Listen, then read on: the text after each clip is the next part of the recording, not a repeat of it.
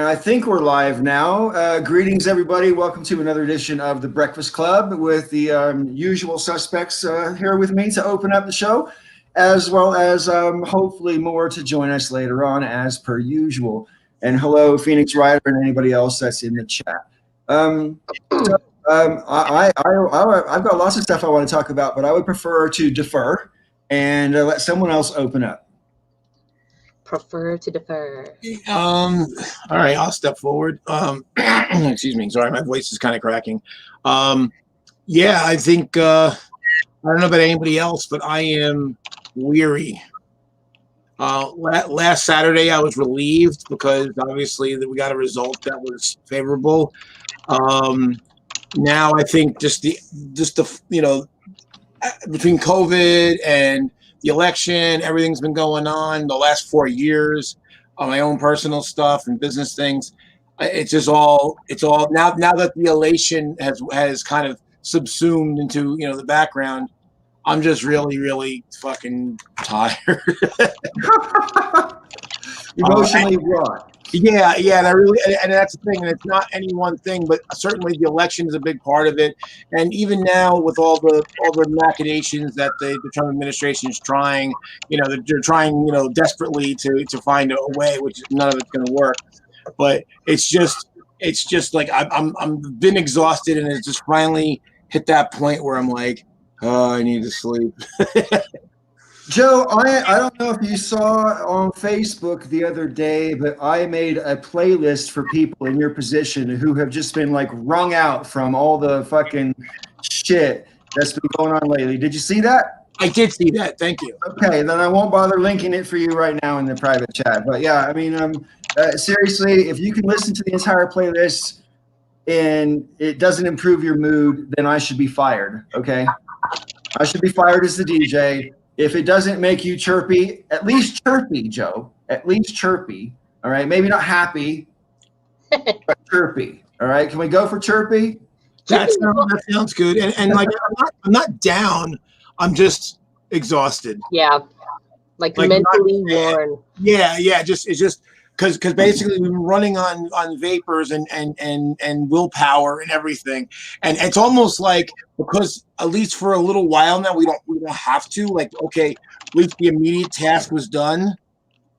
And it's kind of like in Return of the Jedi when they destroy the Executor, the Superstar Destroyer, and then Admiral Akbar slinks down in his command chair like, oh, just he just had that little respite for a second, like, oh, we did it.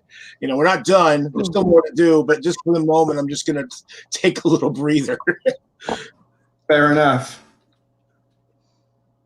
But yeah, certainly stuff like your playlist is helpful to kind of reinvigorate somebody and re-energize somebody.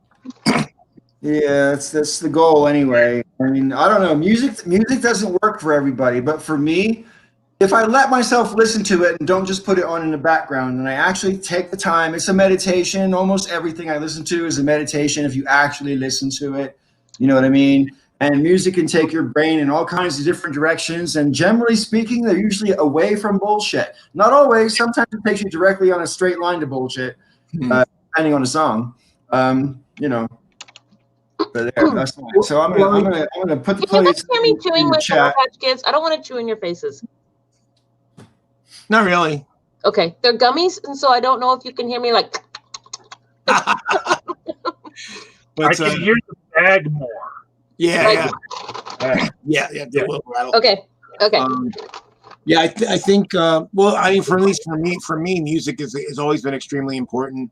Like when I'm down, which happens far too frequently, but I actually kind of sometimes I lean into it, and I'll play stuff that's emotional and down, and it kind of builds a crucible, and I just kind of release all that negative emotion, and maybe I'll cry, I'll scream, whatever, but then I'll get numb, and then once I'm numb, then I can kind of build myself back up. But until I do, if I don't build that crucible, then it just kind of like lags on me and kind of like gloms onto me. So I can totally dig that, man. I mean, Pink Floyd serves two purposes. One of them requires illegal substances, and the other one is exactly what you just said. Not in Oregon, baby.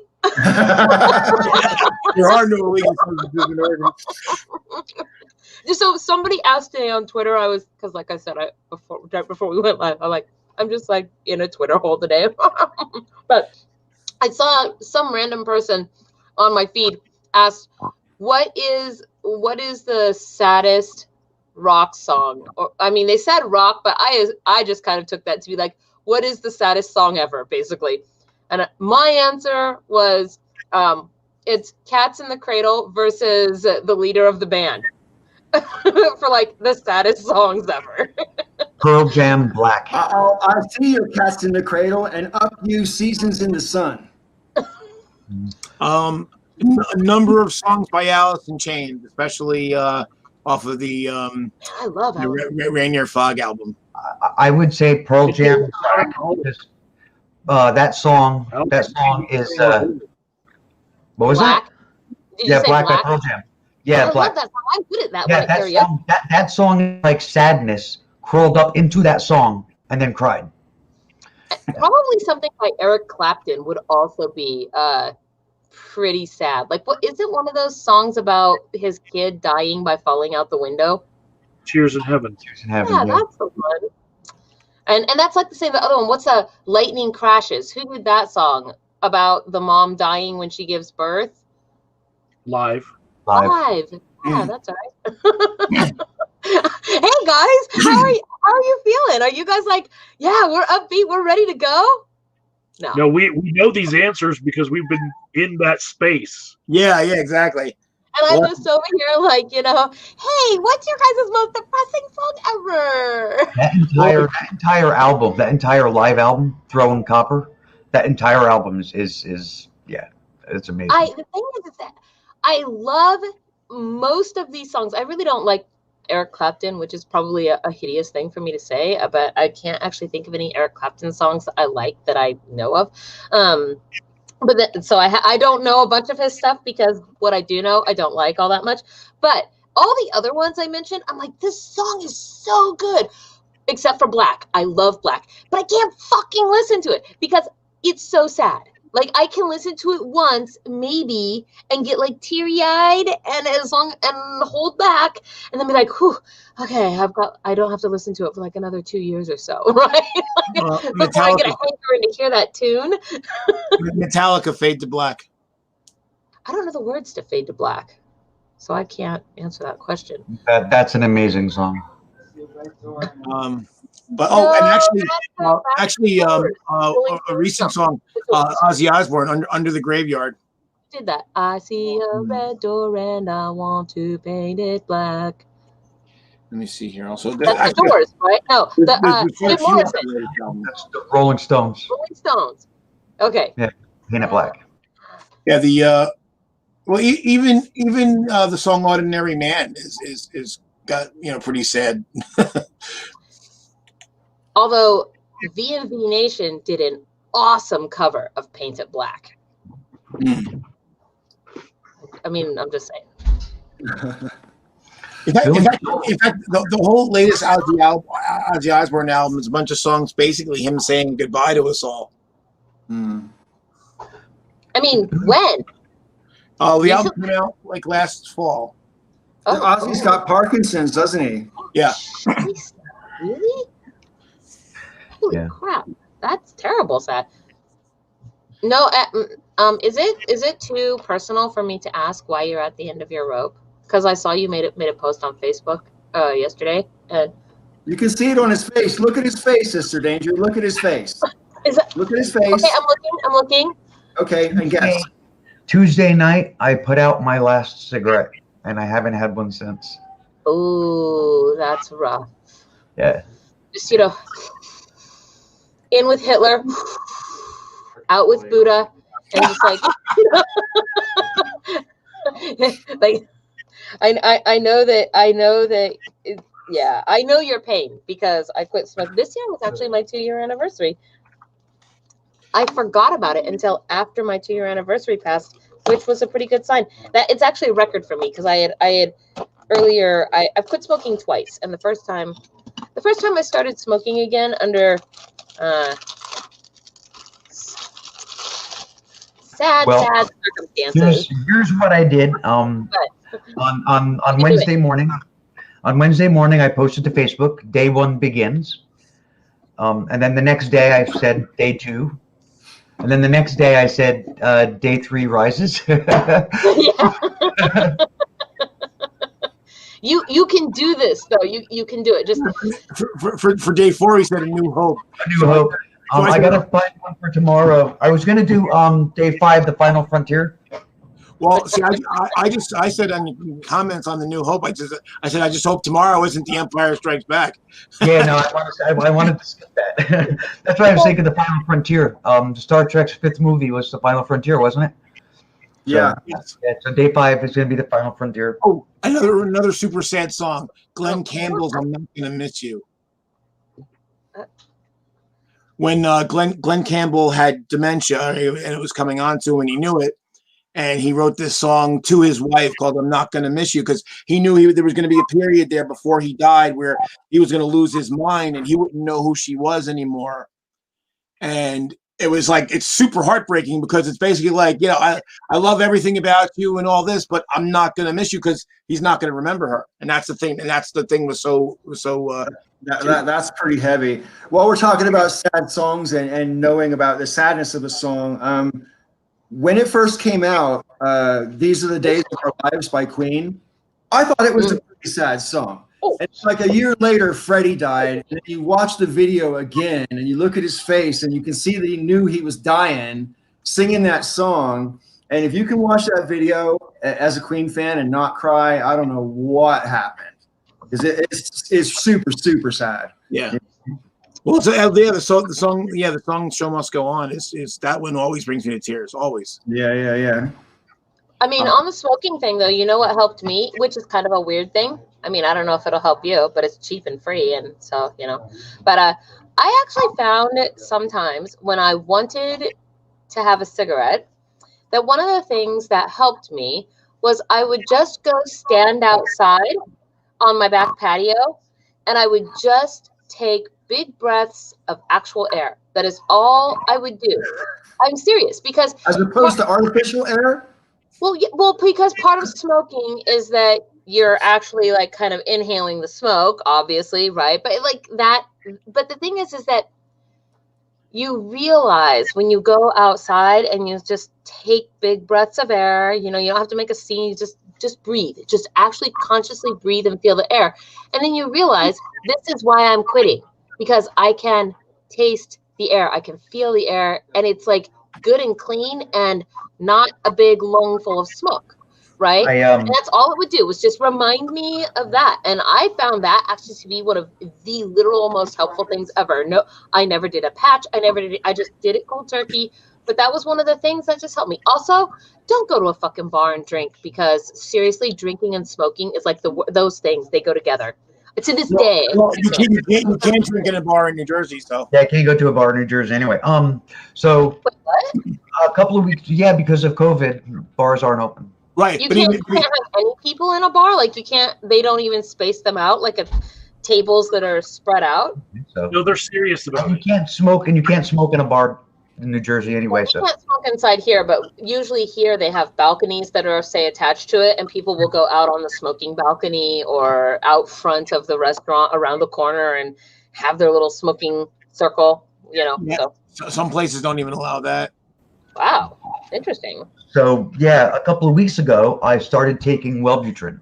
What's So with that? Well, it helps you quit smoking. It's funny is they don't know how it works, but they know that it works.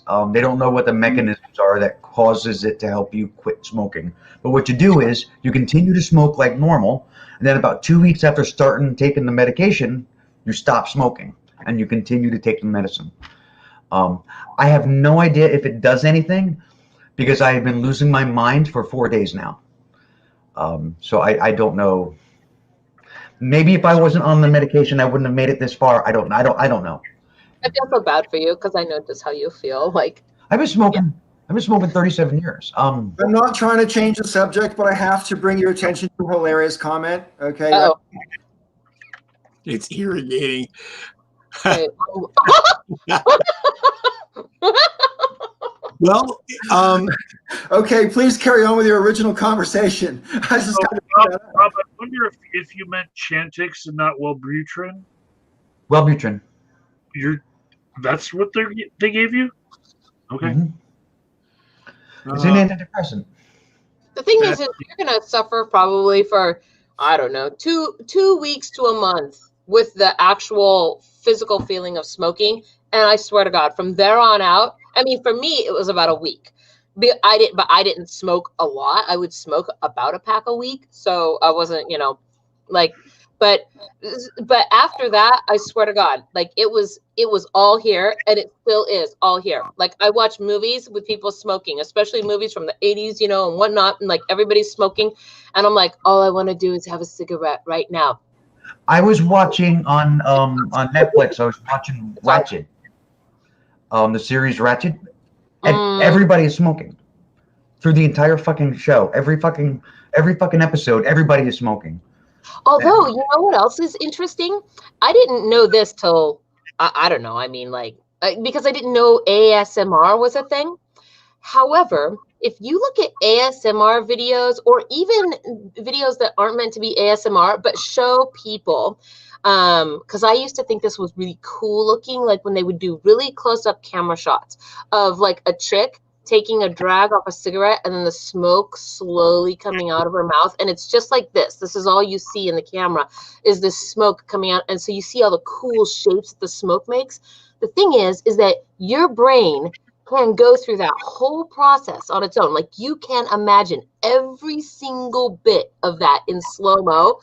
And that is actually so gratifying as somebody who smoke. It is. I'll watch it and I'll be like, oh, and then eventually I'm like, okay, I can move on and I don't have to, and then it goes away. It's kind of interesting because it's up here after the initial, like it super sucks to like the initial bodily withdrawal happens. Like for me, it was just all up here, being in a bar with my friends or whatever and smoking, and I want to smoke. Going to the club, I want to smoke, just like all the things. So. Well, there's definitely conditioning involved for sure. Because I've talked to people who've quit decades ago, and then they say, obviously, if you've quit 20 years ago, you certainly aren't physically addicted anymore. Right. But there's still that conditioning, and they have this desire, especially under stress, that they have this desire because it's like the whole act, the whole ritual of it, and like you said, the breathing in. See, the thing, so I get that part because conditioning. I mean, our best way our brains work, but. What I never understood though is how people got started. Because I remember I've never smoked really, and not counting weed, but at a party I was at in college, I noticed that people, the people who didn't normally smoke would smoke when they drank. And so I'm talking to some friends like, why are you guys smoking? You don't normally smoke. And they're like, oh, try one. So say, give me a cigarette. I'm not inhaling, I'm just puffing on it because it's just being social, right? And I accidentally inhaled. And it felt like my head was on fire. And I asked somebody like, this is horrible. Why do you do this? And they're like, oh, you get used to that. I'm like, yeah, but why? I mean, if I try something and if it doesn't feel good the first one or two times I try it, I stop. I mean, I can answer that question. If you're at a party and you have a drink in your hand and you're all by yourself, alone with a drink, and that's it, people think you're a nut. They think you're a psycho, that you're a loner, or you're sad, or there's a problem with you. They stay away. No, that's only if you're a dude. But if you have a cigarette, then you're a fucking philosopher. Yeah, but I'm all of those things. Dude, I'm all over here suddenly thinking like straight up like Fear and Loathing in Las Vegas. That's fucking legit. No, did you ever quit smoking? For me, I started smoking quite intentionally. So I grew up in a smoking household. Well, I won't say grew up, but my mom's third husband. It's sad that I have to like do that mental count, but whatever. So my mom's third husband, he was a smoker, and we hated it. This was like my teenage years, and we hated it. I hated living. He would smoke in the house. First thing he would do, I mean, he would wake up, boom, coffee, cigarette, first thing in the morning, and he smoked in the house all the time. We all hated it. We all were like, I will never smoke. And I did it for a really long time. And then so I live in Seattle, and of course, in Seattle, when I was in my early 20s, was just like massive height of goth era, and it's when all the vampire stuff was just starting to explode, and Anne Rice, and all those things, and so everybody smoked cloves, and so you go I out to the remember club clubs. and you would smoke cloves. So I started smoking cloves because I actually liked cloves. Cloves are not tobacco, and they taste and smell very, very different. I actually liked smoking cloves. But then I realized in the process of doing that one day that there's a whole little group of people, like there's a whole culture of people that go out. It's like, oh, we're going to go have a regular cigarette. And everybody goes out and they have this whatever conversation is they have. They hang out in front of the club. They have their little talks and do whatever, smoke their smoke. And then they go back in. And then I realized, like, I thought, like, these are thoughts I literally consciously thought. Like, one of the things that Jim, that was my mom's husband, one of the things that he used to do, for example, was always have a cigarette after eating, right? So you'd have dinner or breakfast, and then you would have a smoke. And I couldn't understand why that was a thing. And so here I was, 23 or 24 or whatever, and I would smoke cloves. But then I was like, you know what? I want to learn what is actually going on. Like, what is this social dynamic to this? What is it? What is the thing, like the common thread when smokers say things like, or do not say, but they do things like, gonna have sex and then you have a cigarette, gonna eat a meal, then you have a cigarette. Like, why is that a thing? And it was something I couldn't comprehend as a non-smoker. So I just started smoking regular cigarettes because I wanted to see what this unknown thing was about, right? And I figured that cigarettes were I guess what I would calculate in my head as safely addictive. Like, for example, heroin, not safely addictive. I would not just go out and be like, oh, I don't know what it's like to be a heroin addict. I think I should try it for a while, because that is like a crazy amount of addiction that ruins lives, right? But smoking doesn't ruin people's lives. Like, your wife doesn't leave you, you don't lose your house and your car and your everything else, right? You know what I mean, right? Yeah. It's like, You just stink, and people don't want to be around you anymore because no smoking's allowed anywhere, and you get lung cancer and you die 15 years early. But other than that, it's great. it's better than dying 45 years early. Okay. So, but I mean, it's also, though, when it comes to getting off of it, it's much different as well, right? And so anyway, I felt like I could try smoking and get out of smoking when I was ready. And I did find that quitting smoking was more difficult than I would have liked it to be. But the largest portion of that difficulty, it was like 10% body and 90% brain, because I found that I just actually liked it. I just liked the little ritual of it. Did it taste good? Nope. Did it make me smell good? Nope. Was anything about it good except for the ritual and the little hanging out? No, not really.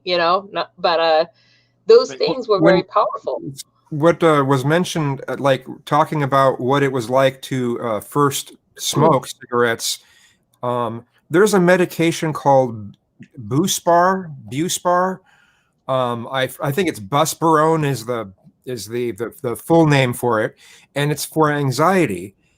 And it makes me when I've taken that in the past, I've been on the gambit of different medications for my anxiety, and that one in particular has this weird dizziness that it brings into the picture, and it's almost identical to what I felt the few times that I've tried smoking cigarettes. It's almost exactly the same feeling, and considering that that's an anti-anxiety medication, I can understand why some people would want to smoke, because there might be a bit of anxiety that it reduces. Yeah, I would agree with that. Certainly, anytime I would get stressed, I definitely would want to smoke, for sure. And it does, like the initial rush kind of makes you go, and like you have a little breather right there, but that doesn't last very long because, well, it's a cigarette. One thing I thought was kind of funny is because most people, even people who smoke cigarettes, they tend to hate cigars. Oh yeah, cigars are so smelly. cigar smoke doesn't bother me. I mean, it does bother me, but it doesn't bother me anywhere near as much as cigarette smoke. Cigarette smoke's very acrid to me. Cigar smoke's okay as long as there's not too much in it. And pipe smoke smells actually kind of good. Oh, pipe smoke smells so good. That is, I will listen. I will be in the ambiance of anyone smoking a pipe any day of the week. Not a thing I like to smoke. The smell of pipe tobacco for sure. I have to confess that I'm a bit of a smoking hypocrite though, because like I've never smoked tobacco habitually in my life, but for most of the past 35 years, I've been a pot smoker. And there is no distinction to be made. I get really pissed off at pot smokers who get self-righteous, who go, hey man, I'm not addicted. You know, this is just a habit. It's all cool. Brother, if you smoke pot every day, whether it's chemically addictive or not, doesn't matter anymore. Yeah. You're living like an addict. You know, the only difference is whether it's detrimental to your life or not. You know, Right. and that is a call that only each individual can make, you know. So, but Yeah. I'm a hypocrite because time to I hear quit, a lot of people who are pot smokers who don't, like me, who don't smoke tobacco, like me, who are down on tobacco smokers. And I'm not really down on tobacco smokers. I couldn't give a shit what people do with their own bodies. It's their choice, right? But I do know a lot of people who are sort of, I suppose, marijuana snobs. Yeah, I mean, I've seen that. I think for me, I mean, I'm again, I don't care what people do. If people, I mean, look, I'm fat. Who am I to tell somebody else what to do with their own body, right? But just as long as they're not doing it near me, as long as they're not impacting me, as long as they're not putting smoke in my lungs, I don't give a shit. Yeah, I actually like the smell of pot smoke too, but oh no, smoking the pot is not good for me. Well, see, the thing is, for me, when I did, you know, not a lot of times, a few times in college, and what I liked about it, I liked it better. It was better than alcohol because, you know, you drink too much alcohol and you fall down, you get stupid. I found that when I smoke pot, it chilled me out, and all my, you know, sometimes I'm sure you've seen this. Sometimes I'll stutter or I'll get caught on my words. I flow, man. I'm pot. I'm just like, you know. My only problem there is, as much as I talk normally, you couldn't shut me up with a bulldozer. That's called being stoned, Joe. I do not like being high on pot. Okay, just as an aside, before we get further off the topic, though, what do you like being high on? Mushrooms and acid and some cocaine are pretty much like, but I would definitely say, like, at this point in my life, if I had to choose drugs, they would be in that order that I actually said, which is mushrooms, then acid, and then cocaine. But it sort of depends on the party, because like acid takes a long time, right? Cocaine, you can pretty much like get high for the night and then, you know, just kind of wake up with your cocaine hangover the next morning or whatever. But I haven't done acid or cocaine. Like those were a long time ago. I only discovered shrooms like 2 or 3 years ago. So, and I was like, whoa, shrooms are the best. Like, and I've not done them very many times. I've only done shrooms, I don't know, less than 5 times, I would say, in my whole life. But of all those things, because acid just really grills you out, you know. And acid is a commitment. It is. But I will say, just like of all the drugs I ever tried, that is the type of drug. Like, give me the drug that makes my brain just like it feel like it's exploding and I'm seeing cool shit. Like that is good. Well, one of the reasons I don't like pot is because when I smoke weed, which I do not do very often, for this reason, is that for a while it would make me sick. It would make me throw up. And then I figured out that I could just smoke it in little itty bits. And it wouldn't make me throw up. But what it does is it makes me feel like I can't think, like I cannot get a sentence fully formed to come out of my mouth. I have thoughts that start going on in my head. I can't complete whole trains of thoughts, or I will have them, but I can't express them. And I'm just like, how do people even function like this? This is the absolute worst. I can't have a whole thought. I can't make a whole sentence. I don't want to do anything. I just want to sit here and veg out. I don't want to think about stuff. I want stuff to be fed into my eyeballs. Like, and I hate it. I hate that just the last time I smoked weed, I was like, guys, the next time that I'm like, you know what? It's been like a couple years since I smoked some weed. I think I'll try it again and see what happens. Remind me of what happened the last time I said that, okay? And I will self-correct, because that is the thing I do. I'll be like, oh, that's right, I did that. Nope. Okay, pass. Like, The hardest drug up until 4 days ago, the hardest drug I did was, nicotine.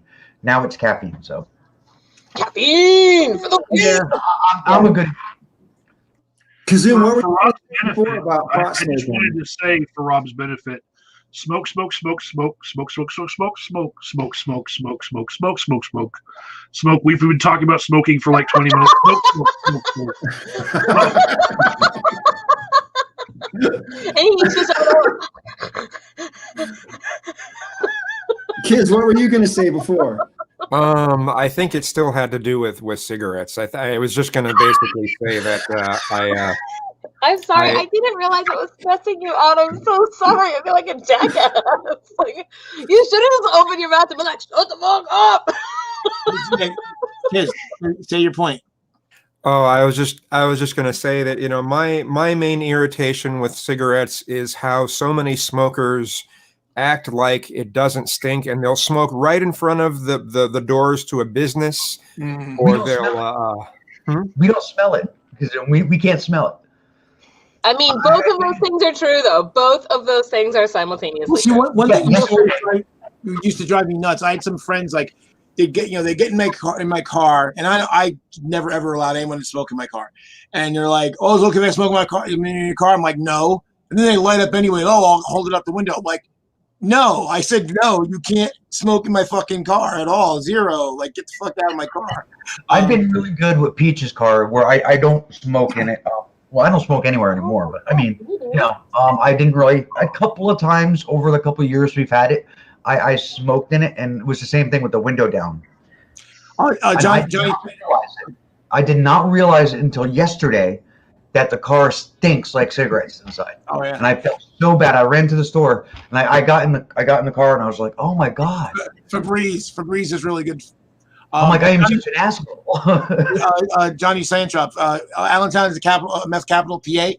I lived in Allentown for a little over 3 years. I could totally believe that, because I'll tell you what, Allentown's not a bad place, but it's like if you're a single person, it's a shitty place to live, because like everybody's married by the time they're like 23. So if you show up late, like I got to Allentown at like 26, and I remember the floor I was working on, there was 104 people on our floor, and there were 4 of us that were single. So, it was like, and so nobody, there wasn't a lot of like work, like social activities, because everyone had to run home to their families. And so it was like, well, where the hell have we moved to, bloody? Everyone's fucking married already.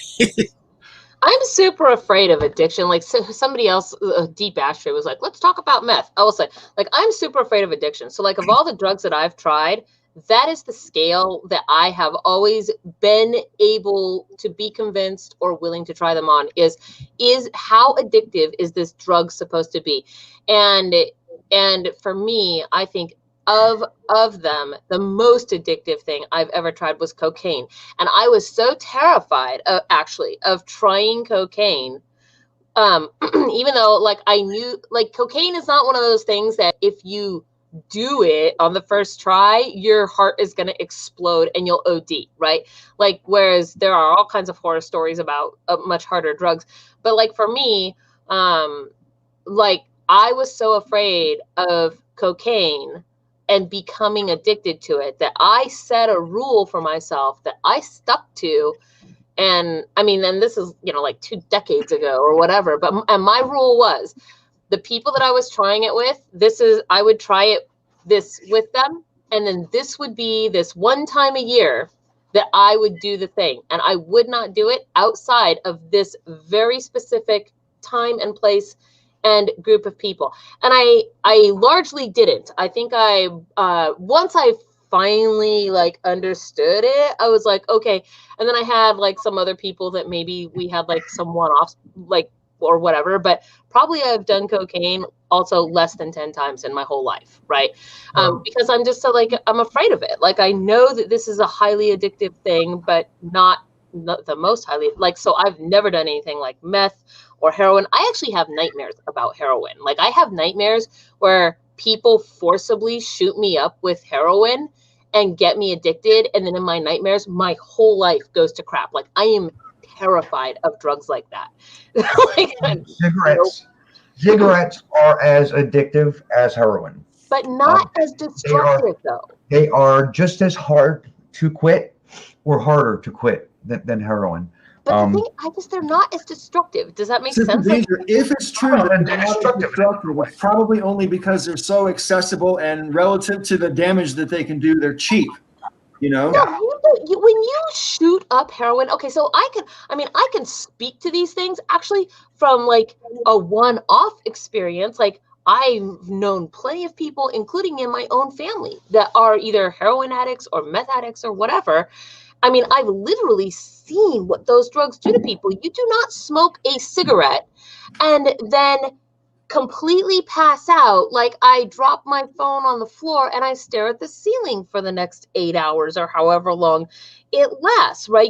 You smoke a cigarette and your 15-minute smoke break is done and you go back to work, right? So maybe like it's measurability, it's as addictive, but it's not. But see, that's the reason why I never wanted to do shrooms or acid or anything like that, because you can function on those. Well, the idea of like hallucinating and seeing wacky shit for like 8 hours at a time, like, I don't want to do anything for 8 hours, you know, even good stuff.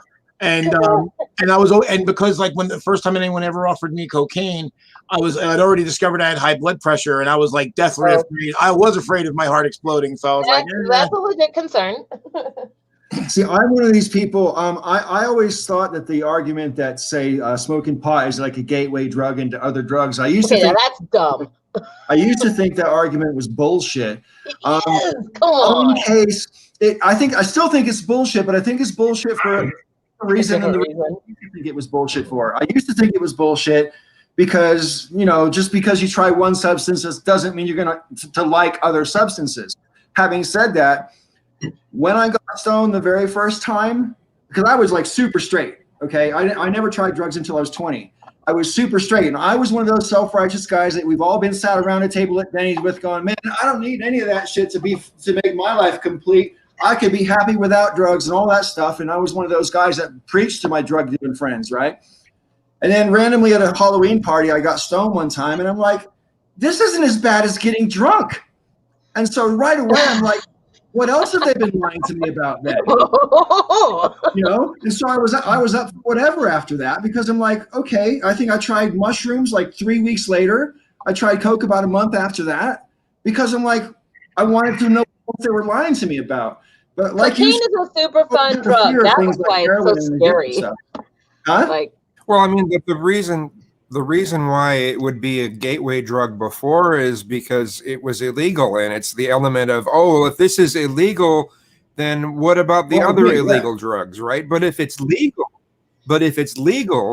and then the other drugs that are really bad are illegal, there's less of a chance of that the other thing happening. too I found is that really comes down to, because I've known people who've taken crack and didn't get addicted. We're really, you know, people obsess so much about the physical addiction and really understand that compulsive behavior is and Mike can speak to this better, but a lot of it isn't the physical problem. It's the mental and emotional thing.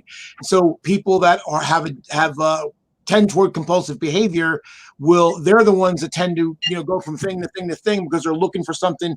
They're trying to fill a hole. And my understanding of meth, though, is that its actual effects on your brain are quite drastic and severe, and the thing that it does to you when you get high on meth is extremely difficult to combat. Because so I had a neighbor here, actually. She just lived in the next building, a few spots over from me, and she was a meth addict. She was such an awesome girl, and it was sad. But and she would always come over and she'd be super high. And then when she was coming down, she would be beyond inconsolable. I mean, like, she would just sit outside in the middle of the night on the curb in front of her apartment, just crying and crying and crying. And at first I thought this was because she was upset. This is before I knew she had a meth problem. And then I began to realize that whenever she was in a good mood, she was actually high on meth. And whenever she was just like so upset about things happening, she was coming down from a high, and it was absolutely destroying feeling, like whatever. So, and my understanding is that, like, what is it? Dopamine, is that the one that makes you feel happy, right? My understanding is that meth, when you smoke it, releases enormous amounts of dopamine in your brain. And that when you come down from that, you similarly experience, like if this was like level, it releases way more at one time than would be normal. But when you come down from that, you're now super depleted because dopamine that would normally just be regularly distributed. That's the same way it is with the coke come down. Yes. And and so you really suffer a super. And so in order to get through that, you go smoke more meth in order to release more of that dopamine again and try to bring yourself back up. And it's a really vicious cycle, you know. And I actually have her. She moved away quite some time ago, but I still have her on Instagram, you know. And I kind of, you know, because I think that she actually like moved away and maybe her family got her into rehab or whatever. But it was really dramatic. And like just even seeing that was enough for me to know that I should never ever put that in my face ever. Like, what gets me too is you see the physical effect on somebody in a fairly short period of time, 6 months to a year, and you're like, their teeth are falling out, their hair's falling out, and they're just a wreck. And I mean, she was when she first moved in here, she was literally working as a mechanic at Tesla, and then just meth in 1 year. She had 2 jobs. She lost all of her jobs, and like she couldn't remember what she was doing yesterday. You know, it was crazy. And I'm like, this is a bad drug. Well, one of the things that unfortunately, there's a problem. It doesn't get talked about much in the gay male community. Is there's a big there's a big meth problem in the gay male community because people will use it in association with sex. They'll call it party and play, and someone can get instantly addicted to it just out of just one time because it makes their sexual experience that much more extreme, and they want that again. So I've heard that from other people. Instantly get addicted. I've heard of that with like ecstasy, but ecstasy I don't think is still even as addictive as probably meth is. So no. What is this thing? What did you call it? You said card and play. Is that what you call it? Oh, party and play. Party and play. Yeah, party and play. If you see P&P in like someone's bio, you know that's what they're referring to. So they get high on meth and then have sex, and it's a very intense experience. And then there's it doesn't mean postage and packing. I am so late to the party, man. Oh man. Okay, so listen, friends. What's that, Michael? So to begin, dopamine is not the only chemical involved. Okay. And dopamine is involved with pleasure and reward, and serotonin is involved with well-being and happiness. And just using the word happiness itself, it's like you're talking about yellow-green, and the chemicals are the primary yellow and the primary green. Okay. Happiness is a mixture of a whole bunch of different chemicals, you know? Well, I don't actually know about this kind of stuff. I mean, I don't. I kind of let's not make him like do his job on the Breakfast Club. I'm okay to be clarified. Talking about addiction for like 40 minutes or whatever, and Michael probably just had a whole kit before he came on. So they've done studies on how much dopamine levels raise in your brain with different hard drugs. Cocaine and heroin hit about the same level, which is very high, but meth outperforms both of them. Charlie And Murphy. fentanyl will take the cake every time. Fentanyl? Is that what you said? Fentanyl. I don't even know what that is. Synthetic heroin. Yeah, basically, and it's a pain. It's used for pain control, usually for like terminal patients. But that's one of the problems with, you hear about opioid addiction. Isn't fentanyl what killed Prince? Yes, and actually the thing is, like, my mom has some chronic pain, and they put her on that, and then like basically the part of the problem is you get desensitized to the pain med. Yeah. So eventually you keep needing more and more of it. If you keep getting more, eventually it'll kill you. I literally had a buddy of mine that was like, oh, sorry, go ahead. I read the facility shit. I read the Riot Act because I'm like, you're fucking killing my mother. Yes. And you need to do something better with her pain management, because she's like, literally, like, she's on like she was on 2 patches a day. That's like greater than what they give to terminal patients. That is so terrifying to me. Like, prescription drugs are super terrifying to me. I mean, they're up. Prescription drugs for me are up there with heroin, because really, heroin is just a dirty version of prescription drugs. That stuff is purified and legal, and they just give it to you, when something happens, like, have some candy. And I remember oxycodone, I think is what it was. I had my wisdom teeth pulled. So they're all 4 out now. I had them pulled in 2 rounds, like 1 and then 3, because all my wisdom teeth came in straight. So I didn't have to have them pulled until they finally got cavities. And so I don't know, I was like in my mid 30s or something. And when I had my 2nd round, which was the last 3 of them pulled, and I had told the dentist, I said, don't give me Vicodin because I despise it. Like, Vicodin just literally makes me want to sit like a vegetable in a chair and do nothing forever. I hate it. I can't stand it. So he was like, okay, well, what do you want? That's what the dentist said to me. Like, well, what do you want? And I was like, you're the doctor, so can you please do the prescription? Because I'm not even sure. Like, he's like, okay, here you go. It's not Vicodin or whatever. So he gives me this prescription for oxycodone. I go home. I read the thing. I'm like, okay, I'm home. My teeth are out. I take one of these things, and I was so high. And I was like, this is awesome. I am going to go downstairs. I am going to do so much work. I'm going to like bind some books and make some art. And I was up all night long on this one little pill. And I was like, when I started to come down and started to be normal again, I was like, dude, that was a good fucking drug. Holy crap. No wonder it's like so dangerous. And that was when I decided that this drug was too good to be wasted on my teeth, that I could just eat some ibuprofen for. So I ate ibuprofen for about a week at, I don't know, 3 or 4 at a time, right? Because 800 milligrams is the maximum they'll prescribe you in a single pill. So I was like, would just eat ibuprofen. And then my teeth, after about a week, they stopped hurting. And then for a month, I spent like every Friday just staying up all night, eating my oxycodone and that one prescription till it was done. I was like, this is a recreation, man. And I did. And then like that month was done, and then all my oxycodone was done. And then I have not really ever had it since. And that was like 15 years ago or something. Yeah, I mean, I don't really like to take pain meds. I mean, I kind of have to now, but I'm taking NSAIDs and taking like. But it's scary. That's legal. Ibuprofen and naproxen. And even there, I don't like to take those too much either. Naproxen is the only thing I've ever taken that makes me actually feel queasy with regards to like aspirin, ibuprofen, whatever. Naproxen weirdly makes me feel queasy in the stomach, so I don't like to take it. See, it's funny because I find each one of them affects different types of pain I have.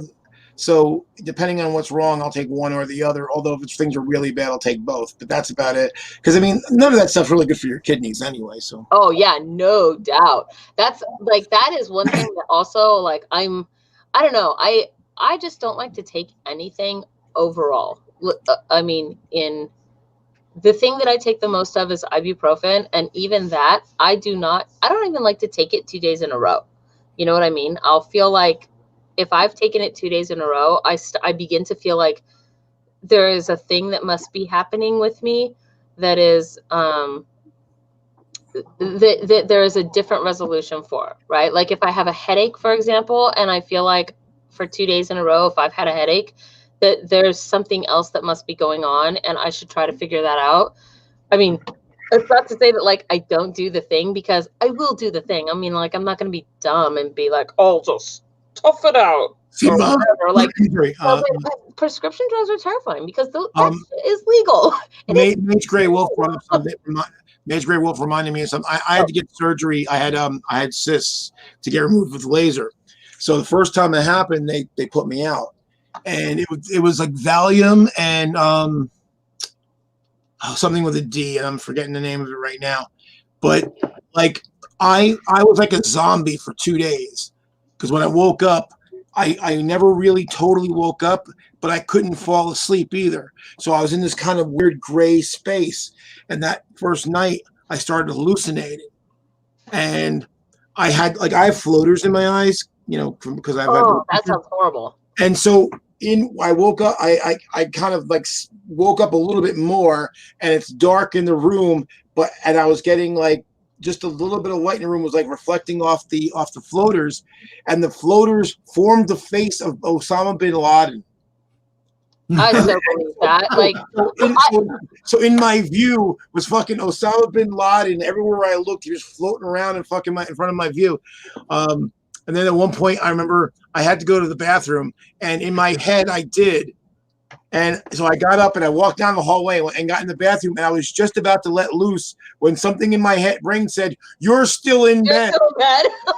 Get up. So I got a little bit of breaking news here. Ooh. I'm not sure exactly how breaking, but a little bit of news. They caught the guy that attacked Rick Moranis in New York. Oh, really? Nice. Good. So I can't even imagine anybody attacking that dude. Like, right, you got to be a special kind of asshole to attack Rick Moranis, right? I know. Well, the thing, he hasn't even been on the scene for like 20 years. Yeah, what could he have done to piss anybody off? I loved your Hufflepuff hat. Sorry, I know that was really, really like out of left field. Oh, did you? I assume you guys have been keeping up with the whole thing about the right wingers moving to Parler. Yeah, I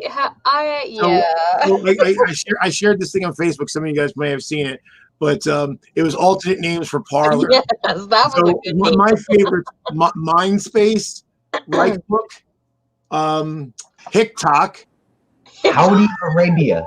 Howdy Arabia is one of my I think you should just start at the top and read them out loud. There's a Mindspace, Reichbook, Yalkada, Fashbook, OnlyFash, TikTok, OnlyFam, OK Stupid, which is another one of my favorites, Klansmen Only, OnlyClans, CrySpace, Flakebook, Minder, MEINDR, so like German, Howdy Arabia, 4clan, another one of my favorites. 4clan, yeah, that's a good one. Plenty of Flash, and Klansman Mingle.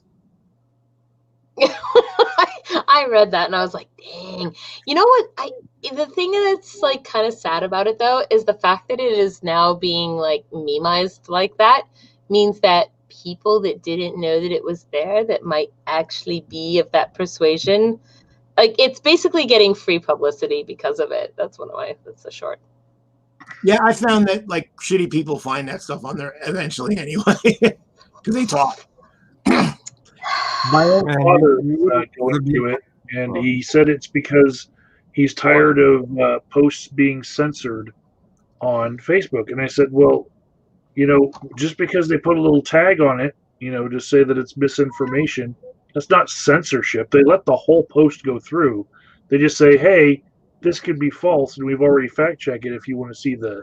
Maybe just click your own damn fact-check post and see what it says. Just look.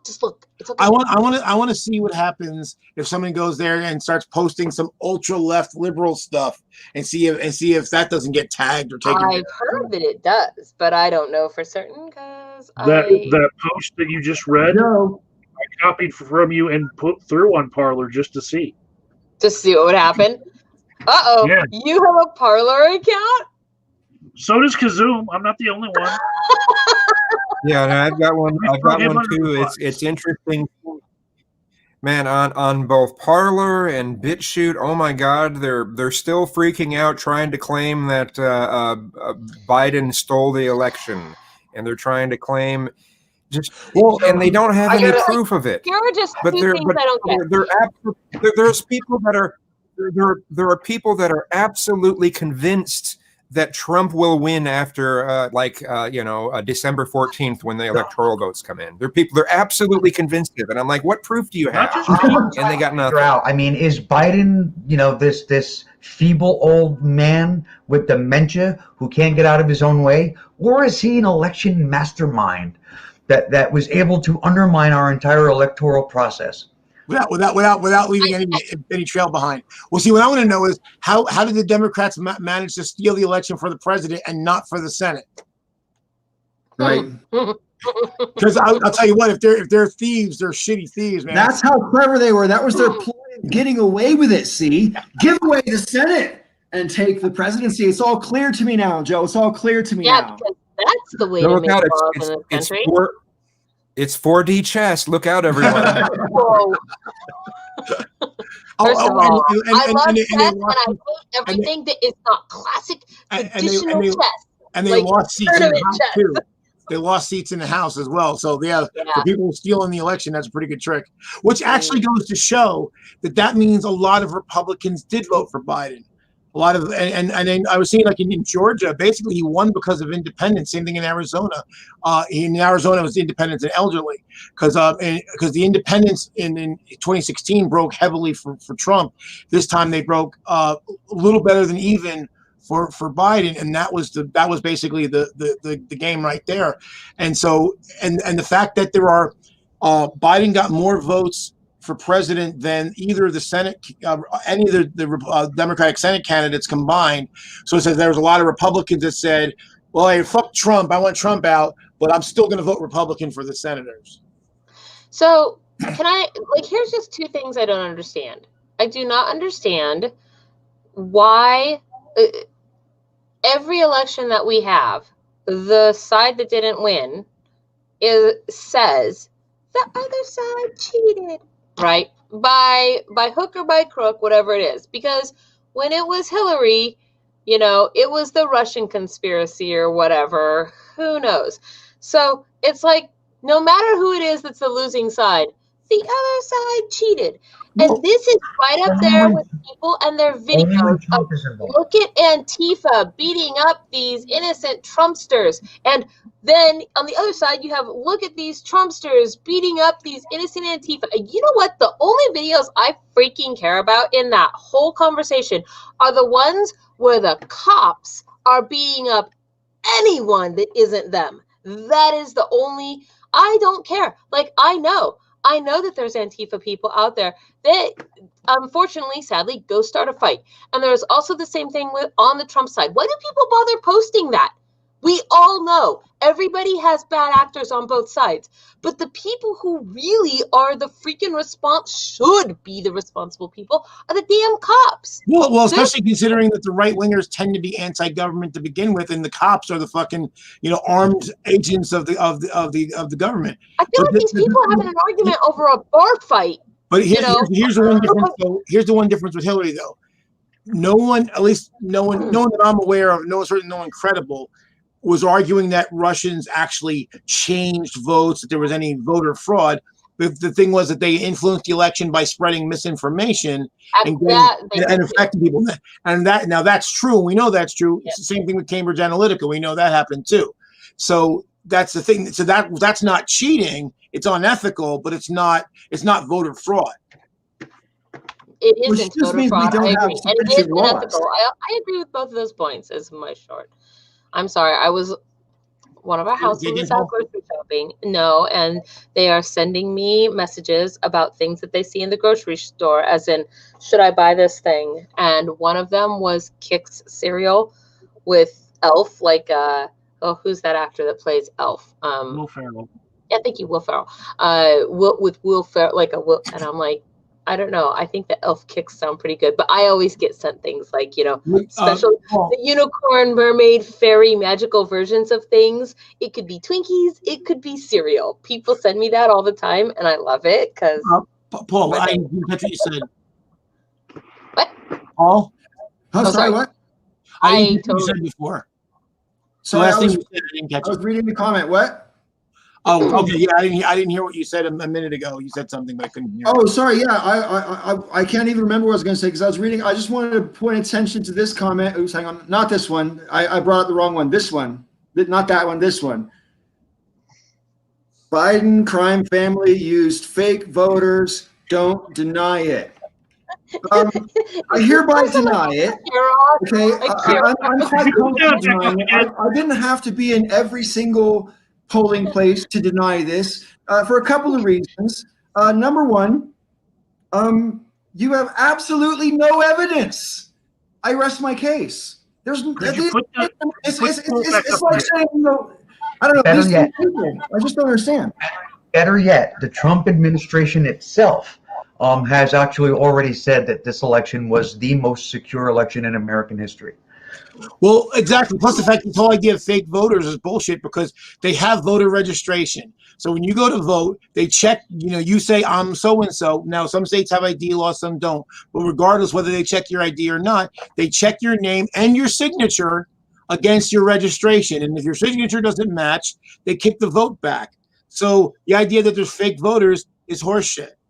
Can I bring up a weird question / conversation? Sort of, it's like tangential, but not to what you guys are talking about. Okay, so one of the things that I guess I contemplate a lot, right? When we look at these, you know, the polling stations and where the people are gathered, you know, or marches, rallies, whatever it is, protests, right? We have a large amount of people. I feel as though the vast majority of society are fairly controlled individuals, right? Meaning that we're not all running around constantly, randomly, every day beating each other with sticks or whatever, right? And when you get into these heightened situations that are obviously contentious,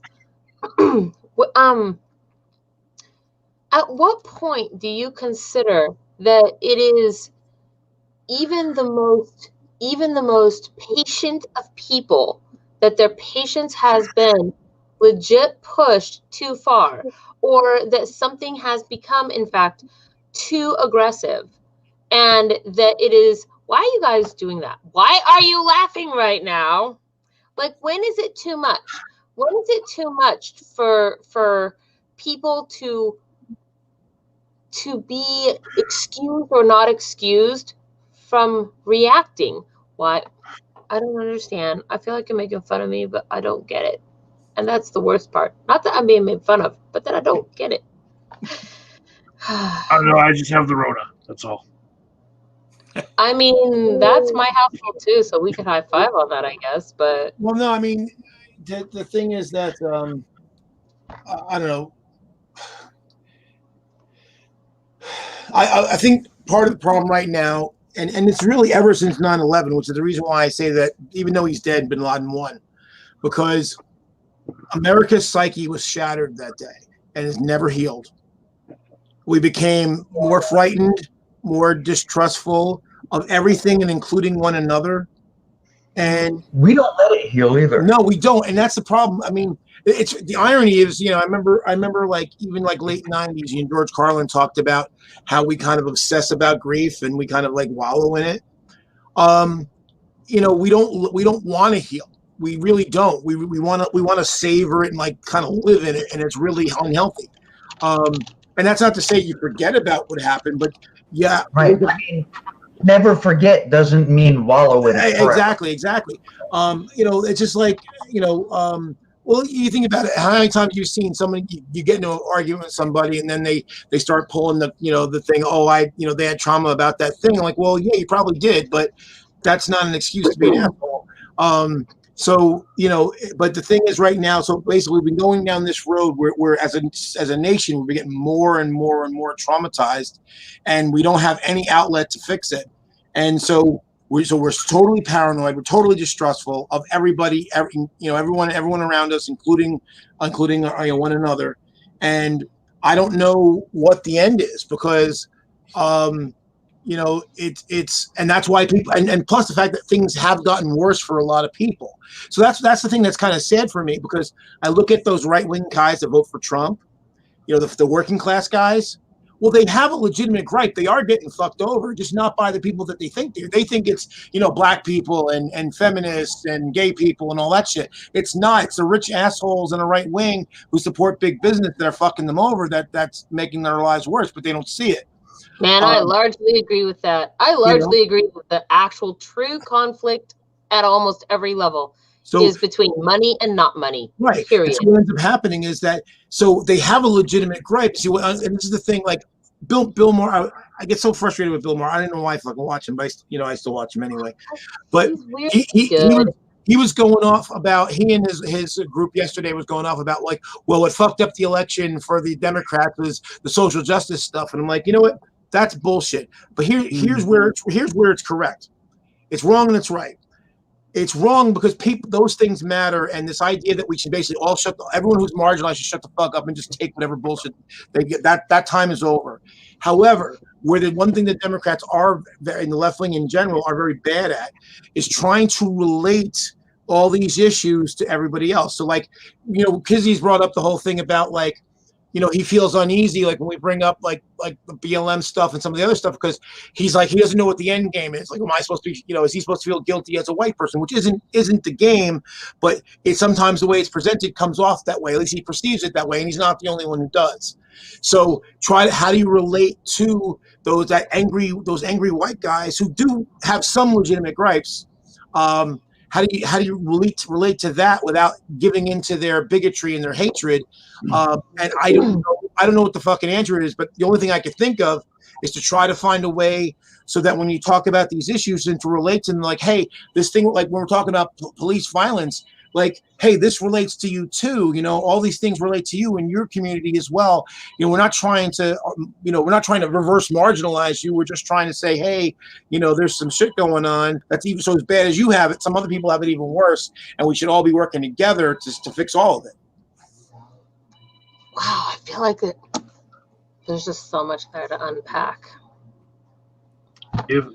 If I were to point to the Parler thing, how there's a mass exodus that happened just yesterday of all of the alt-righters to Parler instead of Twitter and Facebook, that's a continuation of a pattern where Facebook and Twitter were part of the problem in that what we see is not standardized at any point. We don't have a common ground to see like this is a fact that we can both agree upon, right? It used to be that CNN, way back in the day, had a program called Crossfire. Yeah,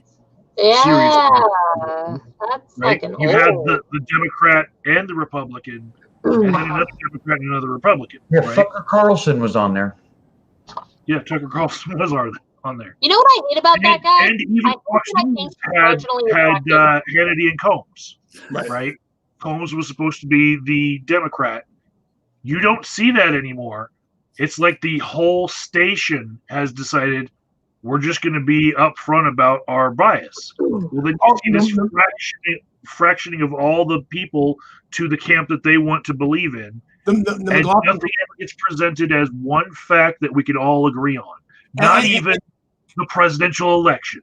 And NBC had the McLaughlin group. Same thing. You had like left-wing commentators, right-wing commentators, and they're media people, but they're left-wing media, right-wing media.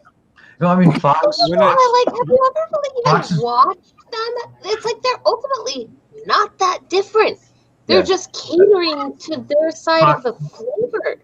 Fox pretty much changed all that. I mean, any right-wing commentators that were on other networks got siphoned out to join Fox. So all that was left was the left. Right. Something I'd like to say just real quick about the Bill Maher video that I had posted around saying, you know, hey, this I think he has some points here. It's that perception, the way society perceives things, is just about everything. It's more important than how things actually are, and we need to make sure that people don't perceive Democrats as supporting this or that. I mean, we've talked about this before. Democrats, the left, are terrible at marketing their ideas. I agree that perception is pretty damned important. But to quote Babylon 5, it's not the speaking, it's the listening, right? Some people don't want to hear certain things, so there's that problem. But there is also a problem with presentation, as we've discussed in previous Breakfast Clubs. Having said that, I think the presentation isn't necessarily that the terms are wrong or whatever. The lack of understanding, I'm not so sure. I'm still pretty green in this country, so maybe it's further gone than I realized. But it just seems to me that the way things are portrayed, to a very large degree, is going to shape the way people perceive. So perception isn't just based on hard math and facts. It's based on the way something is portrayed, the emotional content or lack thereof, who's saying it, and whether we're meant to like this person or not like this person. There's so many things that comes down to how something is presented that will affect the way it's perceived. And of course, it's going to affect different people in different ways. So, you know. Well, and here's the thing, to your point, Paul. You know, now we talked last weekend about how there's so many people in the right wing that have become convinced that Joe Biden is this ultra left. He's a puppet of the ultra left, and he's going to be this like socialist communist, which is so fucking ridiculous. Every socialist I know is like, what? You know, Yeah, they wish. The idea is laughable, but they're convinced, and that's why I think a lot of them. The reason why I think Trump's vote total was up. There's a lot of people who either like Trump but normally wouldn't vote anyway. They would just kind of leave it to everybody else, and there's some that wouldn't necessarily vote for Trump, but they're petrified because you think about, you know, you were here during the Cold War, Paul. You know what it was like when the whole thing about, oh, the communists are coming to get us and all this. And so there's this people that have been obsessed with this idea forever. And then when they go out there and say, oh, he's a Marxist, he's a socialist, he's a communist, and they go like, I gotta save America from communists. First, fucking communists are long since even the communist countries aren't fucking communists anymore, most of them. So it's like it's kind of a stupid idea, but and then you have cultural Marxists. There's no such thing, Republicans. Those two things have nothing to do with one another, and that's why you're a fool. I want to pick you up on a point, Joe, that you just mentioned a minute ago about the having lived through the Cold War and stuff. And this is going to sound perhaps patronizing to millennials watching, and I don't mean it to be, because it's not your fault that you were born when you were born. But there's a whole generation of people now who don't have a clue about the Cold War. And I was talking to my gal's middle son the other day. He came around. We're doing some work outside, and we're having a chat in a break time. And I was telling him about how, you know, when I was a young man, I thought I was never going to see the other side of the year 2000. I mean, I really didn't, because I was sure that someone by then, sooner or later, someone's going to press the button. So for me, the past 20 years have been gravy, right? I think of this is my, you know, but he couldn't comprehend that we were that afraid. You know, that there was a whole generation of people, my generation of people, who grew up thinking, well, the bombs could come down at any time. You know what I mean? Yeah. And you know, you just have to sort of try to make some kind of peace with that, if possible. You know, and to be fair, there were a number of close calls. In fact, there turns out to be more close calls than we even knew about that came out later on. Like there was a time when the Soviets thought we were nuking them, and that's right. And they were all ready to go, and they told this commander down the missile command, he said no. He said, fuck you, I'm not doing it.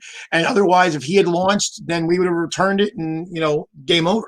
Yeah, every one of us owes that man his life. His name is Stanislav Petrov.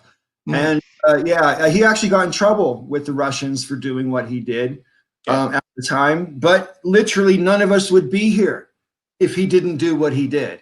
And of course, there's also the Cuban Missile Crisis. Yes. I mean, we came within a fucking hair's breadth of, end of the world. Oh, yeah. Same thing there. There was a Russian ballistic missile submarine that was told to launch, and the captain said no. I did not know that. Yeah. You know, and conversely, the American task force was told to use nuclear depth charges on the Soviet submarines and didn't do it.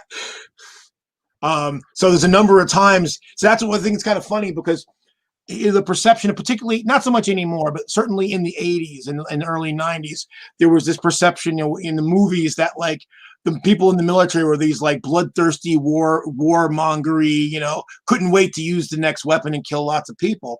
But the fact of the matter is that the people in uniform were the ones that were going to die first. So most of them were like, yeah, no, let's not do this. Oh, same thing with Nixon. When near the end of Nixon's term, he was having some mental breaks, and he was trying to launch nukes and just do shit like that in the military. People basically just, you know, just distracted him until he got out of it. Well, I'm just glad it's never happened, put it that way. But I think, like I said a minute ago, there's a whole generation of people who just don't really understand that. I mean, like, so this whole thing, like, you know, post 9/11, we've been made to or encouraged to sort of fear, you know, Muslims and or Arabs, you know, and thankfully that has abated a little bit compared to what it was like 5 or 6 years ago. And it was really getting to a fever pitch for a while there. And also now with coronavirus, you know, there's a fear thing going on. And this has been going on for sure, at least since September 11th, where we're encouraged to think in terms of be afraid. Be afraid of this. When my gal came to see me before I moved to America, she came over in just before COVID hit, end of January, beginning of February. We went to Hampton Court Palace, which is where King Henry VIII held court. Okay, so it's this great, beautiful English palace, and you're walking up to it, and there's no guards anywhere. There's ladies who are in their 40s selling you your tickets or whatever. There's no security of any kind, and all she could think about was how wide open it was for a terrorist attack. And I'm like, babe, no one wants to attack the castle, you know. It's not that terrorism is impossible, but if you let fear get a hold of the culture, it's really, really difficult to get rid of it. When I first moved to the UK, it was 1989, and the IRA was in full swing back then. And we were never encouraged to be suspicious of Irish people or of Catholics. And there was bombs going off like 2, 3, 4 times a year. You know, loads of people getting killed. And the government of the day, which was Margaret Thatcher back in the 80s, you know, she would just call them criminals, not terrorists, because to call them terrorists is to call them warriors, which is to elevate their status from criminal to freedom fighter, you know. And now we're just quite happy to call them warriors and elevate that status for them. And, you know, one man's terrorist is another man's freedom fighter. That's just true. Look at our own history. You know. Well, I mean, what do you all think about the situation? I haven't looked that much into it, but so you know, I don't have that much to say about it. But the situation in France, where there was the beheading of a teacher because of they showed in class, they showed drawings of Muhammad, and after the killings, people in some Middle Eastern countries were calling, even though that teacher was beheaded, they're saying, oh well, the person in the wrong was still the teacher and not the people who beheaded the teacher. I would call that religious indoctrination, and I think that it's terrible. Yeah, I mean, you know, whoever believes that is a shitty person. Yeah. I'm sorry, but literally, real, actual people that exist, anytime their physicality falls prey to words, to just like I mean, literally stories. We need to seriously take a step back and question the value of that. Sure. Okay. And I am not going to say that it is outright a bad thing or a good thing. I'm just saying that when you say to yourself that, well, it's okay that person died because God, and by God, I mean literally every God ever, take your fucking pick. I don't care. Okay. What you need to do at that point is just like step back and really look at the actual actions of that person affecting other real people and the actual physical world. And if those things are terrible things, that we would put them away in prison for, and then they came into combat or conflict and they died at the end of somebody's pointy sword, then maybe that is how it should have gone, and that is the price of, going into a battle or a fight or whatever, right? But if you're looking at that and you're finding the Salem witch trials, it's not okay. Yeah, like, I mean, one of the things that is a big problem for here in the U.S. right now, and because I agree with what you said, but like, okay, because somebody said, so Islam hasn't gone away. Well, right now we're not seeing a lot of Islamic terrorists attack U.S. interests, which is basically why it's faded. The thing about it is it's always been overblown. There's always been a lot of Islamo panic, because here's the thing: is that the problem is, I mean, I don't like religion in general, any religion. The problem comes down to theocracy versus secularism. The theocratic societies of any religion tend to be oppressive, firstly to their own people, but then especially to anyone who's not part of that same religion. Because once you say that this particular book, this particular set of religious rules is the right one and everyone else is wrong, then the other people can't get a fair shake, which is why in the West, where we generally have loyal laws that say, hey, no religion gets top billing, or at least that's the way it's supposed to be anyway. So this way, and so you may have individuals that do bad shit, but you don't have a whole society that's going to try to base their finger on it. So, because the thing is, every time someone mentions like Islam, like, yes, I can point to you, radical fundamentalists who do horrible shit, and I hope that they either stop or get killed. But on the flip side, I got relatives that are Muslim, and you know what? They're not blowing shit up. My great grandfather was a Muslim. He wasn't blowing shit up. So. This idea that, because here's the thing, they always love to point, there was an attitude survey that was done like, it's old now, for 12, 15 years old now, but it was like, here's Muslims and what percentage of them in a given country believe some really heinous off the wall shit.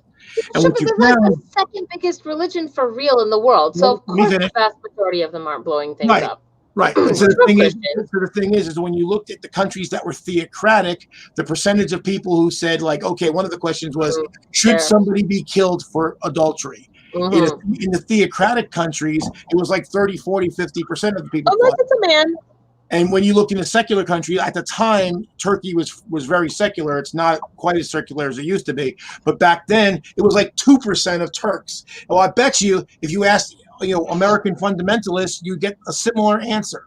So it really comes down to secular versus sectarian. Sectarian is bad of any religion, and secular is better. Not perfect. Why is it? 25 years, the Saudi Arabian government are propped up by the Wahhabi religious sect of Islam that operates within Saudi Arabia. Right. And it's like one hand washes the other with the Wahhabists and the royal family that help keep each other in power. And ever since the mid-90s, they have deliberately been sending out very sort of what you would call extremist literature to mosques and funding the building of mosques as well in places where Muslims have emigrated. And they are, I mean, I don't like necessarily to point fingers, but Saudi Arabia's got their finger in this pie to a pretty the spread of extremism, you can pretty much be traced directly back to the Saudi Arabian government and the Wahhabists who support that government. Yes. And, Wait. I was in the 90s, we were sort of encouraged to sort of take on cultures and sort of say, hey, man, it's not for me, but it's okay for you, and that's fine. But it's never going to be okay for me to give someone 50 lashes for criticizing the government. It's never been going to give to me to cut someone's head off for adultery or homosexuality or cutting their hand off for stealing a fucking apple. It's never going to be okay. History, culture, religion, not a good enough excuse. Not for me. Sorry, that's Seriously, fine. give that guy a Johnny, couple pulpits, Johnny because I want to listen to this gold preaching actually for a minute. I am so with this. I'm like an amen and roll with it, brother, right now. Hey, Johnny Sandtrap, what you just said is complete horseshit. Provide evidence or retract your statement.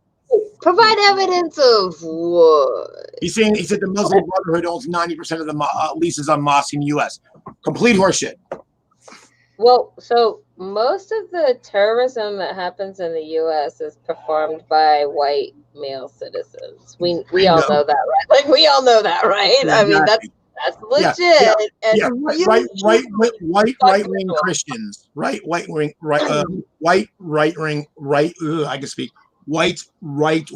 Christians. That's a tongue twister. This is a weird thing, I guess, maybe for me to maybe say, but I think about this like from the perspective of why actually is it so easy for us, like as human beings, right? As any group. So pick Christians, pick Muslims, pick whoever. I don't even care. Why is it so much our predilection to err towards some greater deity, higher power, some whatever that is, like a religious thing, right? And two, if we know about the human population at large, that this is a thing they can and will do always, no matter what, right? In the sort of like biological evolutionary way that people make other decisions. If they make these religious decisions, right, because some part of our actual makeup predisposes us to that, then why is it that we try to cause resistance to that as opposed to embracing that and then literally mobilizing it to actual positive results within our society? I mean, so, as an atheist and an addiction counselor, I'll answer it like this. If you look at Maslow's hierarchy of needs, right, as being the basic needs of people, people want to exist now and they want to exist in the future, right? They want to be provided for now and they want to be provided for in the future. It brings them a lot of comfort to think that there's some magical providence to both of those things, right? People are afraid of death.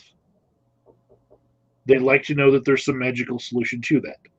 I don't even think it has to be As magical. an addiction counselor, I would say if we're calling religions different types of addiction, like cocaine is Christianity and heroin is Islam, it's wrong to subject people to those things as like a panacea for those feelings. Well, no, and I actually super agree with that.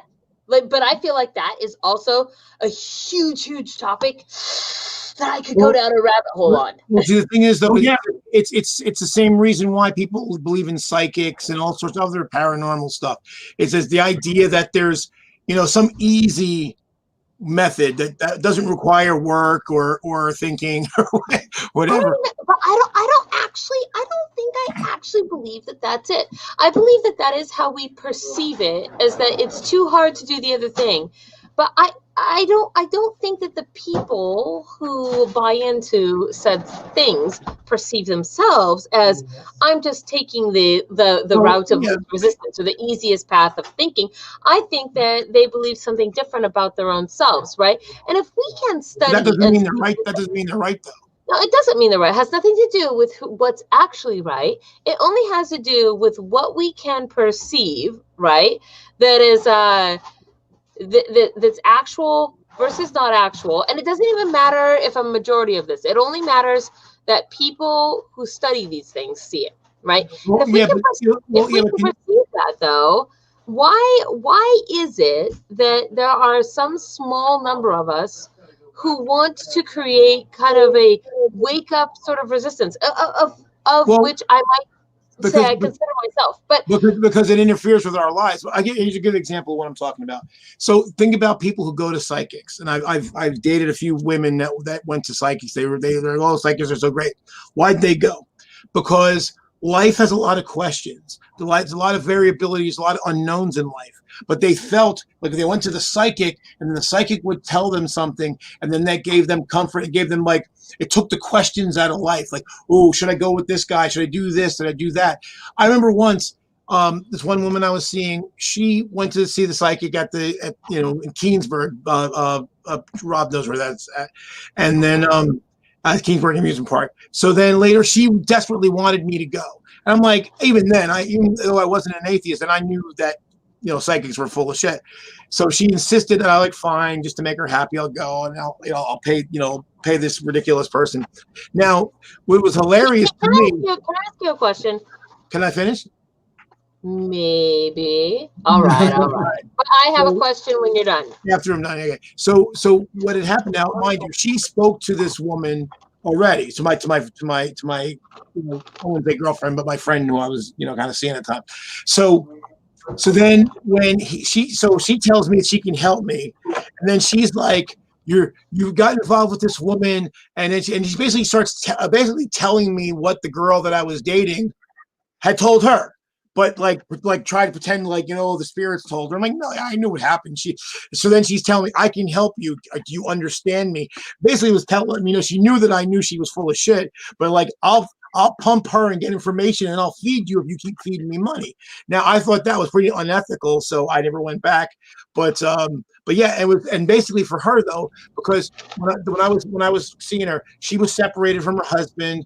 She wasn't sure whether she wanted to get serious with me or not. There was some other guy she was kind of seeing. She wasn't sure about that, and so going to the psychic, and the psychic kind of tells you how to live. What you should do, what you should avoid, and so it kind of takes the variability out of life, takes the questions out of life, and that's a lot of people what they want. So I mean, what is the difference between going to a psychic and going to your counselor at that point? So I just want to I just want to no offense, AOD, and I just want to point out also, I literally do 1-card readings. I sell them in my Etsy store for people. I do not consider myself a psychic. I don't believe I could see the future. I don't believe I could see anything fucking magical about anything. What I do believe is that I will draw a card, and people will look at that oracle card and they will relate that to their own life in a way that's meaningful to them. That is what I believe. And which is different, of course, than people who do in fact believe that they're seeing, psychic things or whatever. But I mean, what's the difference between going to a psychic person who looks at cards and pulls them for you, gives you a more experienced interpretation of what that card is supposed to mean, versus going to a counselor and listening to the counselor tell you a more experienced, or a more broadly, because they've heard many perspectives about maybe the same topic, so they have a much more wider breadth of knowledge on something that they can say, hey, well, I've experienced this from many different people, and here's what I see as common threads. Yeah, but that's just it, though. The counselor actually has education and experience, and the other person doesn't. Hold on. Do they know? Why do you think counselors give advice? Well, probably because I've literally only ever been to a counselor once in my life ever. And I was something like 9 or 10. I don't know what counselors do, actually. So to be honest, I can't speak from that from the point of view of I know what a counselor does. I don't know. Not from personal experience. I went to a counselor once when I was 10. Stumbling over all the whole minefield, I'll say the general answer to your question is evidence-based practices and techniques rooted in science versus magical thinking. Right. And I want to address Johnny Sandtrap, because he said he was going to provide evidence. He was going to provide evidence of his statement that Muslim Brotherhood owns the leases on 90% of the mosque, and his two sources are Ben Shapiro and Bridget Gabriel, two anti-Muslim people, giving their opinion about stuff. That's not evidence, Johnny. You are dismissed. You know what I hate about Yeah, this, another thing. When I tried looking it up, I found articles from the New York Post and a number of very far right wing sources that they don't actually have sources. It's all conjecture. So yeah. I guess I just think I think to myself that I guess I can also say I have many friends who work in those fields, Agent of Doubt, or who also go. And I have talked to many of my friends who regularly go. Now, I don't talk to them about the intimacies of what they talk about with their counselors, but I mean, I don't feel like I have no idea, but I would say that I'm more on the ignorant side and less on the knowledgeable side, to be perfectly honest, about what counselors do and etc. But I mean, how is it different? How is it different if with I get also that there are different levels of counseling. There's like going to your junior high counselor, and then there's going to somebody that has a PhD that can prescribe you drugs, right? Like I get that. Like there's a difference in these. No, you're still confounding things. There's a difference between a psychiatrist and a psychologist. Of course, I know that. I mean, I'm just saying though that when somebody, it sounds like what she's driving at is if you get good results. Yes, that's what I'm getting at. Like, yeah, that's a pretty big if, though. It's a pretty big if.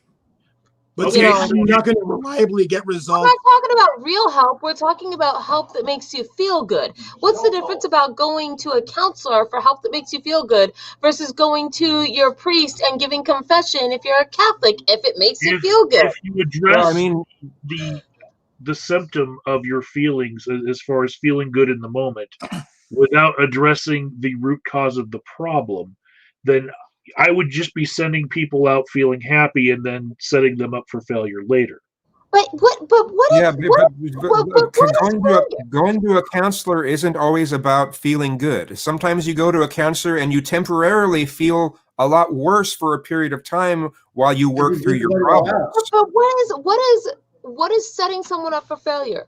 What is success and failure on that? Like, how do you define that? Because what if somebody doesn't want to actually be whatever it is that you consider success? Then they won't go to a counselor. But the whole thing, basically, the difference is taking a drug to feel better in the moment or actually going to fix the problem. So if my car breaks down and I'm having struggling to fix it, I can either take it to a mechanic or I can get high and I'll feel better about the fact that my car is broken, but my car's still broken. And let us say that is how you're okay with living your entire life. Well, I mean, I think how you define success and failure is healthy and unhealthy. Yeah, another thing, I Serious Mind brought up an example of cars.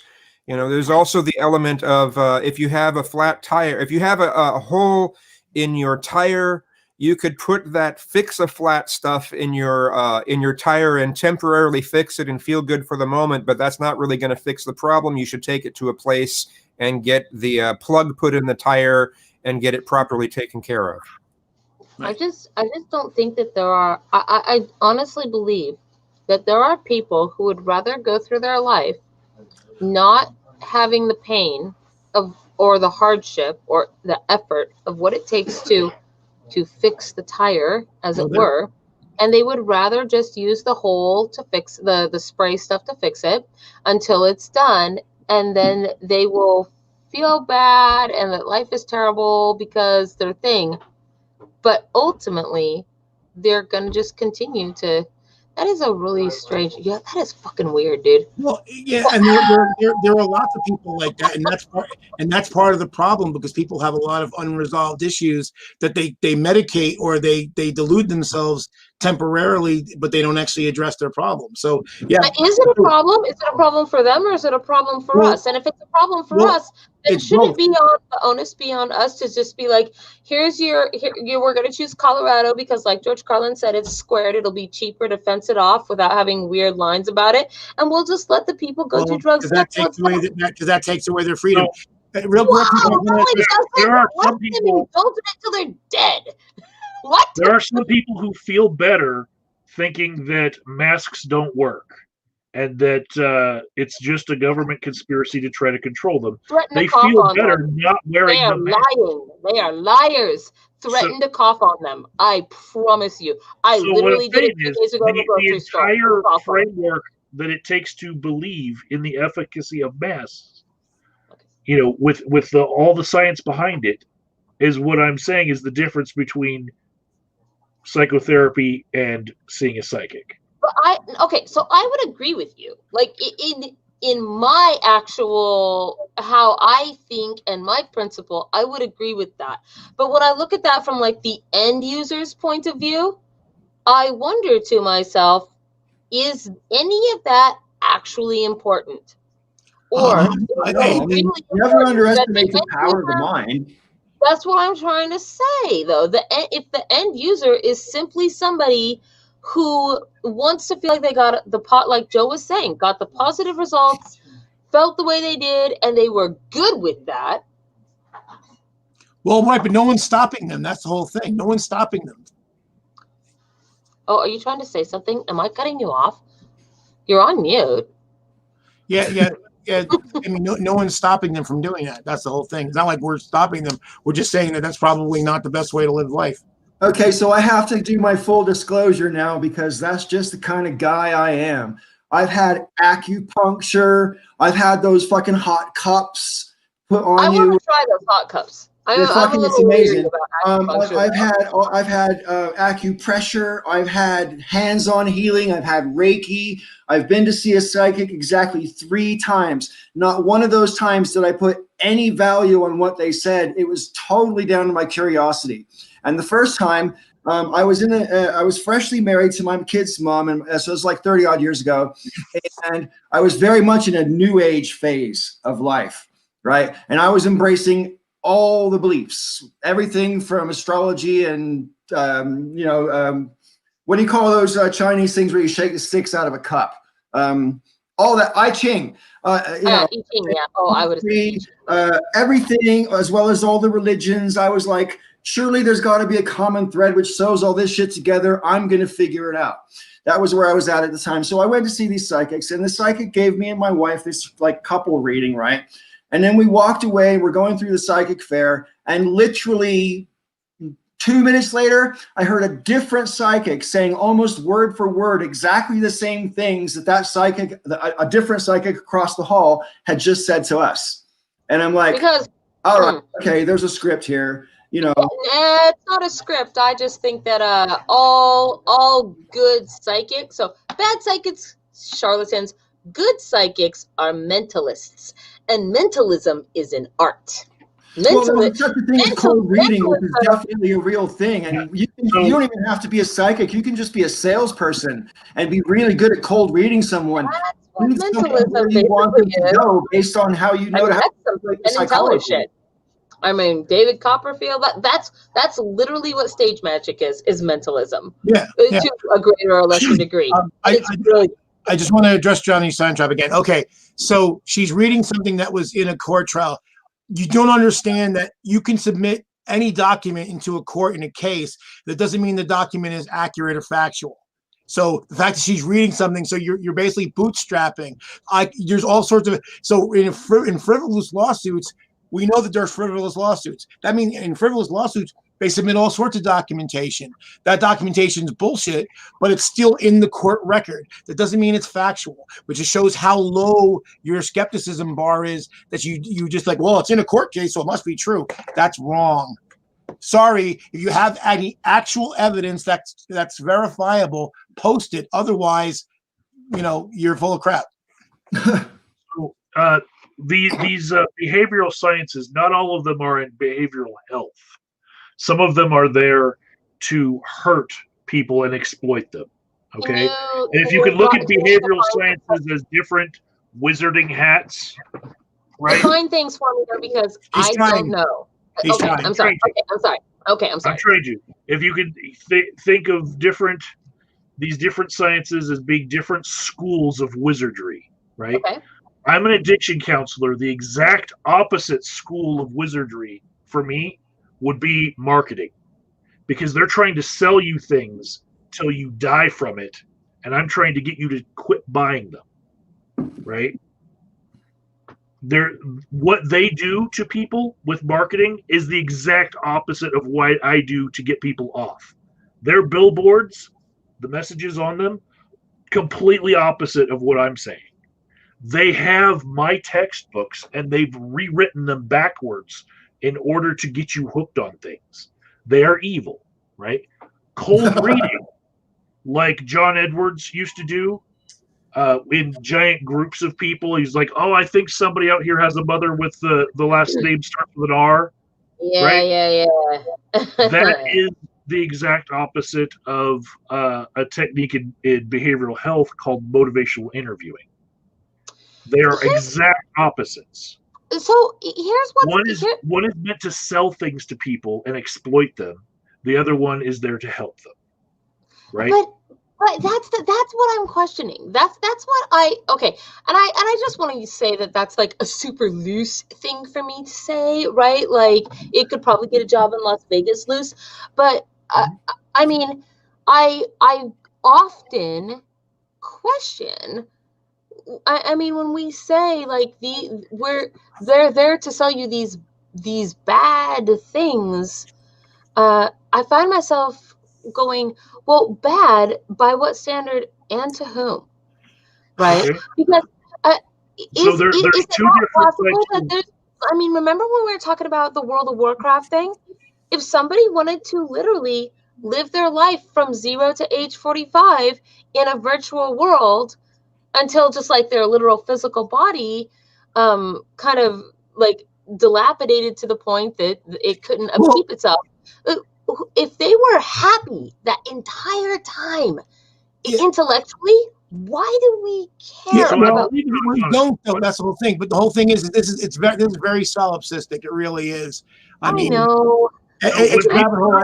It's a really, really deep rabbit hole that personally I don't care about. Well, we touched on this. When people come to me with a problem, I give them their autonomy. They get to choose what the problem is and how they are going to go about solving it. Have you guys ever read Brave New World by always Aldous Huxley? on their side.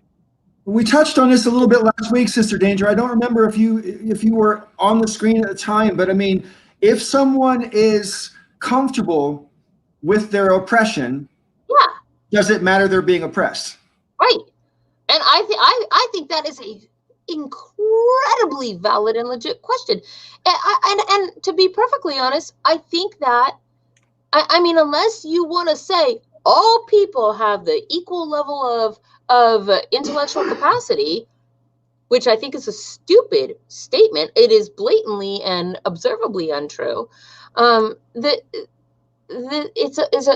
a question that we should look at perhaps more honestly. So I was saying, have you ever read Brave New World by Aldous Huxley? I have read most of it, but not all of it. Okay, so in the end of this book, right, the main character is taken away to an island because he's visited by like what I perceived in my reading of the book was like the people that rule the world, right? And like one of the powerful Illuminati came to the main character and was like, you apparently kind of awoke somewhere in here, and we're going to now take you away to this island. And it was interesting to me when I read what other people's perceptions of the end of that book were, because other people's perceptions seemed to be that because this guy had figured out what the mass conspiracy was, they took him away to an island where he could never tell anyone else. But my perception of that was that this guy, the main character, became aware of things that were happening around him, sort of like he came out of a drug-induced haze and was like, hey, wait a minute, guys. Started asking some questions, and then he was taken away to an island that I understood to be the place that they put people who actually want to do that level of complicated and deep thinking. That was how I understood the end of that book, which I then discovered after reading it was radically different than the vast majority of other people that read it, right? I think the question about whether or not you feel oppressed makes your oppression okay. I don't know. I mean, I think about fish in a fish tank. You know, they get fed every day. They can swim all the different directions. Do fish care? Do fish care how far they can swim? I don't know. But I hate the idea now of caging a bird or putting a fish in a tank, because their natural environment is the whole fucking ocean or lake or sky or whatever. And so I just changed my views about these things over the course of my life. But so is our natural environment. Our natural environment could arguably be said to be the entire span of the earth, right? But is that actually what we want as people? The answer to that, I would argue, is no. Because if it was, we would not band together in tribes, groups, societies, and in ways that we could manage to protect ourselves from things that we consider to be dangerous. What we really want is to be safe and secure and happy, right? That's what we want. Well, so, that kind of argument can be made in favor of a benign dictatorship, right? Yeah, I mean, or any rights whatsoever, but all your needs were met. Would that be okay? I don't know. I don't have an answer to that question, and I feel like that kind of a thing is worthy very much of thought all the time. If you're in it, if you're not in it, like it doesn't matter. That question, like, let's say we were in the middle of a benign dictatorship. Let's say we are now and we don't even know it, because it's cleverly disguised under mass media. I feel like those kinds of questions are things that we should always be asking ourselves, right? Is this an okay thing? And you know, do we think we should sustain it, right? And under what premises are we determining that it's okay, right? I think that most people the reason we have so many of the things that we do in society with regards to outliers, okay, not with regards to like any of us sitting here, but let's say people that we put into mental institutions, right? 100 years ago, they used to all just kind of, if you were criminally insane, you just kind of all went to the same place. If you're a woman and you chopped off your husband's D, you know, or did something that was just like too much for people to, you know, think of, you just kind of went into Bedlam, right? And that's where they put you. And now we handle that somewhat differently, right? But we handle it differently with certain ideas in mind. Those ideas are that the people that we're putting there want to be alive and existing in the same broad world that most of us exist in. Maybe they don't. Maybe the reason that part of the contributing factors to the way they are is because they don't want to be in this world. They want to be somewhere else and completely different and are forced to be in this world. And then we keep them there under the pretense that it's their own good. Sorry, did I like tangent? No, you got another deep. I mean, again. Well, the thing is, I mean, basically, I mean, the only way we do is that, okay, if they want to live on World of Warcraft, well, they have to be able to pay their rent and you know, pay for food and pay for their internet connection and pay for their World of Warcraft subscription. But that's the framework. If they want to be in that framework, they have to fit the other framework. And if they can't do that, well, you know, then then that's a problem for them. I would say the two intertextual references that you are not comparing a Brave New World to would be one, The Matrix, where there's a group of people who are springing people from that Matrix because they believe that the truth is better.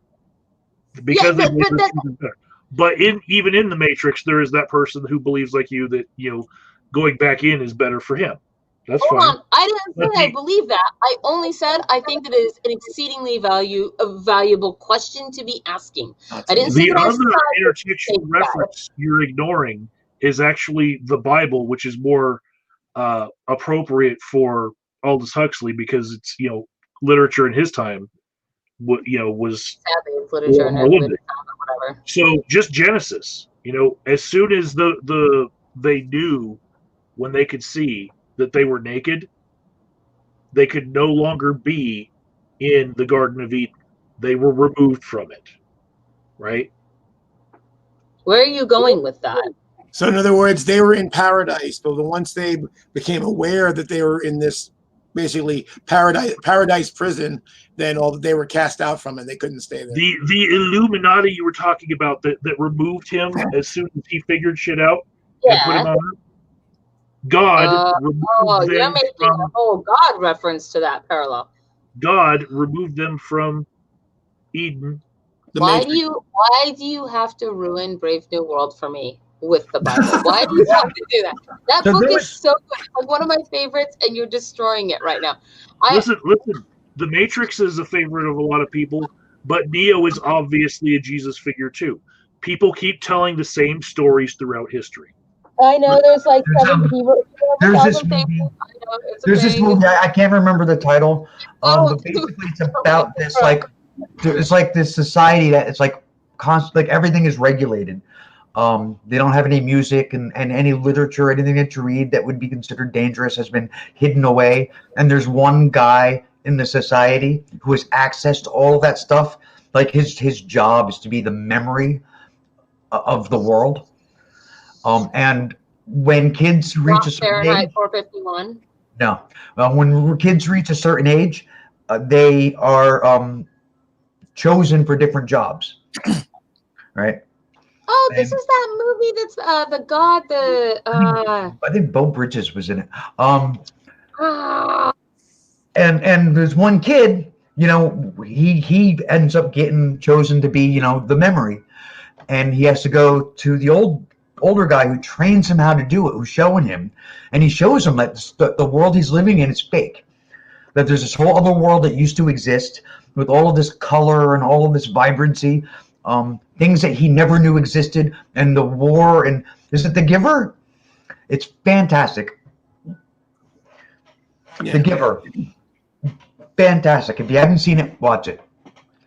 Yeah, I mean, ultimately, if someone can get through life and they feel okay and they can make it somehow and get themselves fed and whatever, and they're happy, I don't really care. That's fine for them, and I'm not even interested in trying to change them.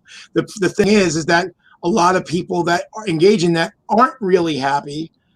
They end up causing problems for themselves and other people. They often can't pay, to get themselves fed and clothed.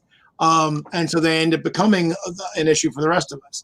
So, if someone finds a way to just live on World of Warcraft, and they can make it through life till the end, and they're pleased with that, I don't give a shit. Fine, go ahead. All of these arguments, all of them, and my own included, they all hinge on what is a problem for me. Every single one of them. That is the true thing. It doesn't matter whether or not the other people are actually happy. What matters is whether or not those people can do whatever they're doing without it impacting other people in a negative way. And if we are able to find ways for people to exist in society and do what it is that they want to do in such a way that it does not infringe upon other human beings, right? In such a way that it negatively impacts their lives, or at least that it doesn't negatively impact them in a way that we consider too overt, right? I mean, if we're talking like it negatively impacts you with a stop sign, who gives a fuck, right? But if we can find a way to do that, isn't that actually what we're looking for? Well, we're not looking to make sure people happy. We're looking to make sure people be happy enough without impacting me. But we do have that now. If say you're independently wealthy, if you were independently wealthy and didn't have to worry about food, clothing, or housing, and you wanted to be on World of Warcraft, 20 hours a day, there's literally no one stopping you. Correct. Right? So what does that say to you, though? Says that it is possible. But the thing is, it's not my responsibility to facilitate that for somebody else. If they have the means to do that, they can knock themselves out. They can do that. But it's not my responsibility to enable them to do that beyond not interfering with them. But what it says is that your concern is not their well-being. Your concern is that their existence impacts your existence in a way that you don't like. We have a panel right now. I have a right because I have a right to if something is affecting me in a negative way, I have the right to address that. That's the whole principle of non-aggression. Well, I mean, I would agree with that. Basically, I don't mess with you as long as you don't mess with me. So if you have the ability to do, so anybody has the ability to do that and not impact anybody else, In fact, it's none of my business. If you're doing something and it doesn't impact me or other people around you, then it's literally none of our business. So you could I would agree. And that's the way it is right now. That's not new. We don't have to find a way to do that.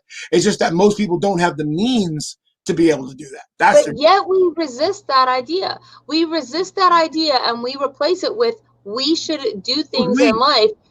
We as a society, okay, I'm not speaking about anybody personally, but we as a society resist the idea that you're talking about, and we replace it with we should try to do things that actually benefit people. And I just don't know that that's not under law. Not under law. No, we don't. Well, under law, we don't do a lot of things that benefit people. I mean, let's be honest about that. But I think that, like, in our thinking as people, we don't force people in our society to seek fulfillment. We don't. So we already have that. The only thing we do say is that they're responsible for themselves. So if they don't have the financial means or the physical means to take care of themselves, then they've created a problem for the rest of us. Do you think in your business that you would want to promote somebody that, like if you just had, say, 2 employees and you were going to promote someone, do you think that you would choose to promote somebody that seemed interested in the promotion and maybe didn't have the skill, or somebody that you knew had the skill but wasn't interested in the promotion? For me, it would be who can do the job. I don't give a shit whether they, I mean, the person who doesn't want the promotion is probably going to turn it down. But I would still offer it. If they're better, I would still offer it to them first. And if they say no, then I would offer them potentially offer to the other person. But if that person, I would go based on who, because it's my business. So I'm going to say, what's better for my business? Promoting the person who's more capable. If they choose not to, that's their choice. But I would offer to them first. Because I take the opposite perspective, actually, like the legit opposite perspective. I would rather have people volunteer for me in the things that I like, in the events that I run, that are interested in volunteering and willing to do it, willing to jump in with both feet, but have zero knowledge, rather than have somebody who has experience but isn't really all that motivated. That's not totally analogous though, because you're talking about promotion. So you're talking. Well, sure. What I'm saying is, in a group of people, that's who I would promote to say be a team leader, right? Well, but even there, though, just because somebody wants to do it doesn't mean that they have any competence at it. So, because remember too, in the case of the person who doesn't want the promotion, they're probably going to turn it down. So if somebody with knowledge isn't necessarily competent at being a team leader either. Right, but the whole thing is right. But if the person that literally does the first person I offer to, they literally don't want it, they're going to say, "I really don't want it." In which case, then I'm not going to force them to take it. Well, sure. I mean, I agree with that. If you're like, "Hey, do this," like, man. So the other person would end up getting it. But, and again, when I say competent, I'm talking about have the skills for the job, not just random, because quite frankly, if someone's really good in the position they're at, but doesn't have just say I'm promoting someone to a manager position or a team lead. Some people are great at what they do and they're not good at leading people. So I might leave that person doing what they do because they're really good at it. And I might even tell them, hey, look, you've achieved, and I would normally give this to somebody, but you don't seem to have the skills because when you go get promoted, you're not in the same job anymore. It's at least somewhat different. I'm listening, by the way. So if they don't have the set of skills for that other job, I'm probably not going to offer it to them, even if they're the overall most capable person in the office. What I thought I heard Amy saying was very similar to lest it affect others, do ye as ye may. And that sounds witchy enough to me that I think we should burn her at the stake. Yeah. But in the case of volunteers, I mean, it's one thing like some people is like, okay, are they going to do the job at all? Yeah, certainly you want enthusiastic people but that's the difference between whether they're working for you at all or not. That's not the same as the promotion. I'm just saying that you can go ahead and bring it. And when you try to burn me at the stake, you're going to find that Joe and I hugely agree on that statement that he made, that if you bring something to me that affects my life, I have every right to the end of the sun to address that. And you can use the word address as narrowly or broadly as you like. Like, and it ain't over till the fat lady sings, my friend. I might go down really fast and easy because I'm like a relatively skinny and short little girl, all things considered. But you know what? As long as I feel like I went down fighting.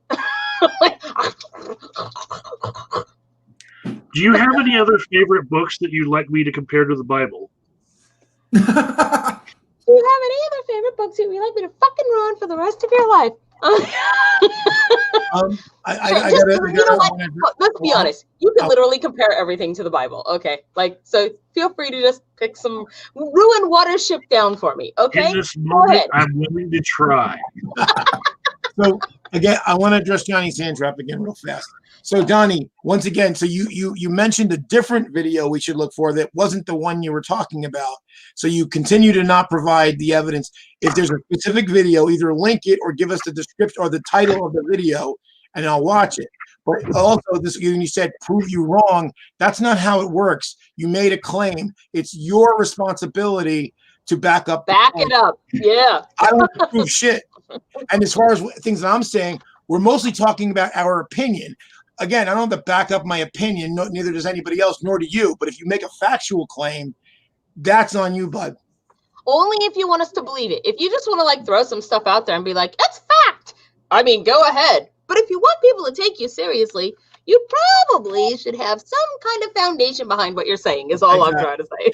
And he shouldn't be around. That's the thing. He keeps saying that there's this video that has the information, and he keeps posting everything else except the thing. Plus, his first two things he brought up. To be fair, he might not be able to. Well, the first two things he also mentioned, like I dismissed them, and he was like, "Well, they're just two samples." I'm like, why wouldn't you lead with your best argument? This is like I always think about like an atheist experience. People would call up and they'd say, and Matt or Tracy, whoever would say, "Okay, make your case," and they would put some lame ass case out there, and then someone will say, "Well, that's not the best evidence." Well, why the fuck didn't you lead with that? Don't lead with the stuff in the back. Give me your best, because if your best doesn't cut it, the rest of the shit's not going to do a damn thing.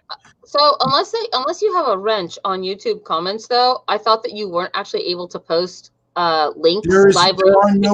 There are no links here. No, that's what I'm saying, is because you're not able to unless you have a wrench as an admin. Otherwise, YouTube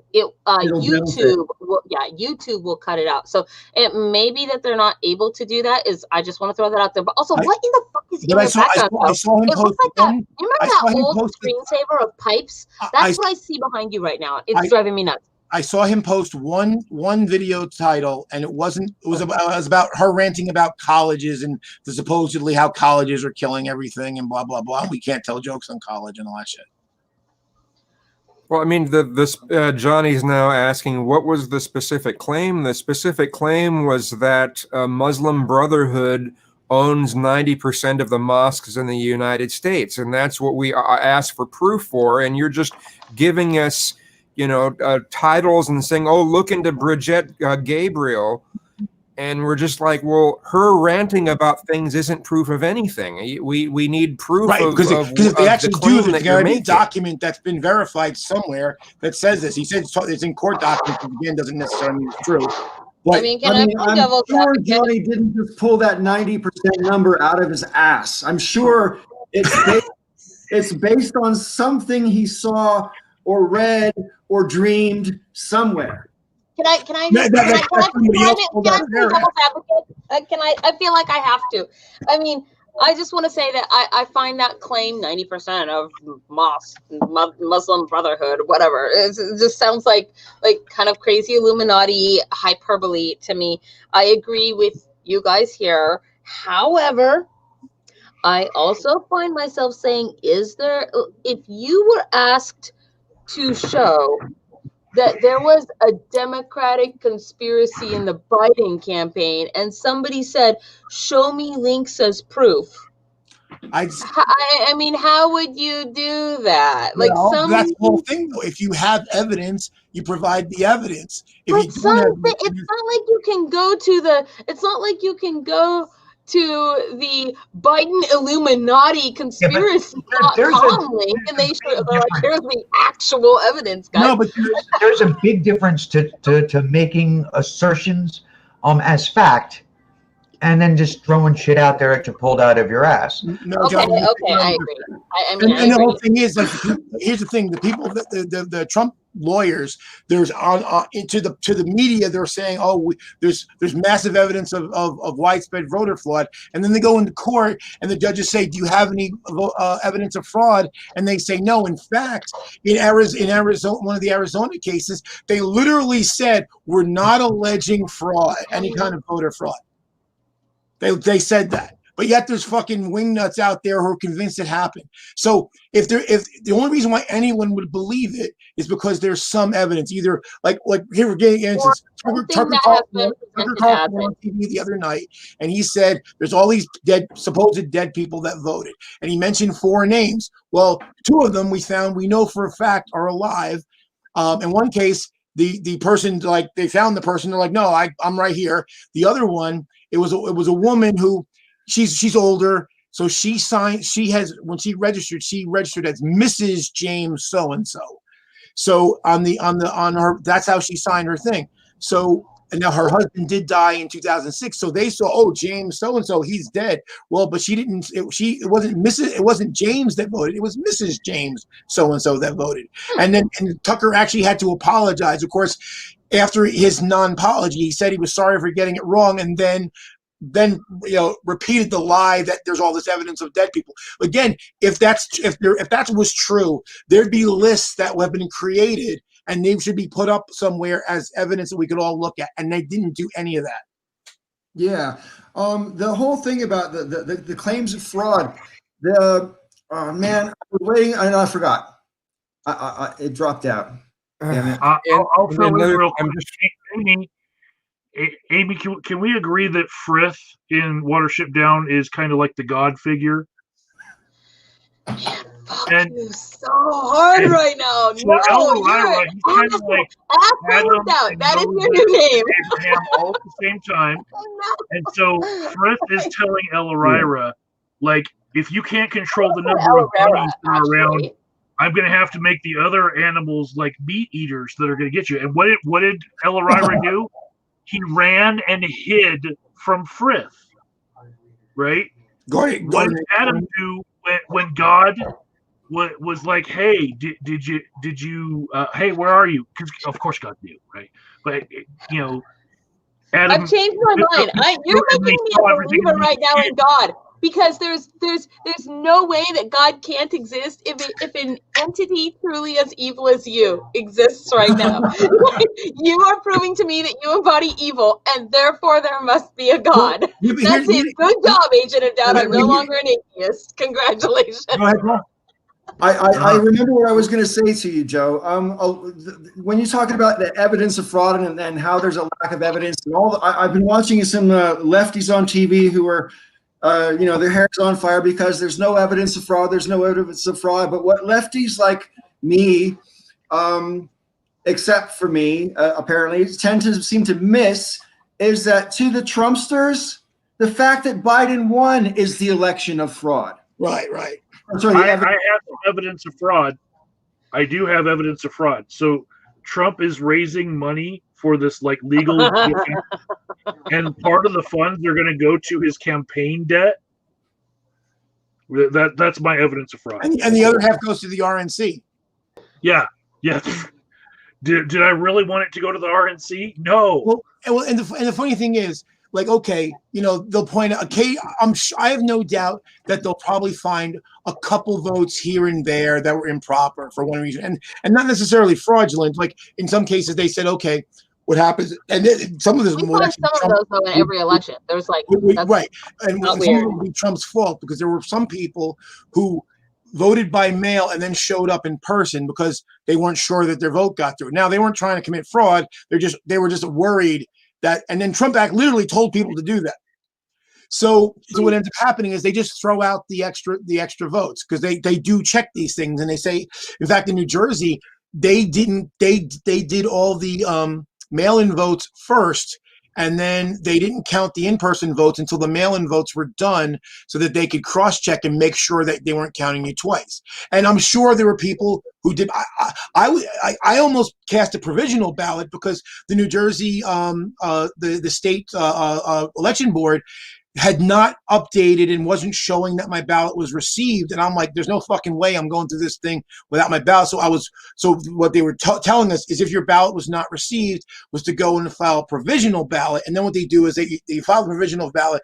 They check, did your other ballot arrive? Yes, it did. Okay, we tossed the provisional ballot. Not fraud, just confirming, making sure your ballot gets in. So but then we take a picture of it and we show all the thrown out ballots. So, but there's the fact that there are these occasional things, and they're like, oh, that's evidence of fraud. No, it's not. And even if you granted, even if you said all that's bad and we're throwing all that out, it still wouldn't change the result. I've been checking all of these legal challenges that the Trump team has been making, and none of them seem to be enough to try to flip the election. They're not challenging enough ballots, right?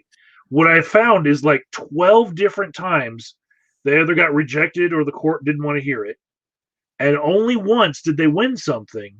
And what they won was, instead of 30 feet away with social distancing, their poll watchers get to be 6 feet away to see just how much he's losing. Right. I'm like, that is not winning much just to get a front row seat to losing. Right. Hey, Johnny, you said there was a video where she's referring to the court. She's reading the court documents. That video has a title. Post that title. That's what Kizzy is asking to do. If that video exists, the video has a title that we could search on YouTube. So either post the title or you're full of crap. Okay, I wanted to make a point to what Michael was just saying. You're saying about how there's not enough, even if you added up the cumulative effect of all the different states and what malfeasance there may or may not have been in a half a dozen or whatever states they're alleging there to be in. I think what Trump's ultimate argument is going to be isn't that these election results would have, these vote irregularities or cheating or whatever wouldn't have changed the result per se, but he wants to call the entire validity of the election into question. The whole thing, carte blanche. And I think that's what he wants to happen. I don't think that has any chance of setting sail. I honestly think it has more to do with fundraising. I think it has more to do with give us more money so we can challenge more things. Because these lawsuits at this point look frivolous. When there's a 10,000 vote lead and you're only challenging 12 votes with your next motion, I'm like, you're not giving the people their money's worth. They're pouring millions of dollars in to try to flip this election at the end, and all you're doing is little piddly shit, just dragging it out. Oh yeah, I mean, hey, I gotta say something. I'm starting to get really pissed at Johnny saying, you can do a search. There are hundreds of videos with this Bridget person ranting about shit. Okay, give us the fucking link. Give us the link, or you can't give us a link. Give us the title of the fucking video. Stop saying, just watch the video. Yeah. Fuck you. Not everybody's search algorithm comes up with the same results. So we could put in the same search term on YouTube as you do, and our search algorithm will return to us a different set of results than yours will.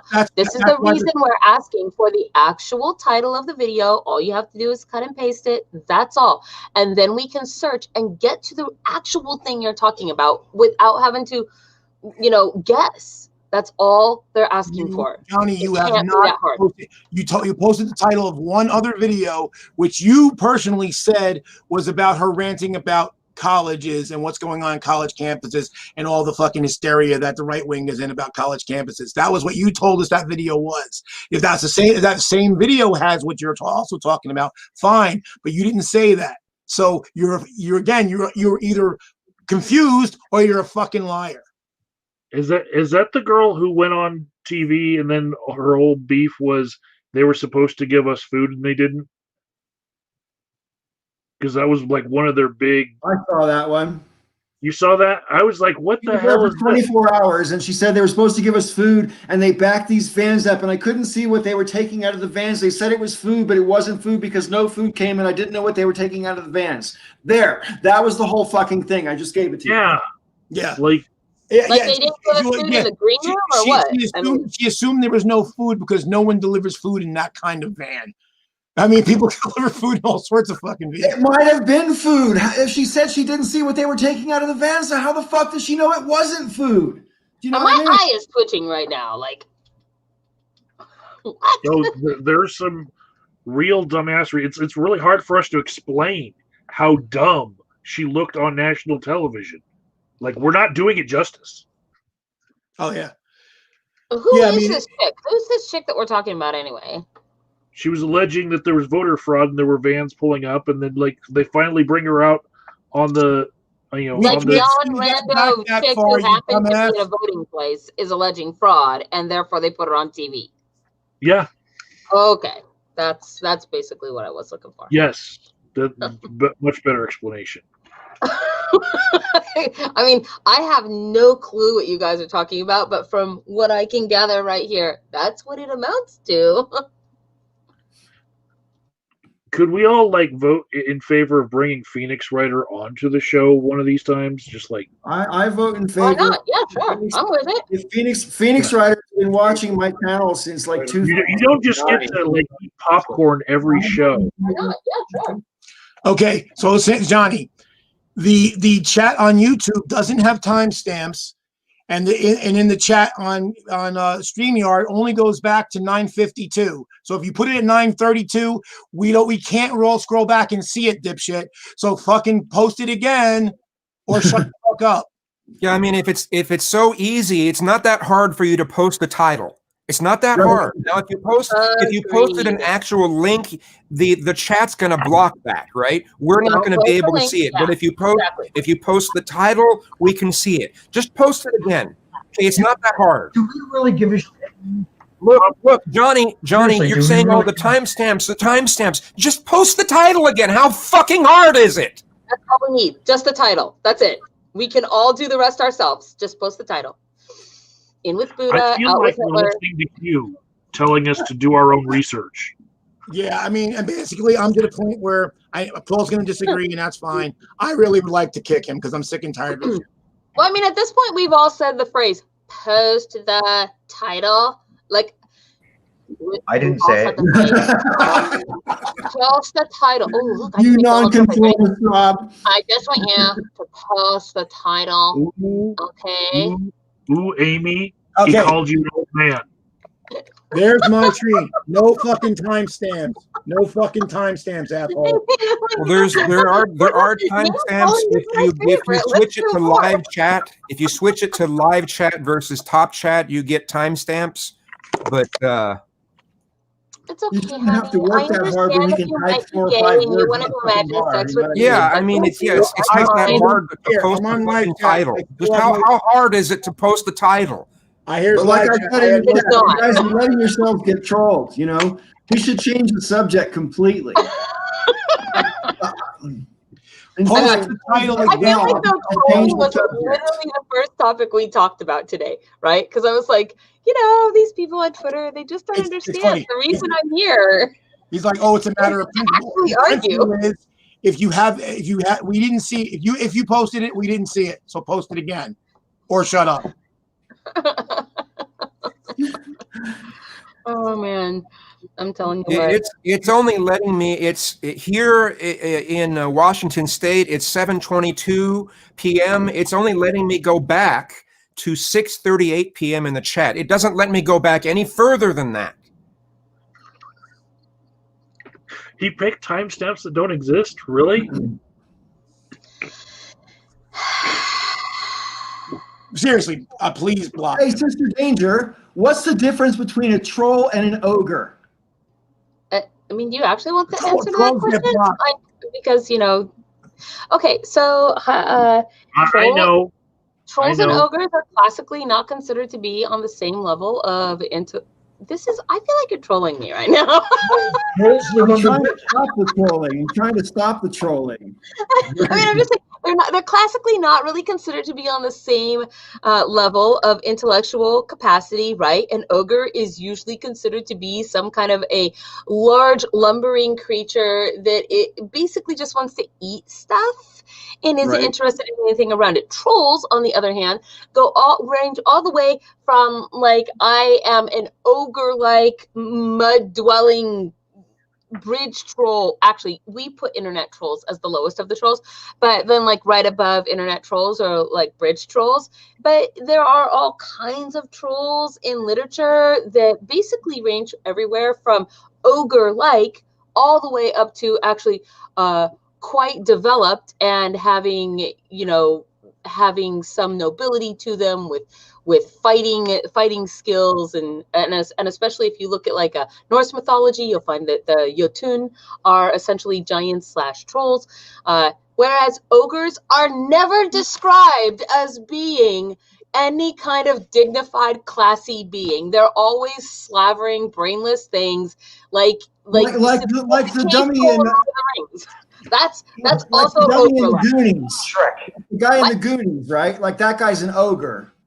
You know? Sloth. Oh, you mean like, hey, you guys, that guy? You know, I can't remember his name. What was it, Rob? I thought he was actually a pinhead. Is that not actually what he's called in real life? Is a pinhead? Pinheads are real things. That's not me using a derogatory term. So you guys have seen American Horror Story, right? No.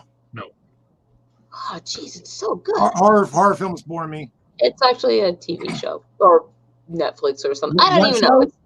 What? What show? American Horror Story. No, I never watched it. Show. I think it's season 4 is the Asylum season, but oh man, where else would you recognize the character of Pepper from? Because she's actually a really super famous horror actress, but nobody really knows it because she is quite different in character and out of character. Anyway, I think she's a legit pinhead too. Hold on. So it's called microcephaly. Pinhead is kind of a derogatory term for it. It's called microcephaly. I guess I didn't really think of pinhead as a derogatory term because I super am into like circus sideshow stuff, and that's. Tell you what, you can contact. I'm not disagreeing with you. You can contact Peter Dinklage and call him a midget and see how that works. No, that is not what I'm saying. My God, you do not have to go all the way like nuclear on me. I'm just saying, like the places where I normally encounter these types of folks are in, because I find it quite fascinating, is circus sideshow type stuff, and that's how they refer to them. Like they don't refer to them by a medical term. They're like in their own domain. They're just referred to as, you know, the pinhead or whatever, right? So the wolf boy, you don't refer to it as the actual medical thing that gives you body hair all over, right? But those things don't exist anymore. What? Yes, they do.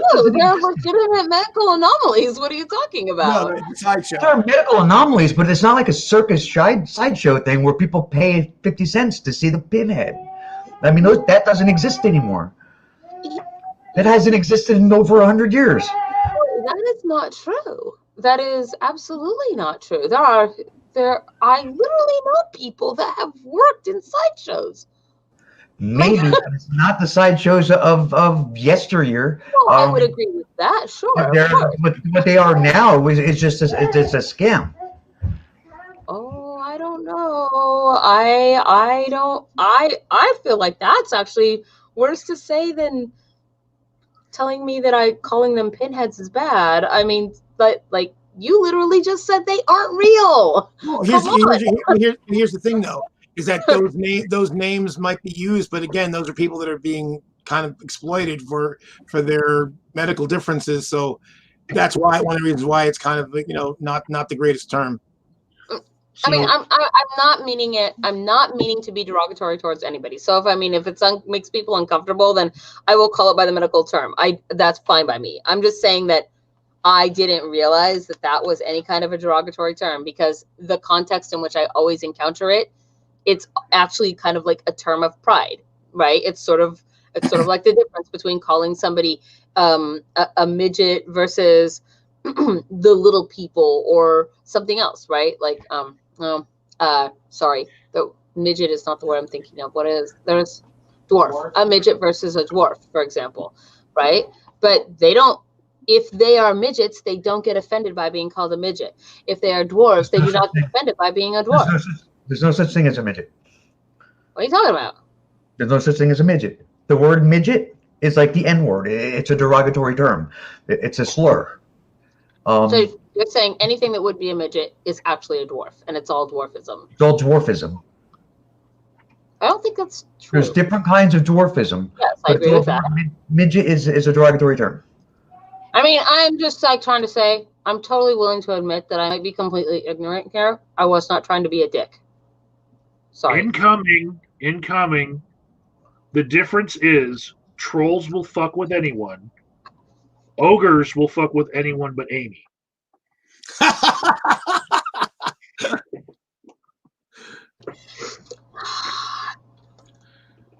I mean, what am I going to do? I'm like a chihuahua over here. I'm just going to, what, like bite at its Achilles tendon or something? I mean, it was a good place to bite because it'll fuck you up, right? But, you know, that's not scary to anybody. Whatever. That's why I'm a Second Amendment person, because I know that I can't actually beat anybody up. My best line of defense is ranged weaponry. Like, just saying. You learn nunchucks. That's not ranged.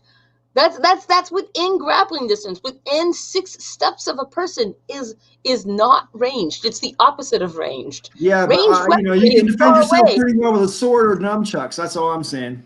I mean, yeah, maybe if you have the skill and physical capacity to face your opponent, sure. And if you are. This is far-reaching, but you could try learning some de-escalation skills. You use your voice to not piss people off. Like, you want me to not go down the down escalator? What is it that you don't want me to do here? What's that word you just used? De-escalation skills would be where you're speaking and people get less pissed off.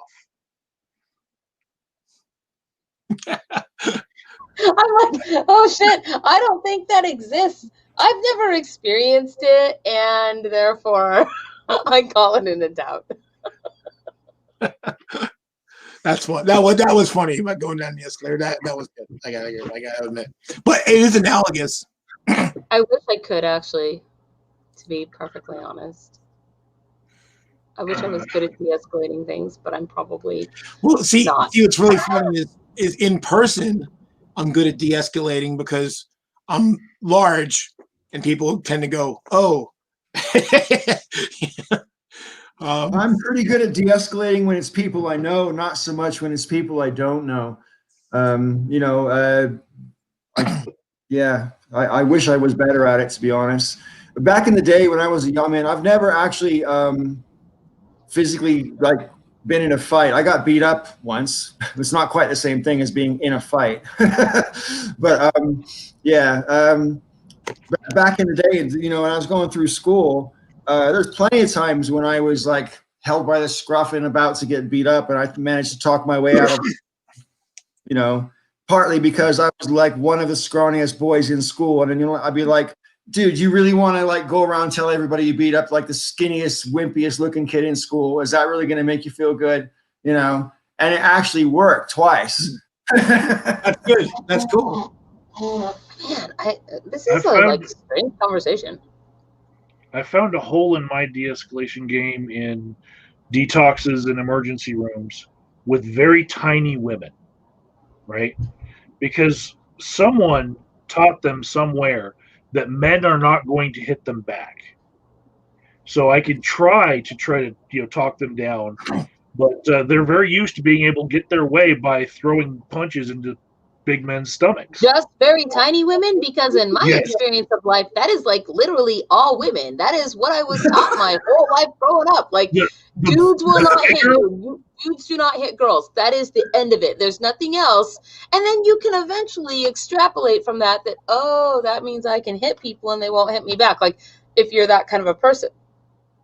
Regular size to bigger women, they they sometimes feel like there's a possibility that I might get hit back. Really tiny women, oh man, they will tear up your belly. I mean, I'll admit I'm a complete asshole when it comes to that. Like I've never, I won't say never, but because I think like 2 times in my life I've actually hit somebody physically. One of them, no, actually both of them, they told me to, and then they were surprised when it happened. And they're both different stories, which I won't go into. But I've never actually like been in a fight with somebody. But that is not because I have never got in anybody's face. I have absolutely got into people's face, like in their face. But in my head, I consciously was knowingly taking the gamble that that person is a male and will therefore be at a disadvantage against me. Because even if they were to strike me, all I have to do is scream like a girl, and every white knight in this place is going to come to my defense. That's what's going to happen. I've actually used that as a literal defense against like people, dudes that are like complete assholes. I'm like, listen, guy, like you can get out of my space right now, or I can open my mouth a little loud and security will throw you out of this bar for nothing more than standing too close to me. So you go ahead and roll your dice and see where it's going to come out for you. Like that is literally an advantage that I have, that I can do. It sounds like de-escalation skills. That's not a de-escalation skill. Are you kidding me? I'm up in that If it results in him getting away from you, problem solved. De-escalation is like where everybody leaves on and you want to shake hands. Not necessarily. Like, that's what I consider de-escalation. De-escalation isn't did I get that person away from me or did I run away?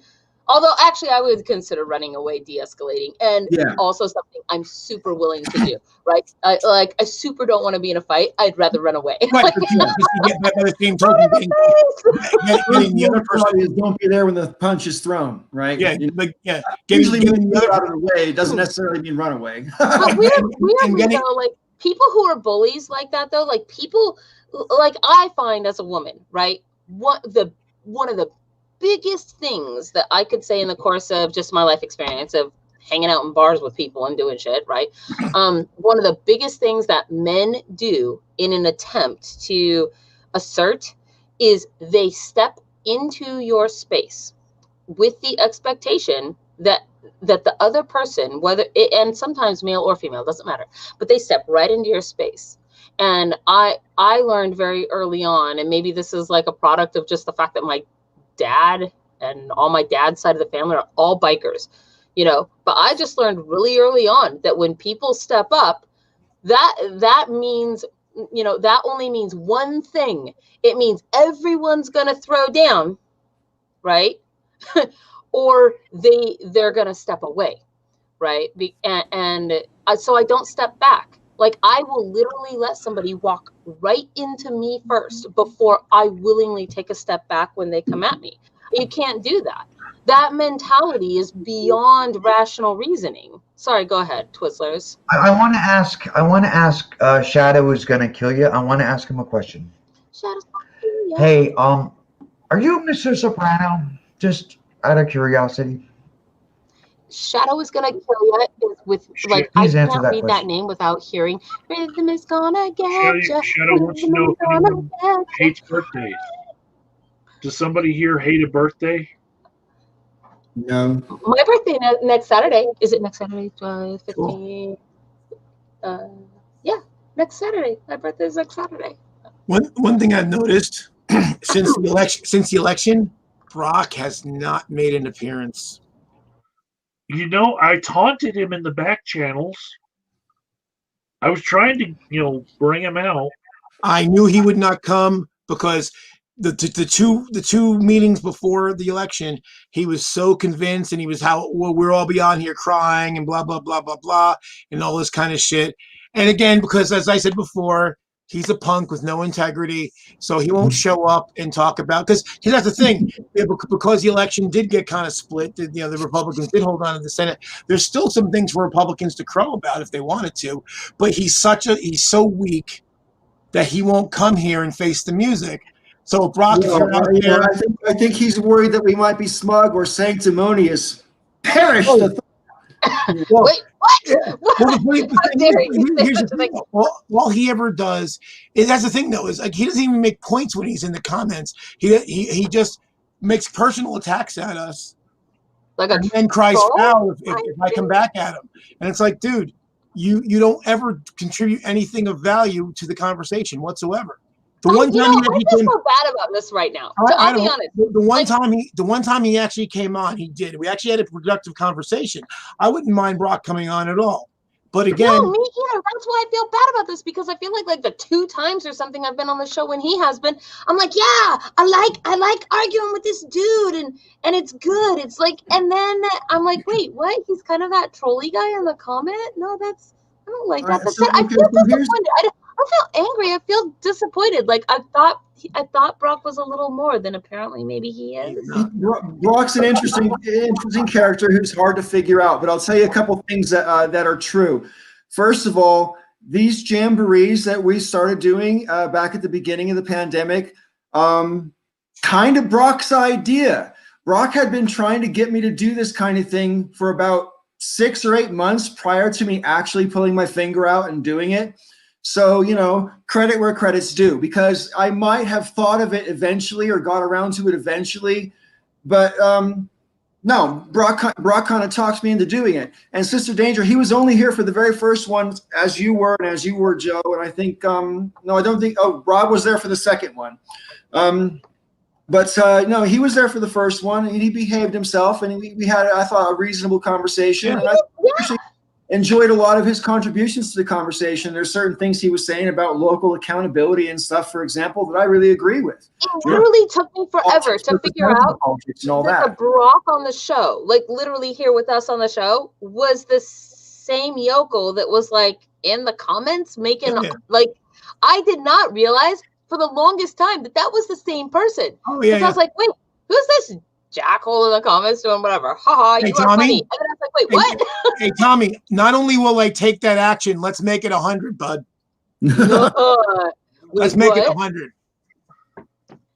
Oh, shit. You know while you're at it. I mean, that's how sure I am. I see your bet. I mean, the only way this can really be turned around is if people vote against the electoral vote against what the rest of the state was voting, and that's really going to be the only way, because it's the electoral votes and that basically decide the president. The slate of electors that goes up was chosen by each of the campaigns.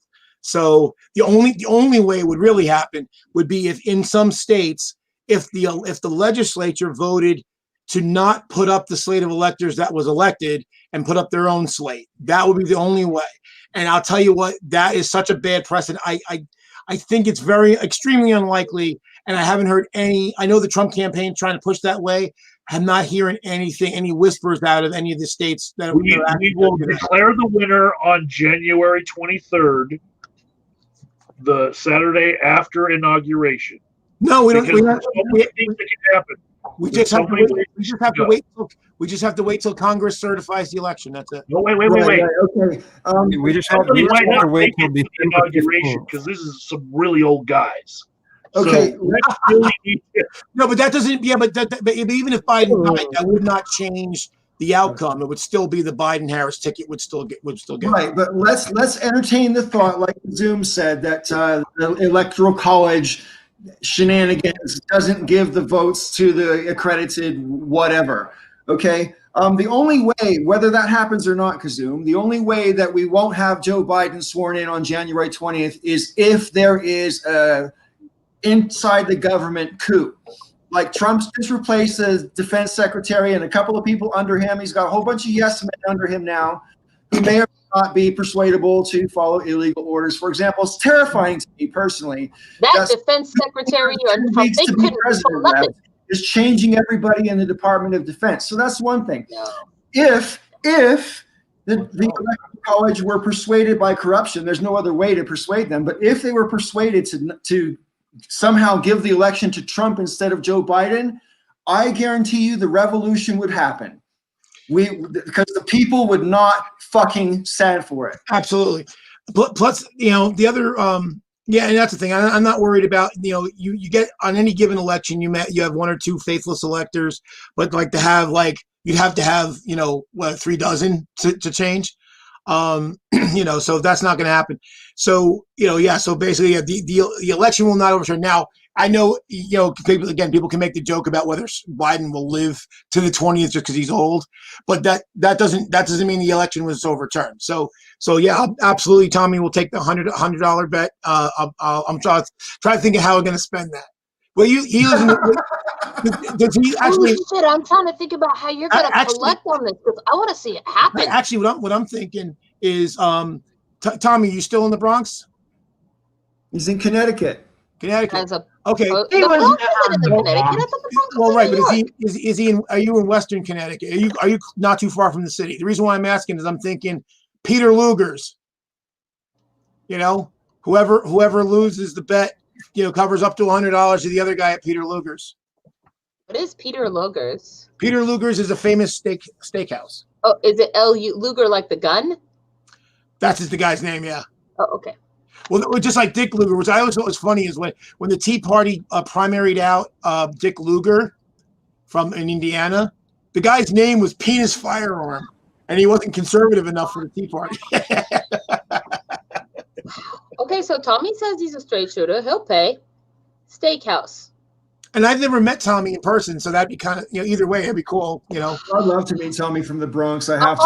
All I know is that this conversation right now is making me super sad because right now I'm like, oh my God, you guys just made a bet on the interwebs.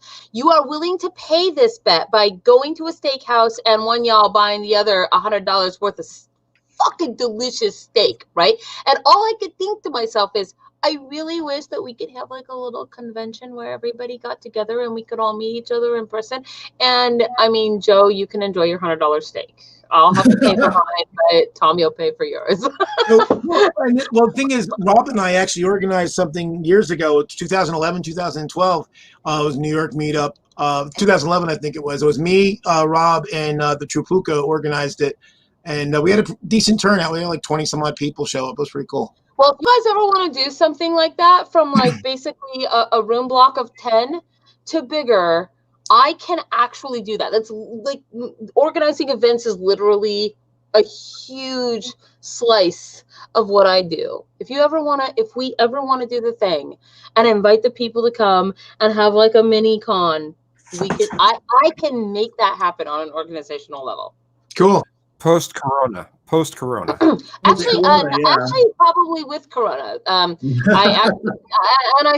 say that because we're actually doing a Yuletide event here for Faye Productions, and so I recently got into contact with a hotel about that, and it was actually quite interesting. So it's probably interesting, very variant state to state, but at least here, the one we talked to, they were like, well, we can't have more than X people in conference rooms, sat theater style in X kind of a way, but we can do the thing. It just has these limitations. So there are ways to do it, and they probably vary state to state because different states have different COVID guidelines.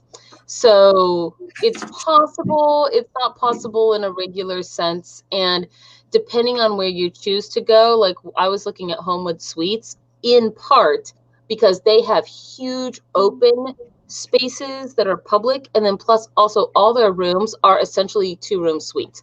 They have a regular bed or a regular 2 beds, and they all have a pull-out couch. They all have their own microwaves. They all have their own sinks and dishwashers. Every single room has that, not just the high rooms. All the rooms have that, right? So that means that you could literally get together with a small group of people. Everybody can kind of be confined and contained, and then you can have your outdoor, everybody can wear a mask, you can get together, and as long as you're not packed like over some capacity, you can have a relatively, small to medium-sized gathering pretty safely. So I wouldn't do it if it wasn't safe, because I literally have COVID in my household right now. But I'm just saying that I've actually been looking into those things, and there's ways, maybe. Yeah, I haven't gone in a while, but one of the strategy games I play, we used to go to Origins in Ohio, but yeah. But we don't go anymore because they used to give us our own room, but they stopped. They made us go back to the vault, the big giant game room, and we've got like computers set up and big maps and everything. And we can't leave the stuff there overnight. So we don't go anymore. We were doing to organize on our own thing. And so we did it in Richmond a couple times. We did it in Cincinnati once, a few other places. I mean, if it was a thing, I wouldn't want to look into it before next year, but if it was a thing that folks wanted to maybe look at, for sometime mid to late next year, if you guys really wanted to do that, give me a city and I can go out and do the thing. Like, I know how to do the thing. So that'd be cool. That would be cool. Yeah. In brighter times, let us hope. And twice way back when YouTube was newer to me and considerably more fun. Back in like 2009, there was like a London meetup of various YouTubers from all over the UK. And I took my best friend Jen with me at the time, and we went. I met Latham Way and Scouse Caspa and Shredder is Alive and Wigitos and like literally dozens and dozens of YouTubers, Ginger Greek and quite a few others, and many of whom I'm still friends with today. And then a couple years later, me and Joe met up, and I met Latham Way again that time as well. Plus, I got to meet Brian, which was really cool because I never met Brian in person before. And Landon Cole. Huh? Landon Cole. Yeah, Landon I met at the first one as well, as well as that one. So I had met Landon and Jacob before, but it's really, really cool when you actually meet people from YouTube face to face. I found it, I really enjoyed it. No, I am. And I super agree with that. I don't know if you know that I did this, but I don't know, 2-3 years ago, relatively recently in the span of life, certainly no more than 5 years ago, whatever. I went to, what's the big YouTube VidCon? I went to VidCon, and it just so happened that particular year was when literally every kind of I met Sargon of Akkad. I met, Rucka Ali and Chris Reagan and Lacey Green and just all, some black guy, all those people that are out there kind of in the right, all those people happened to be there this year, that particular year, which is not why I was going at all. I literally had nothing to do. The reason I was there was literally for a convention that had hired me to do media for them. That was a geeky gaming convention, and it just so happened that particular year, all these massive YouTubers were there, and because I had kind of been in that YouTube circle, I was like, oh my god, hi, I've talked to many of you and know you, and ended up running around with a bunch of all these people and hanging out with them and taking pictures with them, and it was kind of crazy, and I was like, holy crap, it was crazy, but it was so cool. It was cool to meet other people that the only way you talk to them is, or see them or have exposure to them is via the way we're doing now, and then to actually see them in person and whatever. I will say this, Sargon of Akkad, probably my biggest disappointment though, that dude, classic English politeness in person. Totally nice, very polite or whatever. To your face, very genial to meet, shake hands, do whatever. But then it's you look at that and you're like, why were you polite on the surface like that? And then you have these shitty ass fucking viewpoints that you have. It seems like it's such a that's just it though, because villains aren't all twiddling their mustaches and I know the worst ones aren't twiddling their mustaches. The worst ones are people that are genial, that you feel like, hey, that's a cool guy when you meet them. But the reality is that if they actually live the viewpoints they espouse, they're super not okay people. We're all the heroes in our own story. What? We are all the heroes in our own story. That's right. Yes. No one's quick as the sun. I went to a few meetups. The one we did in New York. I went to the York England meetup. So it was cool. So I was at the New York one and the old York one. And that's where I first met Latham Way and Landon Cole and both of whom are former Breakfast Clubbers as well. Yep, Steph Sula. And then who is Steph involved with? Then I always forget. Shredder is alive. Oh yeah, that's right. It was Shredder. Okay, yeah. So I met him. I missed Angus by like an hour because he got there like Sunday as everyone was leaving, and I had already gone, so I didn't get a chance to meet him. But yeah, Landon is a lot taller than I expected. He doesn't look tall in his videos, but when I stood next to him, he's as tall as I am. Like, holy shit! Because usually when I'm in the UK, it's not that there's no tall people, but I find fewer tall people there. What would you want to see? I'm used to just towering over everybody in the UK, and then it was like, whoa, there's a tall guy. If we were to actually get together at some place, what would you want that event to look like? Would you want it to look like a classic convention where we arrive on yon day, we have some programming with guest speakers or lecturers or whatever? Or would you want it to look like we've all decided to go on the same Disney cruise to Puerto Vallarta together, and we just get on a big fucking boat and we drink a shit ton and then talk about YouTube? Booze, lots and lots of booze. Yeah. I've gone to a number of them, and that's usually what it is. It's booze, lots and lots of booze. The question is do you want cheap Mexico booze or do you want expensive U.S. hotel booze? It doesn't really matter. Alcohol. Well, it does. No, see, the thing is, what I do is you find a liquor store nearby, you buy the stuff and bring it in. I mean, do you want a ball pit or do you not want a ball pit? I mean, Mike? Silence? For me, I want Rob to grill me a burger and give me a T-shirt.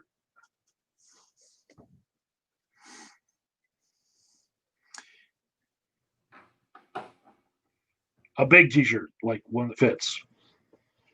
What? Oh my god, I'm fucking jealous. I feel challenged right now.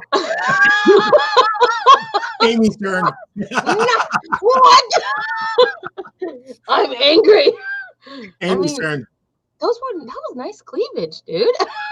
Just saying, you're pretty alpha female, so challenging you, that gets attacked. We can't hear you. My peanut gallery is saying that I'm pretty alpha female, so challenging me could be dangerous for you. See there, that's my peanut gallery right there.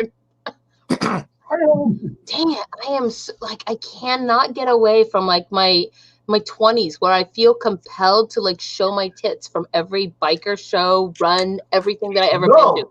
That is a thing. No. No, I mean, I'm not going to do that. I'm just saying. Oh, damn. Well, see, I'm just reminded of in Blog TV, anytime Zelda, so it was Nicotine and Silence, and what was Arsenic Cigarettes was her other channel. She would do Blog TV, and I always trigger. I always like, oh, Zelda, lean forward for a second, and she always fell for it. She'd lean forward and just always has ample cleavage, and I was like, thank you.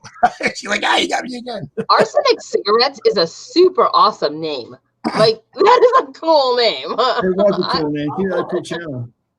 Yeah, I don't even know what that is, but I like it by the name. I actually went in my walkabout last year. I actually got to meet her down in Mississippi. I'd met her before in Pennsylvania, before she moved, but her and Chepo are down in Mississippi now, so I got to see him again. Man, I super want to get together now. I feel like I'm feeling super I really wish I could meet you guys and see you all in person, because literally I think not yesterday, maybe the 4th, whatever, 2 days ago, I don't know. I'm terrible with time, but I was looking through all my pictures from last year so that I could make the postcards for this year. I see you in those comments, Agent of Doubt. I see you. You're not getting away with it.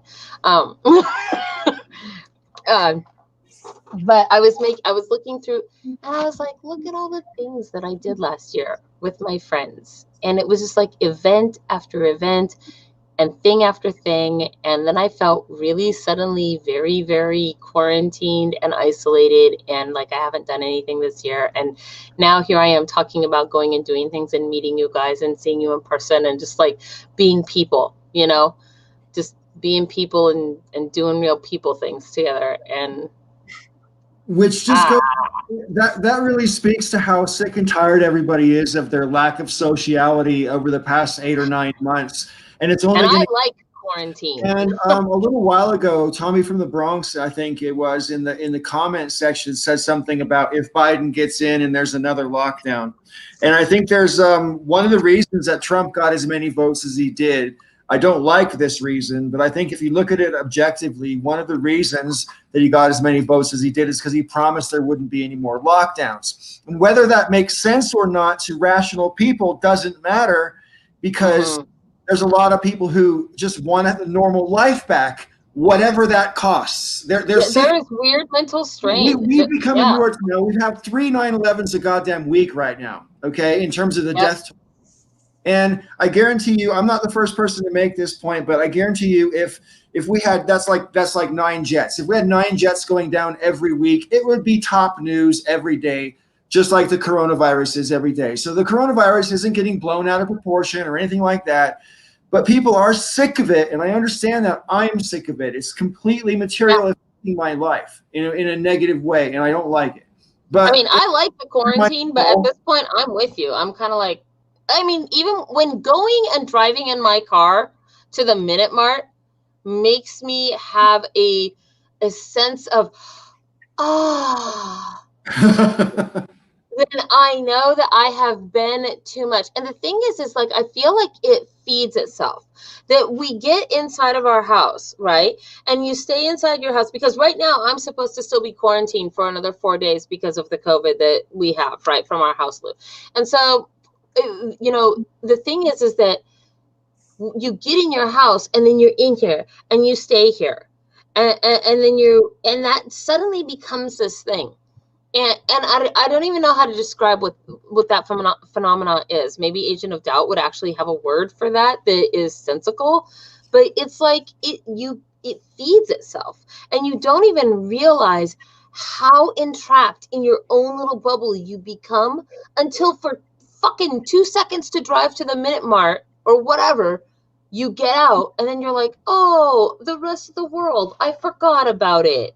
You know, and then it's like, oh, it's so nice. Look, there's trees on the leaves, and I don't know, just other people doing shit. Doesn't even matter what they're doing. Like, yeah, the thing weird. is, most of the time, I don't miss it.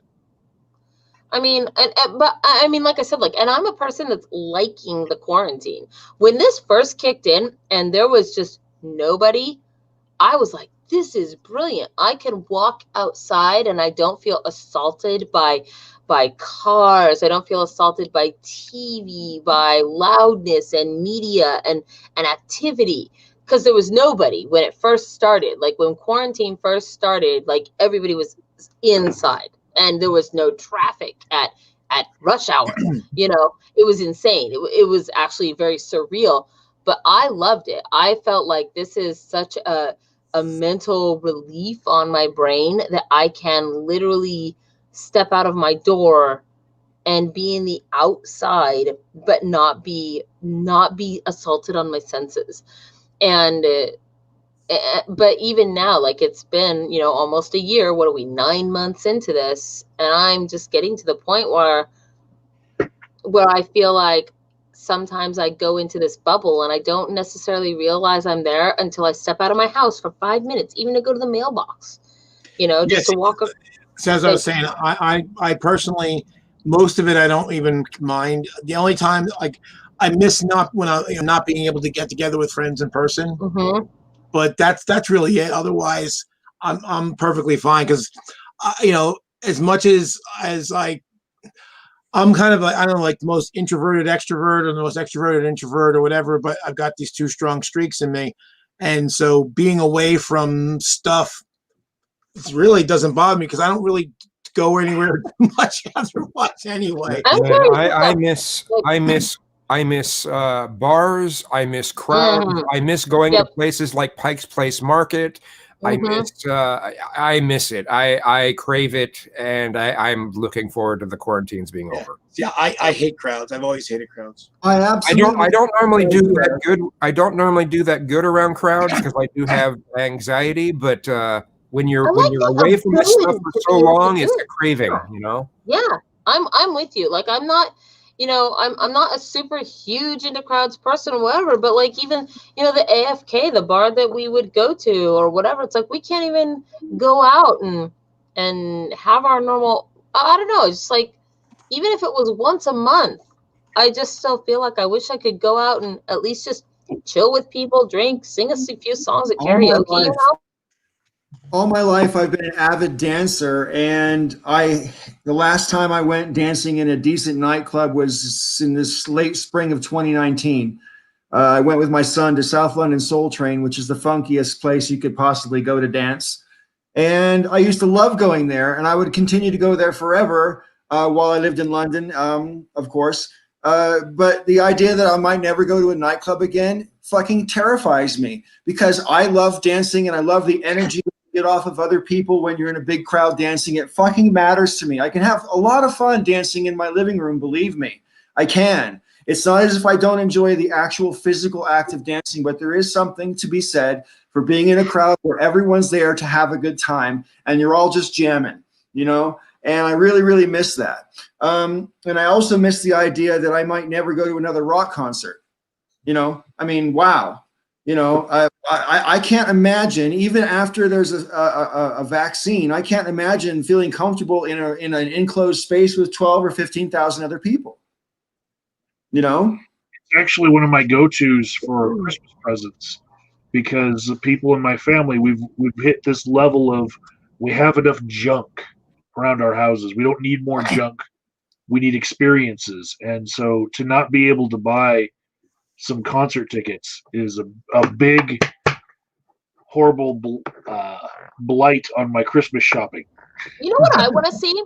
I'm curious, based on what you literally just said, I'm curious what virtual reality sales look like right now for various games. And I wonder, because I feel like this weird phenomena that we're experiencing, it like saying that experiences is such a thing, and so many of the things that we consider experiences now could be converted into a virtual experience that brings about yes. And I'm curious right now what Oculus sales look like, right, for their various whatevers that they've got in the Oculus systems. And I wonder if there's a big pickup in that. I don't know. I hadn't really thought about it till you literally said that. But well, I'm sure people are drinking more and doing more drugs, so it stands to reason they're escaping reality in other ways as well. You know? Okay, actually, I got that answer for you, Amy. So in 2016, in 3 months after its release, which usually that's when something sells the most, it's right after release. They sold 145,000 units. 2016, okay. A 3 month period this year, they sold, and this ended, let me see, this would have been, don't give the months, but I think it's like April, May, and June, sold 435,000 units. So literally 3 times the numbers, a little bit more than 3 times the numbers. I find that fascinating, because I'm just listening to like the things that all of us are saying, and then I'm thinking to myself, imagine if the Oasis existed. Would we still be saying these things? You know, or would we have adjusted to a different form of this stimuli? Well, we have. Well, we haven't, because we're bitching about it right now. Well, I mean, that's part of the process of adjusting, though, isn't it? I mean, see, the way I do it is, I mean, I hear myself griping, oh, poor me, I might not be able to fly to England to see my kids in January. And then I realize the immense privilege of that being a complaint in my life. I mean, you know, if that's what's wrong in my life, I'm fucking lucky, okay? And so I am very lucky. I'm in love for the first time in many years, and it's a great thing. I live in a beautiful house in a beautiful part of the world. I've got I want to pitch you right now. Everything to look forward to. But at the moment, things are kind of sucky. And frankly, if I haven't got the internal fortitude to put up with a little bit of sucky for a few months or even a couple of years compared to the long span of my life, I haven't been doing it right. I mean, yeah, you're right. Because last year at this time, or at least 2 weeks before, not even 2 weeks, 1 week before where we are now. At this time last year, I was in Romania. So for me to sit around and be like, oh, bitch, bitch, bitch, or whatever, like, I mean, yes, you're right. From one perspective, you can say that is completely privileged of me. I literally was outside of this country traveling the world at this time last year, right? But at the same time, the experiences that come with that, regardless of whether or not they were from traveling or whether or not they were from being able to go to the pub and drink with my fucking friends or whatever, if that stimulus, if that experience is roughly the same for the person, then your feelings when you're deprived of that are still valid, goth. Like, I know that, yes, that can be seen as privilege. But to say that I shouldn't feel, sad or deprived or like I missed the thing because that's a privilege compared to somebody else. Well, there is probably somebody else in this world that makes $50,000 more a year than you do, and they get to do more things than you get to do, and they're more privileged than you. But still, I mean, the feelings are real and legit, right? Yeah, Rob, before you jump in, Rob, I just have to say everybody here knows my tagline is may all your ups and downs be ups. And that's something I sincerely believe in life, okay? Right? Your whole life is one event, right? And during that time, there's going to be some shitty times. You're going to do bad things. Bad things are going to happen to you. You're going to hurt people. People are going to hurt you, et cetera, et cetera. And you just have to accept that. So you just have to try to make all those bad things into something positive. Go ahead, Rob. I just want a cigarette. I want you to have one too. I'll be honest, because remember what I was saying about watching people smoke early on? I used to watch you smoke on this show, and I was like, oh, it's so good watching that guy smoke. And now, Yeah, I mean, here's the one thing though to my experiences. Don't do it though. Don't do it. You're better for not doing it. We're still having experiences. They're just not the experiences we're used to. So, for instance, like, okay, I play role-playing games. Now, before, because now my one friend Vin lives in the same neighborhood as me, but still, my friend Tony and my friend Keith, they live up in Scranton area, so they're far away. They're a 2-hour drive. So we would normally play 2 to 4 times in a given year if we can work everybody's schedules out and the logistics and all that. Now we play every other week. For a while there, we were playing every week. So this has actually been. So I actually interacted with my closest friends more than ever now. I'm not getting to see them in person, and that hurts. But I actually get to see them and interact with them more. So I'm actually having more experiences now than I would have normally. So for me, I'm like, yeah, and we were actually talking about like still getting together, like, Tony coming down with Keith and like, going out for dinner and just like, because there are some restaurants around here that have outdoor seating or, like appropriate, social distance and all that. And just making it work. I'm actually with Joe and Eric Cartman on this one. My life has gotten better since the pandemic, on balance, because for one, I'm in grad school, and everyone's grad school has gone online along with mine. So there's now no stigma against me going to an online school that was accredited, because everyone's accredited university just went online. I feel great about that. I was there before. That's awesome. That's one benefit for me. This is my job. Like seeing people on this many screens. Like, I run group therapy like this, 18 hours a week. Holy shit! I didn't know that. And before, I used to have to drive an hour from Denver to Denver. Wait, in order to get to work.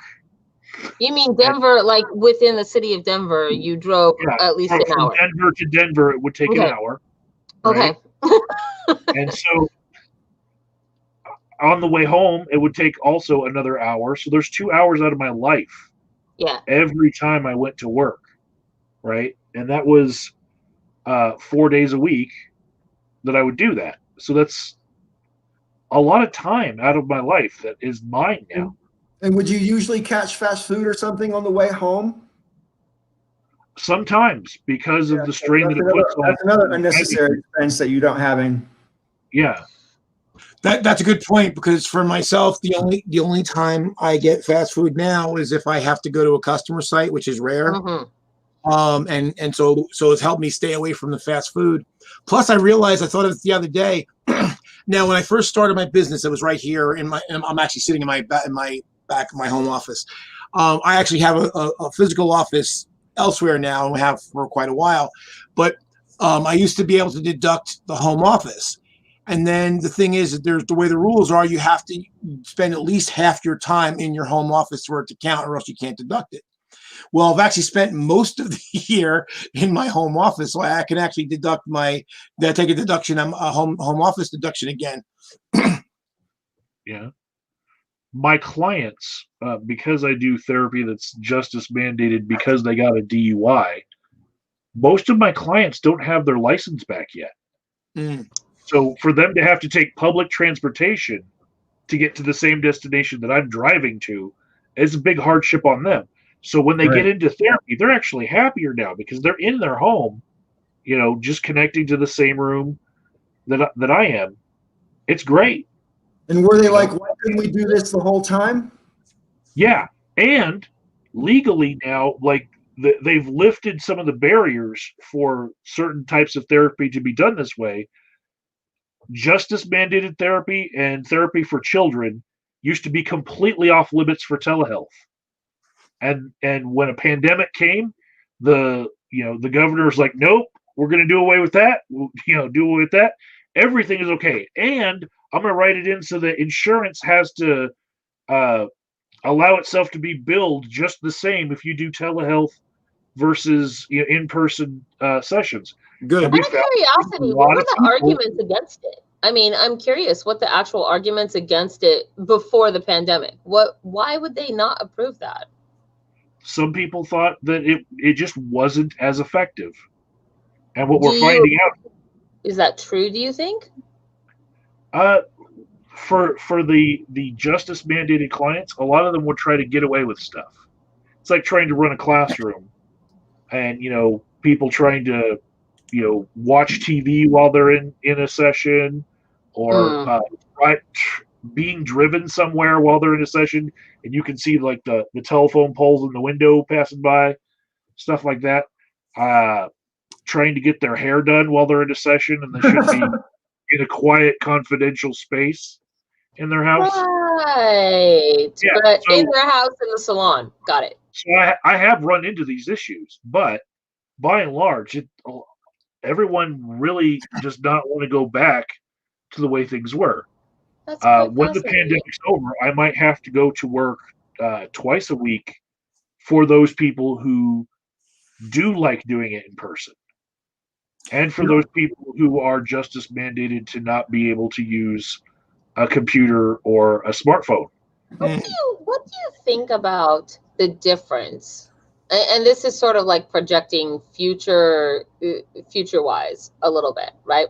But what do you think about the difference in the effect on people, and also in the actual personalities of people who, like, let's just say that this were to go on for say maybe 5 or 10 years even, right?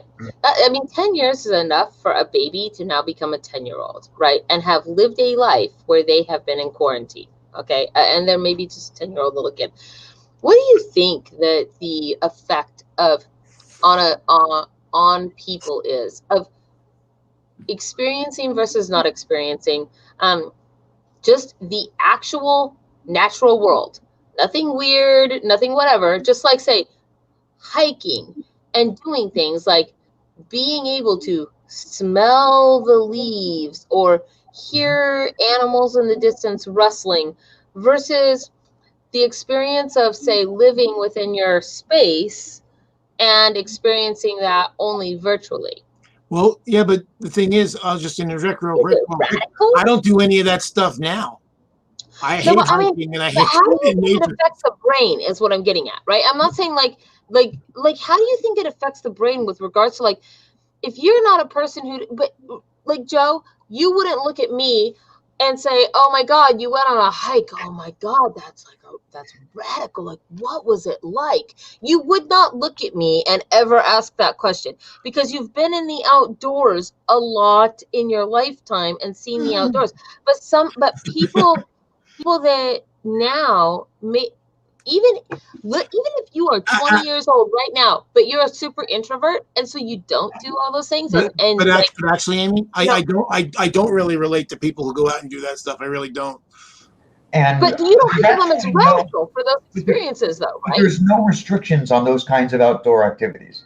No, there isn't. What I'm saying is that it seems like if this was to go on, the things that we consider to be quite regular to people who have never experienced them will become radical. Like, you will become a radical for even daring to experience something like that firsthand at your physical body, as opposed to virtually. Does that make sense what I'm saying?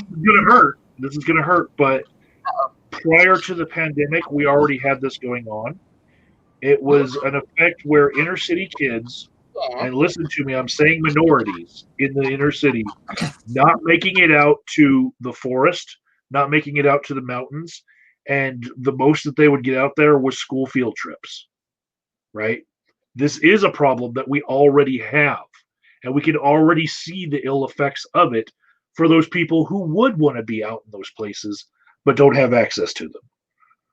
What do those ill effects look like, if you don't mind my asking? I mean, I genuinely don't know. Like, I'm not being sarcastic. I don't know. Generally, depression. People need to bathe themselves in the trees, in the forest, to get rid of this depression. Well, forest bathing is actually kind of a Wiccan-y, pagan-y, witchy thing. So I just want you to know, it generally involves being naked in the woods and, like, talking to whatever. Just trying to, like, get you a little bit closer to where we're going to burn you at the stake. Exactly. Yeah, I mean, to me, being out in nature, like out in the middle of like nowhere, that makes me feel very uneasy. I hate it. So, wow, you wanted to know this effect of an animal growing to the size of its cage, right? I have a dog that has been mostly raised in a cage and does not like to be out of the cage. Even if the cage doors open, the dog will still go back to the cage because that's just where it feels safe, right? This happens where if you grow up in the city and you never go to the mountains and you never go to the forest, you maybe don't really care for them. Right, but well, the thing is, though, on the flip side, there's people who grew up in the country and they go in the cities and they're like shell shocked because they can't handle it. I mean, I don't think it's one's better than the other. There's different experience. So imagine for instance, my friend Richard from England. Now he's lived in London. He lived in Cardiff. He's from the north of England. He's been to Paris.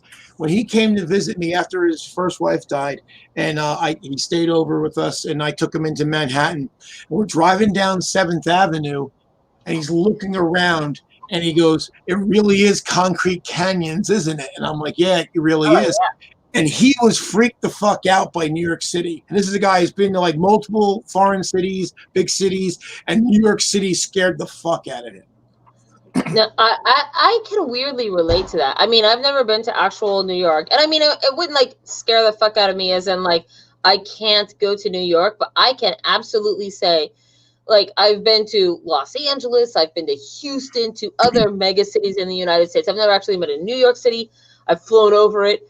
But I can absolutely say that, like, whatever your friends seem to be describing, I feel like I feel that phenomenon. Like, this is why I don't want to live in places that are anything significantly bigger than, like, the greater Seattle area, right? I feel like even like Los Angeles didn't like it. Houston didn't like it. Austin, Texas, Dallas, Texas. They're huge. They're huge to the point that just all you can see is just metropolis forever. And it feels to me weirdly suffocating. Like, I cannot ever get out of this. Now, see what's interesting to me, because living like next to New York City, like I have most of my life. Now I've been to Austin multiple times, and Austin's tiny to me. So I look at that and you're like, oh, it's mega. Well, Austin is tiny, but Dallas and Houston are big cities.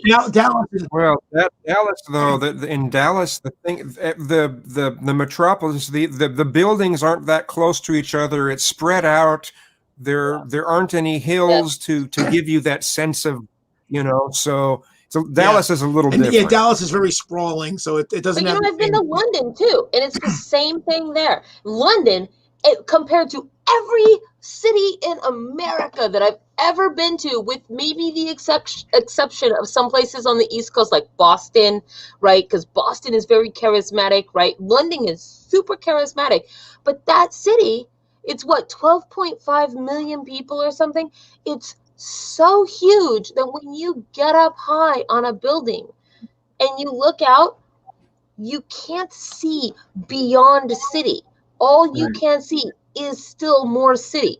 And that is the thing that creates the freakiness for me, is that if I get up in a building, and especially if you are way the fuck up in a building, not like 2 stories up or 5 stories up or 10 stories up, but you go into some building where you can go up 50 or more stories approximately, and all you can still see is just metropolis. It is surreal in my mind. Like, it's surreal in the way that it makes me feel suffocated. Like, I need to be out of this. I need to be someplace where I can really big city. A field or something. I don't know. Like, it's weird. Come to Denver because there's a weird effect that we have. Everyone always knows which way is west.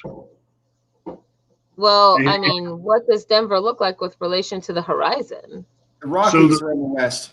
The Rocky Mountains start, and they jut up like strangely, like there's this large rise in elevation. They're like they're actual mountains and not the things that people in the UK call mountains? No, they're the actual ones, right? Yeah. And the city is actually where the plains start. So we all know which way is west. Of course. You have a very... You're not going to lose your bearings because you know which way is west. Yeah, now with the sprawling, like New York City, it's funny. What's funny is most people, they go to Manhattan. Colorado's nice, by the way. I've been there. Yeah, they go to Manhattan and they think they've seen New York City. It's like, no, that's one borough. You've not seen the other 4 boroughs. And from in a practical sense, New York City actually sprawls into New Jersey. Right. Now I live in the suburbs. I prefer suburbs. I don't like the country. I like being near a city. I like to be able to go to a city. But I don't want to live in a city either. You like to have the convenience of the things in the suburb without having like the crazy packed in like sardines of being in. I don't like frenetic. But so for me, suburbs are perfect. But it's funny. Like when you fly out of any of the area airports, you go at JFK, LaGuardia, or Newark. As you go down the coast, I can always tell where I'm at because basically it's mega city until you get down to Philadelphia, and you don't really see any breaks. There's just lights. Once you get south of Philadelphia, then lights disappear, and then they start appearing and disappearing, and so I can count. Oh, Baltimore, DC, just go down the coast, and I can tell exactly where I am just by counting cities at night. I want to go to the Library of Congress in DC so bad. That is like the Library of Congress and the Smithsonian. That's kind of a road trip that I want to make at some point. Agent of Doubt, can I ask you a question? I don't know if you'll. Well, I don't know if you'll know the answer, but you might. Why is it so? Like Sirius was just saying, he was talking about like seeing the lights, right? And you can then identify like city to city to city, the places that you're going. Why is it that things like light filtration affect us the way that they do?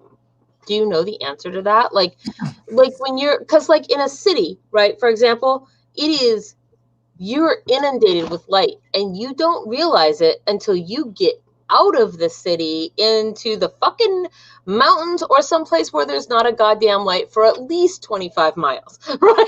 At least, if not more. And you can just like see. And then you realize, oh my God, like I am surrounded by light all the time, even when I think it's dark. But those things like have a really weird mental fatigue on people that we don't realize because we're in it all the time. Why does that happen? Why does this weird mental fatigue happen? Well, there's a few different things involved in that. One is that natural sunlight helps you make vitamin D. Yeah. And if you Different don't have than the vitamin D you eat, though, right? and if you are inside and you have artificial light that is of the wrong spectrum to give you vitamin D production, you're going to be a little bit more depressed on average. If you're trying to escape the city and all the lights and all the light pollution and go to dark skies, one of the things you're going to see in that dark sky is the majesty of the Milky Way, which you can't see from Denver. Truth. Just truth pretty much everywhere. You have to go into the dark to see the Milky Way. That was one thing that was interesting when I was in Guyana, because there it's like very, you know, spread out. There's only like towns spread out, and there's a lot of jungle and a lot of nothing. And we were on the road. I got picked up in Georgetown, is being brought to Linden, and it's like an 80-mile trip. And at one point, the guy stopped the car for a second, and because he was telling me about the stars, and he let me look out the vehicle, and I had never ever seen the sky where everything was totally black, where there was nothing for 30 miles, and plus it's in the southern hemisphere, so this was actually a different set of stars, and it was like totally blew me away. Yeah. So one of the things that happens when there's a lot of light pollution, it fucks up your circadian rhythm. What is a circadian rhythm? Circadian. Circadian rhythm. It's a 24-hour cycle that your body is on. It's a rhythm. It kind of regulates when you sleep and when you're awake. So yeah, I don't know if you knew that, but yeah. I did not know that. I'm sorry. I literally just had this served to me, and I didn't even know it was coming. It just kind of appeared like magic. Broccoli and potatoes and what else? Potatoes and meat, basically. With some veggies. I mean, broccoli counts, right? And Joe was talking about flying and looking down and knowing where you are because the city stopped. You guys have probably, Joe, you've probably seen it, that there are maps out there of the world where it's not broken down by country and state, but by metropolis area. And from Philadelphia, from Washington, D.C. to Boston is New York City, is the New York metropolitan area. It's one of the largest metropolises on the planet. But yeah, continuous conurbation. Yeah, basically, it's funny because you think about Judge Dredd and Mega City. Mega City already exists; it just doesn't have walls. Right. Sister Danger, to your point. To your point earlier about I recently moved from paved world, right, where in outer London, where everything is paved and everywhere has got street lights. And if you're very lucky, you can look up into the sky on a dark, dark night and see dozens of stars. So, now I'm up here. There's no street lights. There's no pavement. And when you go out on a clear summer night, there's like literally a river of stars going across the sky where the Milky Way is. It's pretty damn cool. And I'll never get tired of looking at the stars of night.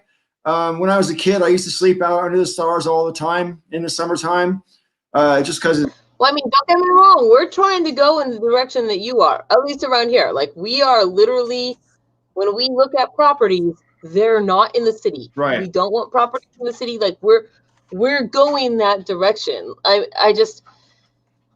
find it so fascinating sometimes because I think about just simple. Doesn't have to be anything extravagant, but the way that the majority of the world is going, because people live in big cities and then the suburbs that are around, which are still very civilized and whatever, right?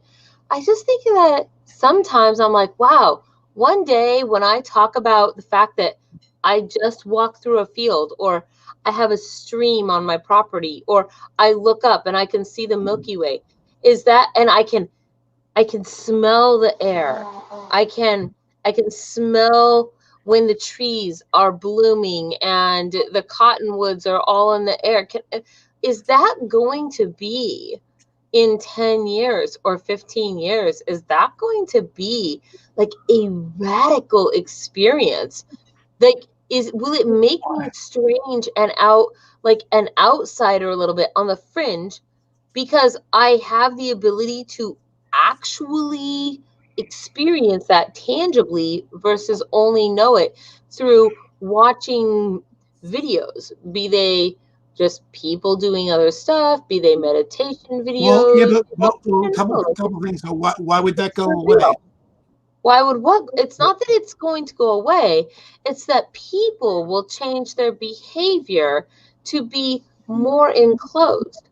People will stop going out. The Why? outside can't go away, obviously, No, but because it's why would they world. though? I don't understand why they would, because that's actually one of the few things you can do that's still safe, because as long as you're distance from people, you can go out and experience all those things now. Yes, if that's a thing you're familiar with. But I guarantee you that people that aren't familiar would say, I'm gonna put on my hiking boots and go out and do the hiking. If you then take away the basic bridges between being a city person and going out and being, say, in the wild, right? Because COVID and quarantine or what other things, if that bridge goes away, that makes it easy for people to go from city to country, as it were. But I guess I'm not seeing why that would go away. I don't think it's gone away yet. I think it has. I mean, certainly, like, there are not as many people out on the hiking trails now as there were at this time last year. There are certain By me, the hiking trails, and I live in the country. The Appalachian Trail runs right through my town, and the trails around here are packed every day. The state parks are seeing crowds like they've never seen before. So I don't know where this whole people. I think that's the thing. I think because of COVID, the opposite thing's happening is that because people can't have the socially connected things anymore, that they're looking for something to do, and they're looking for things like doing those hiking and trailing and all that. Yeah, because I mean, I make a thing about, I make a number of videos that are about hiking on trails, and I've actually found more people on the trails since COVID than before. So that's fascinating. I mean, I confess, like, I'm not speaking as an authority. I'm just speaking as, like, this is my perspective of the things. So I'm totally willing to concede to the fact that you guys are like, actually, it's the opposite. I mean, well, Shadow. I only have one little person's perspective. So, I have a friend. He was my English teacher when I was in 8th grade. Today, all these years later, he's a friend. He actually hiked the entire Appalachian Trail, and he buses people up and down. Doesn't the entire Appalachian Trail run like almost all of the East Coast? Yeah. Like, it's huge. It's like over 1,000 miles or something, right? From Georgia to Maine. Holy shiesta. That is impressive. Holy crap. Yeah, it's more like 1,500 miles. But well, that's impressive. I don't like to walk across the parking lot. So I mean, the thing too is that I mean, also, I don't think that we're going to be in this situation for 5 or 10 years or even 5. It's probably going to be another year or so, to be honest. Actually, the thing is that I don't think we will either. But what I think is going to happen is that we'll have been in this situation, and because of COVID and because of the accommodations that businesses have made to it, schools have made to it, the adjustments in the way that we handle things is changing. And because of that change, after this, we will find ourselves yet in a different type of era. What's to say that says blue light filter night mode night shift? What is this that we're looking at? I can't. Everything else is too small to read. It's a free app. It'll shift the backlight color of your phone during certain hours, like say from 8 p.m. to 7 a.m. And that way your brain doesn't feel like the sun is up. when you look at your phone. Oh, okay. Yeah, I mean, well, and the thing, yes, certainly we've already adapted some, and we definitely will adapt more. If just say they are successful and find vaccines that are highly effective and all that, and we can beat this. Things are not the new thing. Whatever normal turns out to be later will not what it used to be. Will not be what it used to be. And I think largely it will be for the better. Not for everything, but for a lot of things. Like one of the things we're talking, Mike was talking about the group thing. I also think you think about people that are on parole. A lot of people on parole can't drive, but they got to go see the parole officer, whatever frequency they have to go see them. I think, I don't know if they're allowed, but they should be, based on this, should be allowed to just be able to check in. And I think that would be good for people, but particularly if they're, and so that's how they're doing it right now, is their POs do not want to see them. Right. They're like, let's do this on WebEx. Right. That's the program they'll use. Right. And I think that way. For that matter, I think I have a feeling that you're probably going to start seeing more people get in-home detention for nonviolent crimes than getting incarcerated. That's been a logistics issue because the prisons were ordered to social distance within them, so every other cell is empty. Right. So when they go to 50% in the jail, that means that they have to commute a whole bunch of sentences to house arrest. And what's bad for the person in that is that sounds to me like a money fight for the prison industrial complex. That's what that sounds like. So if you go to build another prison. Amy, let him finish, please. Sorry. If you go to jail, it's free to you, right? That jail is the option that people pick when they can't afford the other options. If you go to in-home detention, they put an ankle monitor on you and they make you pay for the ankle monitoring, which is a couple $100 each month. Oh, and usually they'll take a jail sentence and whatever you had for jail that was your sentence, they'll double it for in-home detention. Now, see, that's fucked up. Because it costs like $30,000 or $40,000. Oh my God, you're making me so mad right now. Okay, I'm on mute again. It costs like, depending on the state, anywhere between $30,000 to $50,000 to incarcerate someone. You'd think we could probably spend half that money and keep them in home detention. 30 days in home detention would cost around $350 to the person. But see, that's what I'm saying. It shouldn't cost to the person because we would have been spending that money more money than that anyway. Absolutely. And then they get this geofence put on them where the only place they're allowed to go is work. And then they'll get like a 3-hour window where they're allowed to leave.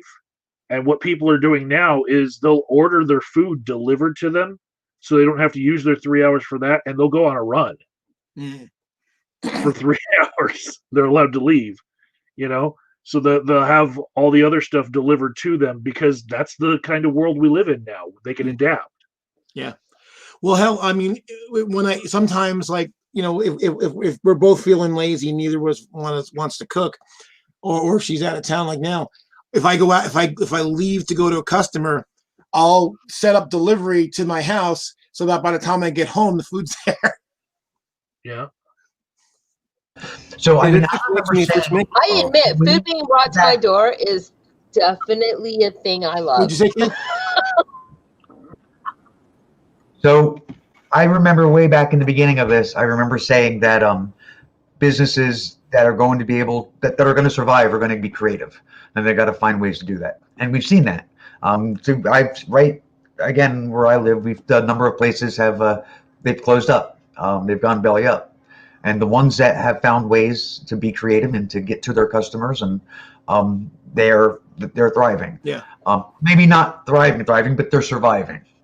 And after this is over, they're going to have this whole new tool in their toolbox that's going to make them even better when everything is absolutely open again. Well, that's the thing. I mean, my business, I already had offered remote services for a number of the clients. There's some though, because their IT department doesn't understand industrial Ethernet and is so worried about intrusion and all that. So, but now that everyone's doing remote stuff, they're getting more open to it. So that's actually a big push. I'm designing a standard firewall box that we can build, and this way clients can just order it from us. We can configure it for them, ship it to them, and they can have their electrician mount it on the wall and plug it in.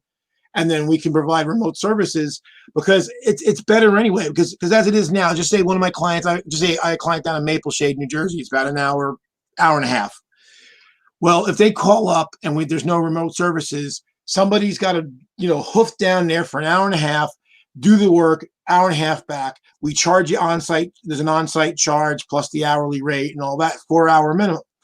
If they just call me on the phone and say, "Hey, Joe," or one of my employees, "Hey, Sarah, can you fix the thing?" We get on. It's a 2 hour minimum, no travel cost. So they spend less than half the cost for the service, and then also they're not waiting for us. Plus the fact that if it's the middle of the night and I got to hoof out, it means I got to get dressed. Maybe I got to shower. I got to get all my gear and all this kind of stuff. So I might be 3 hours before I get there. They call me up at 2 o'clock in the morning now. Once I wipe the sleep out of my eyes, 10 minutes, I'm online and I can fix their problem. Lucas in the chat earlier said something about people moving back into small towns and being closer to nature. Since COVID started, houses in my town have begun flying. People are putting them on the market and they're being sold the next day at more than asking price. The average home price here has gone up over $30,000 since the beginning of COVID. We have houses that have been sitting empty for years. Foreclosures have been sitting empty. They've all been rebuilt and flipped with new families moving in. I mean, it's for us. It's been this whole population boom, which is good as far as taxes. Well, Rob, I'm wondering too if that's what made your county a little more blue than it was. Or less red, because you're getting people from blue cities and blue urban areas and suburban areas moving out to the country. Yeah, no, it definitely had an impact. Yeah. So one of the other benefits of the pandemic for me has been that in the last 9 months, I haven't had to look at a penis in the flesh.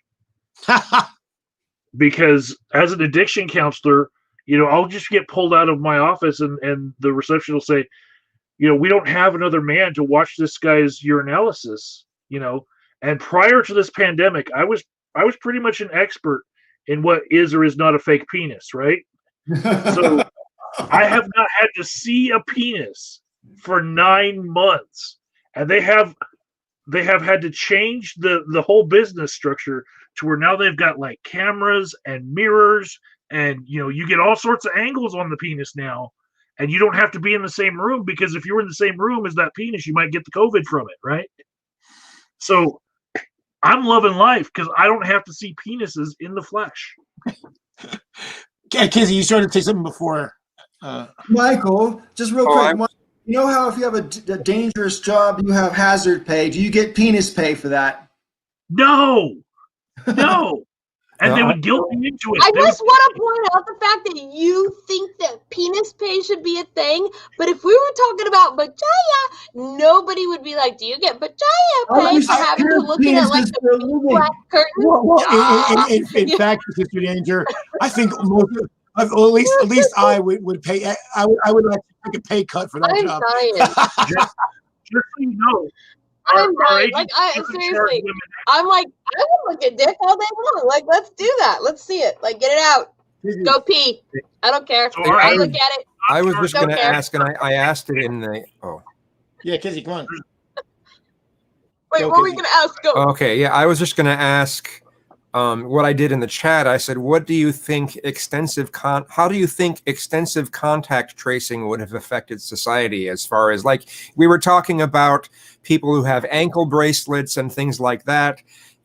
How would people have felt if they felt that it could be even considered illegal for them to leave their house, for instance?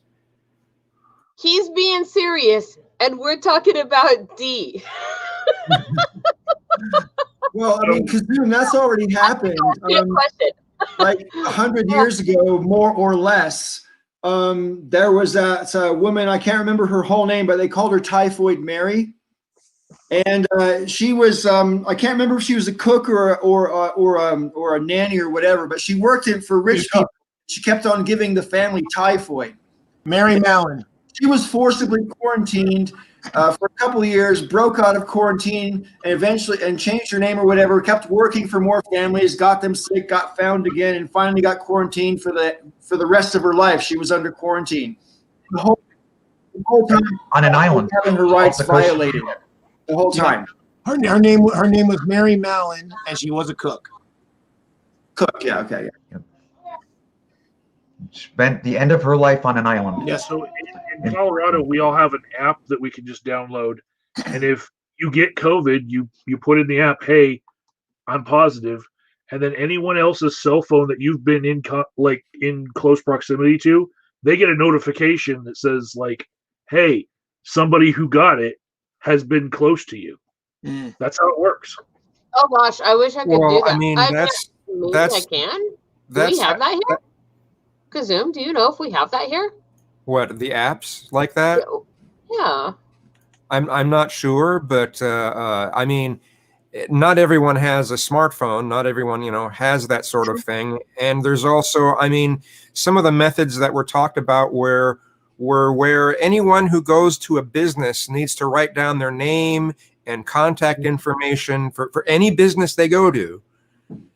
And I just think to myself, if the people some of the right wingers are freaking out about just having to wear a mask, how do you think they would respond to if there was extensive contact tracing going on? That's what several of the places that I regularly go to here do. Definitely my nail place, the place where I get my nails done, they absolutely do that. They take our temperature, they do the, and I haven't actually gone anywhere like that because like I said, we had a person, I mean, our house Lou was diagnosed with COVID last week. And so I haven't really gone out much of anywhere, but prior to that, that's what they were doing. That's actually, I mean, I wish that I could have an app that did what Agent, because so you're supposed to quarantine for 10 days, right? But I mean, we didn't know that was going to happen, and we still have to buy groceries if we want to eat food in our house. So I don't know what, yesterday or the day before, I was out at a grocery outlet, and literally the woman in front of me in line, she had her mask not just here, but here. It was just resting on her chin. And her daughter had her mask hanging off the ear. And they're right in front of me. She dropped something. She comes right into my space to look for something on the floor. She finds it. She puts it on the belt. They go through the thing. And when it finally came to, because I have been telling people since I've been out, I've been telling every cashier, because I touch my items and then they ring those items up. And even though they are trying to do the thing, there is an item that is touched there that can pass a germ that I'm touching, that they're touching without a thing in between. And so every place that I've been going, I've been saying, hey, please just use your, wipe your hands or whatever you do, because I literally have a person with COVID in my house, and I don't want the things we touched that you then touched to then deliver something to you. So please, all the cashiers, and they all say thank you. But that woman, holy shit, she disappeared like a fucking genie. Because I was like, hey, cashier. No, I said that. I was like, hey, cashier, please wait a couple seconds to ring my items. I have a person with COVID in my household, and that woman and her daughter are not wearing masks. And if I get too close to them, they will be in danger. I don't care if they're wearing a mask or not. It will be a danger for them. See here, all the cashiers wear gloves. Yeah, all the cashiers are in New Jersey are wearing gloves. They were too. They were at this grocery store too. But nevertheless, if I touch this item and put it on your belt, and you pick it up with your gloved hand, right? And then the next customer comes along and you touch their item, you're still with your gloved hands transferring something item to item, maybe not for you, but for the customer behind me too, right? Yeah. So I was like, hey, please, just like, and I just said, hey, just wait a couple seconds for them to get out of the way. I'm not asking them to wear a mask. I'm just saying, I have the fucking plague. They can make their own choice, right? Their choice was to run away really fucking fast. Which, right? which I think is hilarious because they're like, oh, my body, Yeah. they're my body, my choice, and and everyone else it's all bullshit. But then as soon as they're confronted with it, they're like, holy shit. See, that's actually why when I go to the store, I wear one glove. So I wear on my left hand I have I wear a glove, and my right hand I do not. So I grab all the items with my left hand. I leave the right one because my keys and stuff. I don't want to have to stick my hands in my pockets because then I'm in my pocket. And then what usually I do is my car keys. I have a fob, so I stick the fob in my shirt, and the keys hang out, so I can grab it like this and just pull it straight out. I don't have to reach in my pockets. That's weird. I literally do almost all of these same things. All of them. And this way too, so I can get my credit card or whatever, my debit card out in it's in my right pocket. I can pull that out of my wallet with the one hand, and so I got the clean hand, dirty hand. I just stay home. Mostly I get groceries delivered, but when I do have to go out, that's what I do. We are actually sadly pretty sure that the COVID in our household came from the dentist. Our troll here, our household troll, has been for the last year going through the process of getting all of his teeth pulled and getting dentures. And right before Halloween, maybe the week before Halloween or whatever, he had an appointment at the denture place to get fitted for his dentures so that they could make them. He came home from that, and literally 2 days later, he was sick. And that was the only thing that's been different, because our leprechaun doesn't have to leave. He works remotely, and I also have my own business, and so all of my stuff is online / remote. So nobody here has to actually leave the house. So he left the house. I drove him. We went to the dentist. He got his fixture. He came home. 2 days later, he started getting sick. And then a few days after that, he went through his whole, and he had bad fevers too. His fevers lasted quite a while. And then I started getting sick. Then Leprechaun started getting sick. And it was with all the same thing. And we thought that it was just a very bad head cold. Although it affected me, I think, a little bit differently than it did the guys, because I'm a chick. And so it had some different body things that can't really happen to guys that happened for me.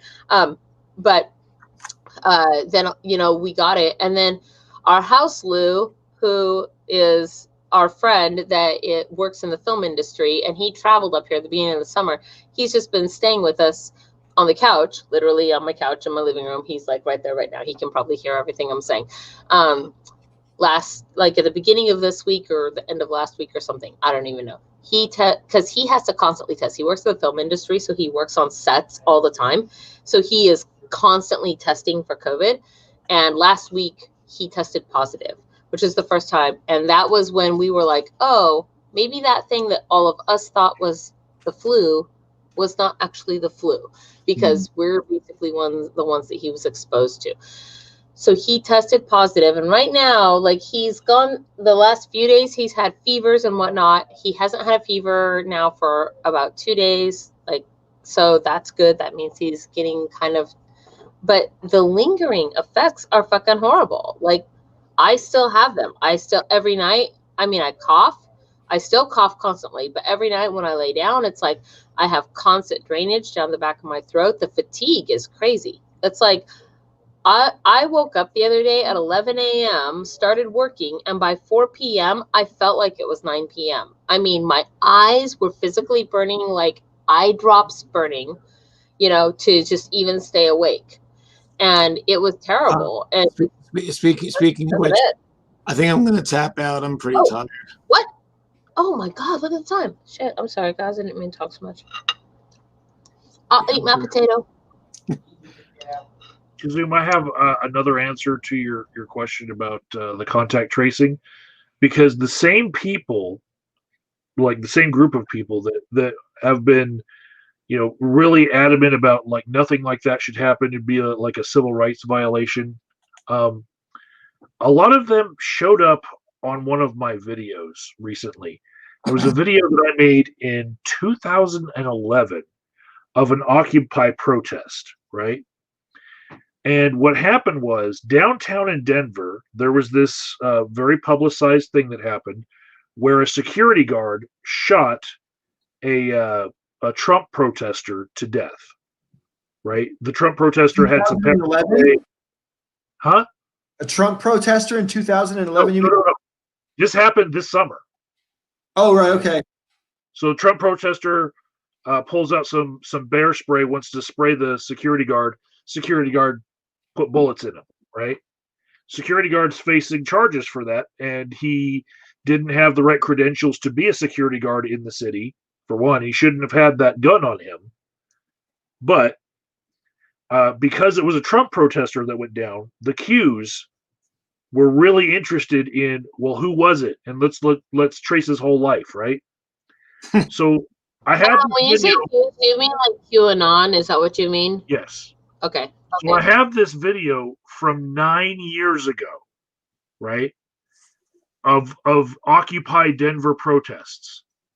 They connected this security guard to previously having protested for a whole bunch of left causes. So they're saying, well, he wasn't there as really a security guard. He was there as a left protester pretending to be a security guard, and he shot someone to death, right? That's what they're trying to say. For 10 years. He was just like building up. His pregame was that fucking like foresightful. Sorry. Yeah. So what they showed me was there's him in the bandana. That's a clip from my video on YouTube, right? In a bandana, right? The other video where they matched him is 2016. That's not my video, but that's also here in Denver. They had videos that they went through that had him in them, and they did facial detection on the videos to match him to being in the videos. Some of these facial detections that they have are with him wearing a bandana, and they can still get a match. That's how scary accurate this thing is, because like you look at it like, well, yeah, that's him, right? People can't figure out what they want to do 2 weeks from now. Gone to in Denver before, so that they can see which signs was he standing next to, which ones said, anti-Trump slogans next to them, so that they can pile on for the prosecution. They're doing this web research. No, retrofitted. No, bullshit. That is lies. That is bullshit. You can literally retrofit anything to any narrative you want if you look hard enough. What is that crap? Well, anyway, I'm going to tap out, guys. I'm pretty beat.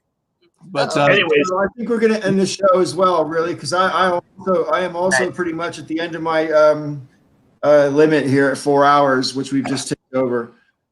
So I'm sorry to sort of that seems a little abrupt, but yeah, looking at the time, I really got to get off. I should have got off like an hour ago. Come on, baby, just a couple more minutes. Yeah. Oh, all right, Joe. I'll see you later. Okay, guys. What other book did you want me to compare to the Bible? Well, let's see. Other books of mine. How about Ratatouille? How about let's see, The Goblin Secrets? How about The Tale of Despero? Can you please fuck up The Tale of Despero for me? I would love it if you would ruin that one. We might have to bring it into the next week in order for me to really break it down chapter by chapter. I hate you so much. I mean, I don't actually, but I'm, growing up in the Gothic 90s in Seattle, I hate you was basically how we would tell each other, I love you and the horrible way that you torture me. Grabbing Rob's boobs. I don't even know what's happening right now. Wait, what? He's got boobs out. He had nice cleavage, and I'm a little jealous, I'll be honest. I mean, Whatever. Listen, I'm not going to talk anymore because I'm about to say self-incriminating things. Uh-oh, underboob. We got underboob. Oh, shit, son. I'm with it. Somebody get a screenshot. Go back. Do that for me. This is Don't need broadcast. You can just pictures all watch over. the broadcast. You know, can I ask you guys a weird question? I mean, I don't know how actually weird it is. It's just kind of side question, but whatever. So, you know, like I said earlier today, I fell down this Twitter hole, right? Because sometimes when I'm bored, I'm like, I'm just gonna go troll people because it's easy.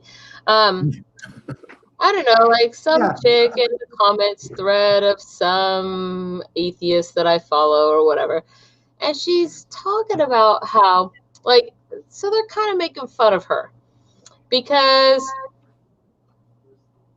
her stance seems to be that the World Health Organization and the CDC are bollocks and just, I don't know, full of crazy conspiracy shit or something for some weird like, oh, well, they said that COVID wasn't contagious, and so all the WHO and all the CDC must therefore be invalid, right? I mean, it's very conspiracy theory sounding, and you want to ask this person when you read their tweets, well, what do you think about the Earth? Do you think it's actually round? I think that's bollocks, right? You know, and see what they say, right? And wait for them to go, I think it's a pancake, and then laugh at them. But you know, so anyway, but she brings up this point that it wasn't actually a point she was meaning to bring up. She just brought up a point through the course of her discourse that I thought, I find this fascinating because it seems hard to argue, right?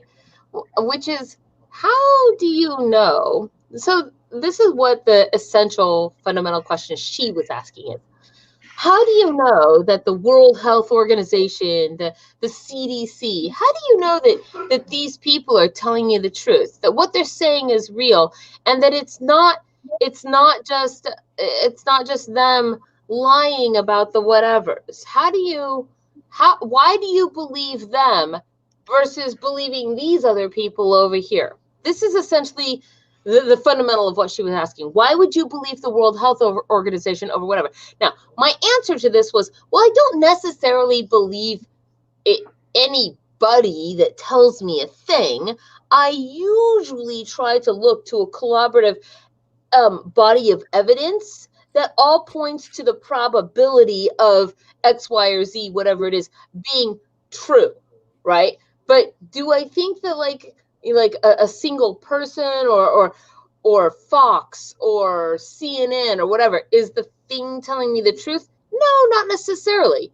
You know, and do I even think that about you know, the things like the WHO or whatever? Do I even think? No, not necessarily. I mean, it is possible that those guys make mistakes. Do I think that the probability of it is radically less than Tucker Carlson making a declaration on Fox? Fuck yeah. I mean, come on. You know, like, let's be real, right?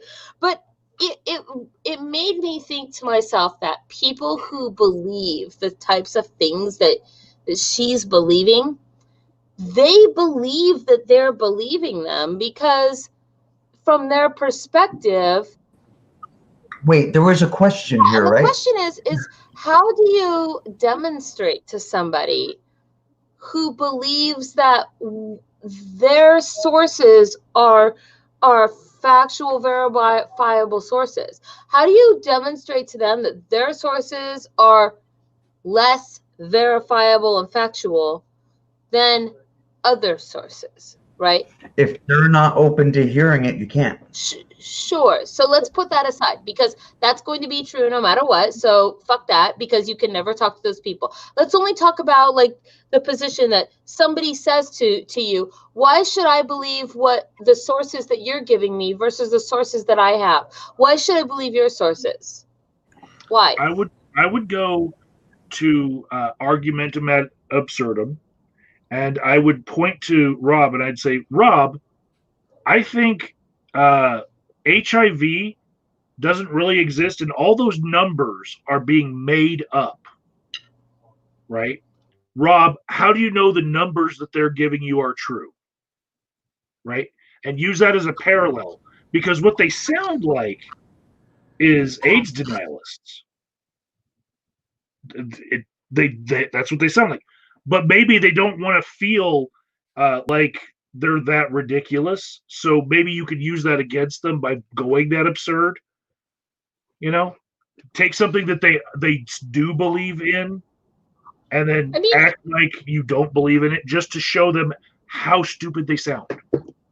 I guess that I just when I look at the trends that I see in this particular woman's conversation on Twitter, like the way that she's talking, I feel to myself like all of the fundamental, the undercurrents of the things that she is saying could literally be applied to anybody on any side.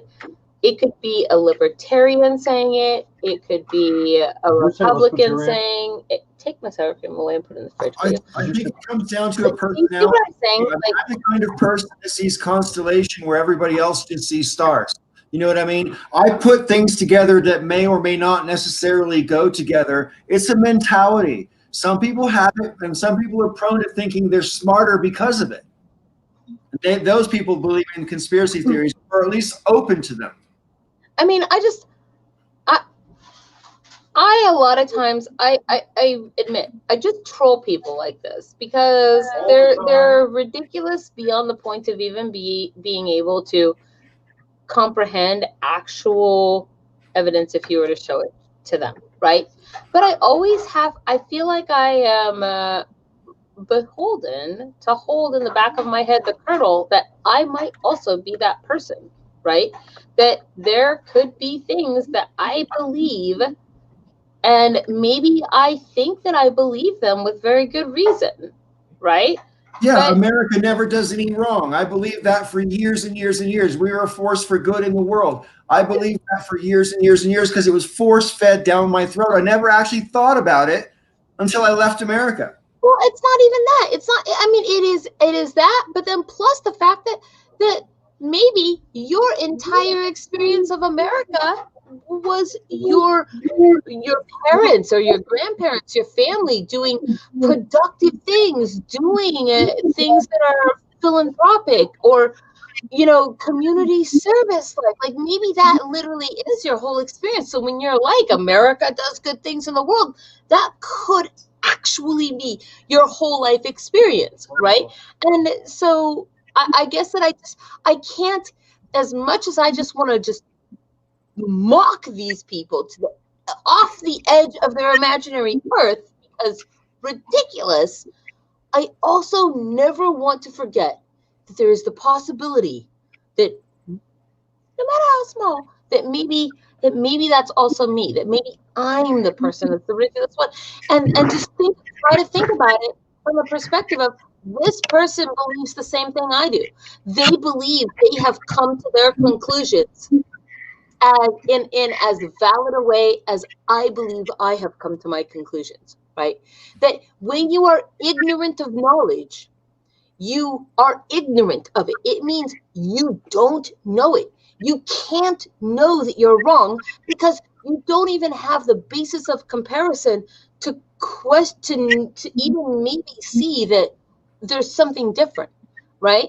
Like, I don't know, maybe it's like the nice part of me that wants to give this person and other people like them the benefit of the doubt, right? That wants to be like, maybe they, I don't know.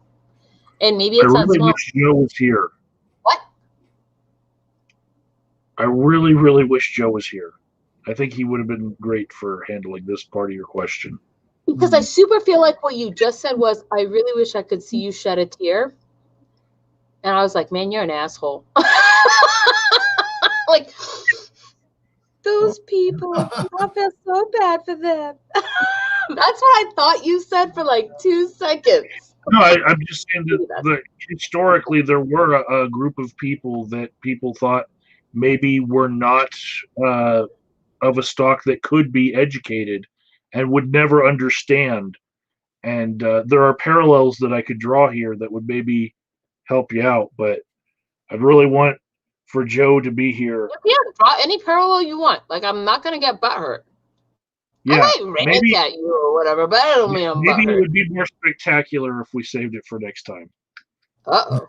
Fair enough. Hey, listen, on that note, I really got to skate, y'all. So listen, I'm going to go ahead and end the broadcast, and I want to thank everybody for putting up with this for more than 4 hours. I think it's been a really productive conversation. I don't think we spent an inordinate amount of time talking about the orange dictator and all that. It goes so fast. And yeah, I thought it was a fun one. In fact, I think the last 4 or 5 have been really fun and not overly burdened with a bunch of a bunch of wah-wah, a bunch of yah-yah. Anyway, so thanks to all the members in the audience, especially those who decided to engage in the side chat. It looks like Johnny left a long time ago, so I suppose he'll be back. He's funny one because he comes and is surprised we don't kick him out. He said the first time he came here, he's like, most lefties would have kicked me out by now. And I'm like, well, we'll see. But so far, so good. And if he keeps doing what he did in this last one. What's that, Kiz? I was saying if he keeps doing what he did earlier tonight, he might be kicked. If he keeps, making declarations and then not giving us any of the proof and telling us to look back. I totally in the chat, agree. He was, but I mean, to be fair, and no disrespect intended. I mean, you let him troll you. You let him. You know what I mean? My whole thing is, if you know someone's trolling you, troll them back. Just troll them back. That's the best answer as far as I'm concerned, or the best anti. Yeah. I tend to like to to give people the benefit of the doubt that maybe they're saying something. Thing about you, man, it really is. But sometimes like in those moments, for example, you just let him get to you, and that's too bad. Yeah. And it is not hard. It is not hard to just put the title of a video. Like at the point in time that all of you guys literally just said those words. Just put the title of the video into the comments, and then it, for some imaginary reason, couldn't happen. That's when I decided, bullshit, right? Like, nah, I mean, there was a lot of things that could have gone on because there's lag and stuff or whatever. But when the question, it's that simple, and there's no reason, you're right. I'm with you, Kazum. Yeah. Anyway, peace and joy, y'all. All right.